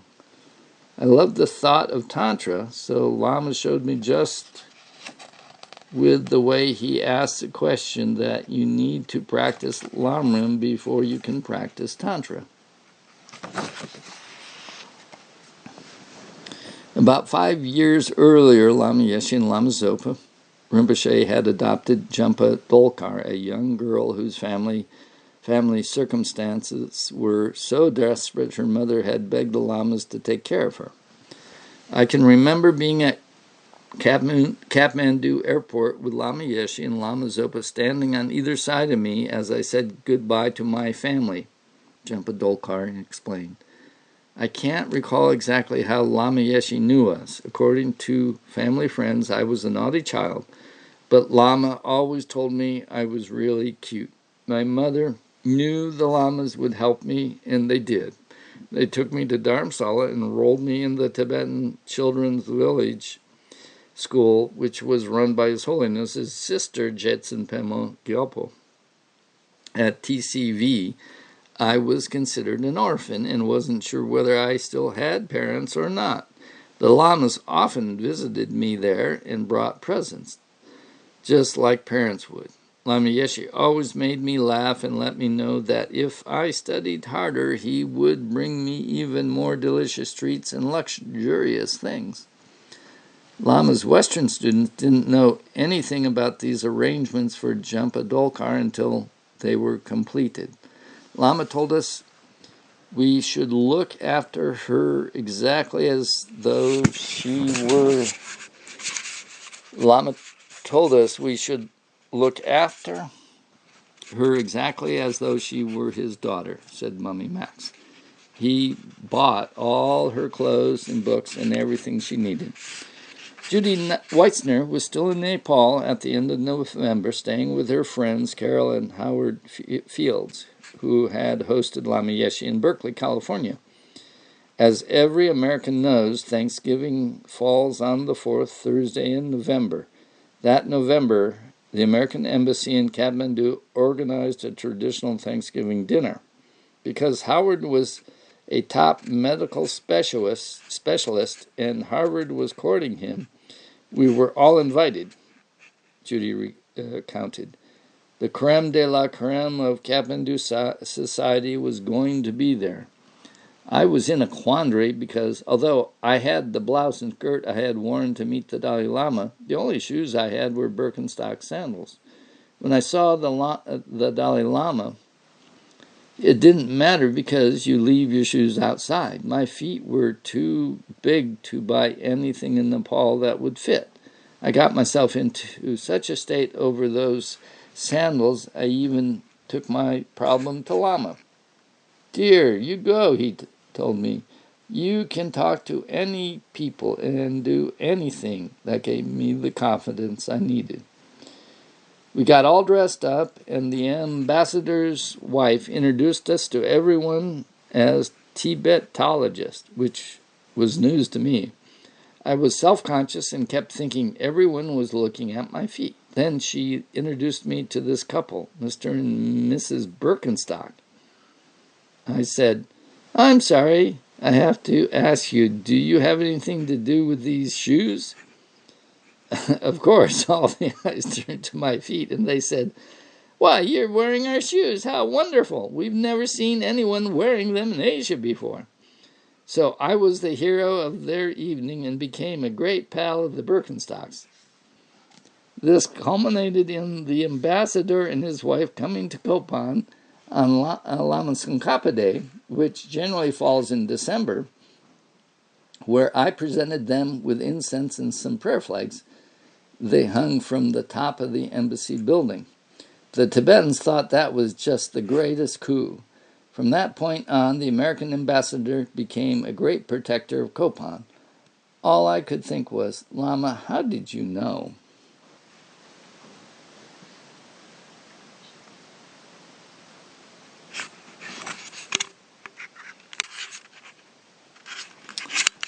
Then it was Christmas. The day began with a Chenrezig Puja, and some of the Westerners gave talks on the life of Jesus Christ. Tom Szymanski and an American doctor, Don Brown, decided to get Lama Yeshe a Christmas tree. We took one of those little Toyota taxis out to the King's Forest, just past Bodhana, and dug up a fir tree, which we replanted at Copan. I didn't think it would ever grow, but Lama went out and said mantras to it every day and fed it, and it grew just fine, said Don. On the morning of Christmas Day, which was also Lama Tsongkhapa Day that year, the Lamas ordained 4 monks, Max Redlich, Andrea Antonetti, Bob Elkhorn, and a Canadian named Julian, and 1 nun, Tova Kovaci, from Israel. That afternoon, the Western students performed a funny Christmas skit, and that night everyone sang carols by candlelight, and the Himalayan sky rang with the sound of these familiar old tunes, with some clever comic variations by the young Sherpa monks. The day ended with meditation on the compassion of Christ. Jackie was upset because she had no presents to send her family, so Lama handed her several signed copies of the newly published book, Silent Mind, Holy Mind. "Oh, Lama, whatever are we going to do without you?" she exclaimed. "Doesn't matter, dear," he assured her. "What comes, comes. What goes, goes. If I die, I'll come again, so don't worry."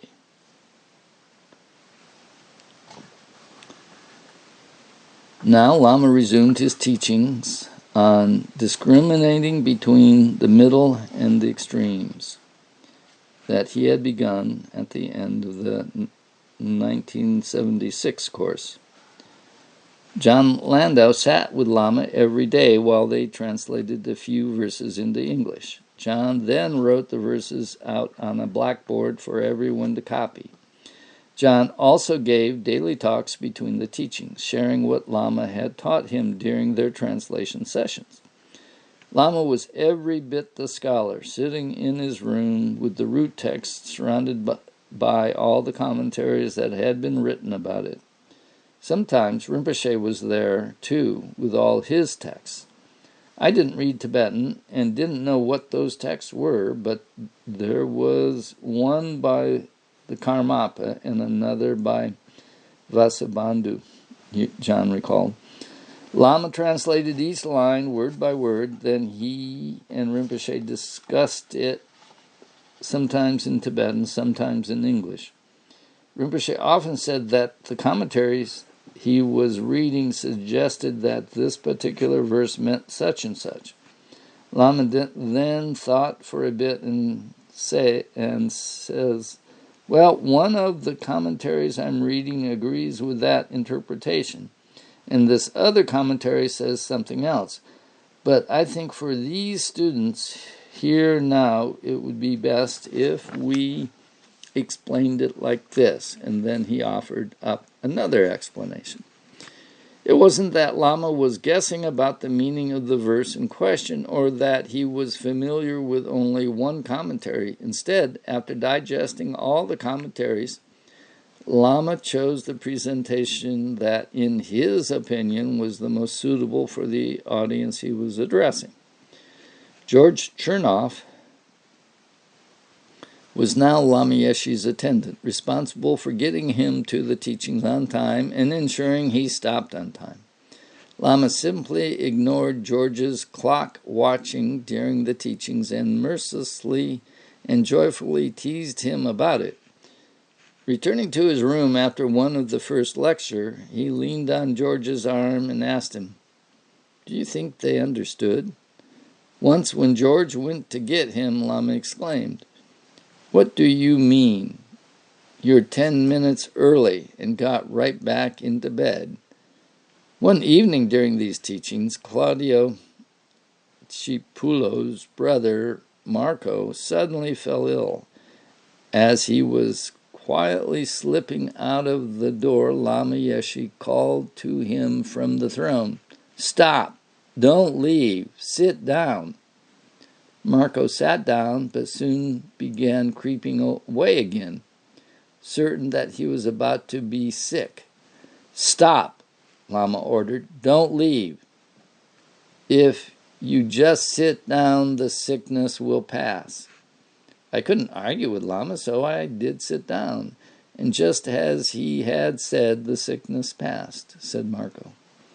Lama teased many students about their nationalistic loyalties. Even the Sangha sat together in little national groups. Lama wanted to demonstrate how such mundane distinctions could be divisive. He ribbed the Americans with the wealthiest nation in the world, but they don't even have time to eat breakfast.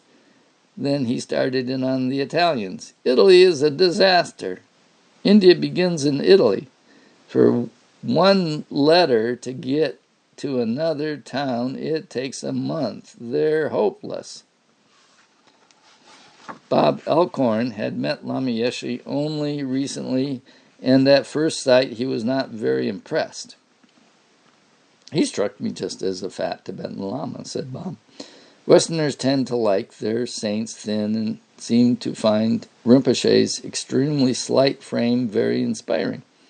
In reality, Lama was not so much fat as swollen with fluids. I did notice it was Lama Yeshe who got everyone excited, however, Bob later remarked. Years later, I realized that Lama was not at all laid back and was probably even stricter than Rinpoche. I got ordained after my first course and then wanted to disrobe because the politics of being a Western monk in Asia and living in a Dharma center were too much for me. When I told Lama Yeshe, he exploded. We were standing outside his room, and he went into a huge rage, calling me every abusive name under the sun without swearing. We then had a very heated debate about the value of keeping ordination, which he won. 40 years later, I'm still a monk, entirely due to that debate. Lama loved the garden at Kopan and was very disappointed that fruit trees continually failed to thrive there. He said as much to Monk Pelge, who asked him what he meant by disappointed. Wasn't the idea to have equanimity in all things? Yes, dear, said Lama. In my heart I'm completely blissful, but at the same time disappointed.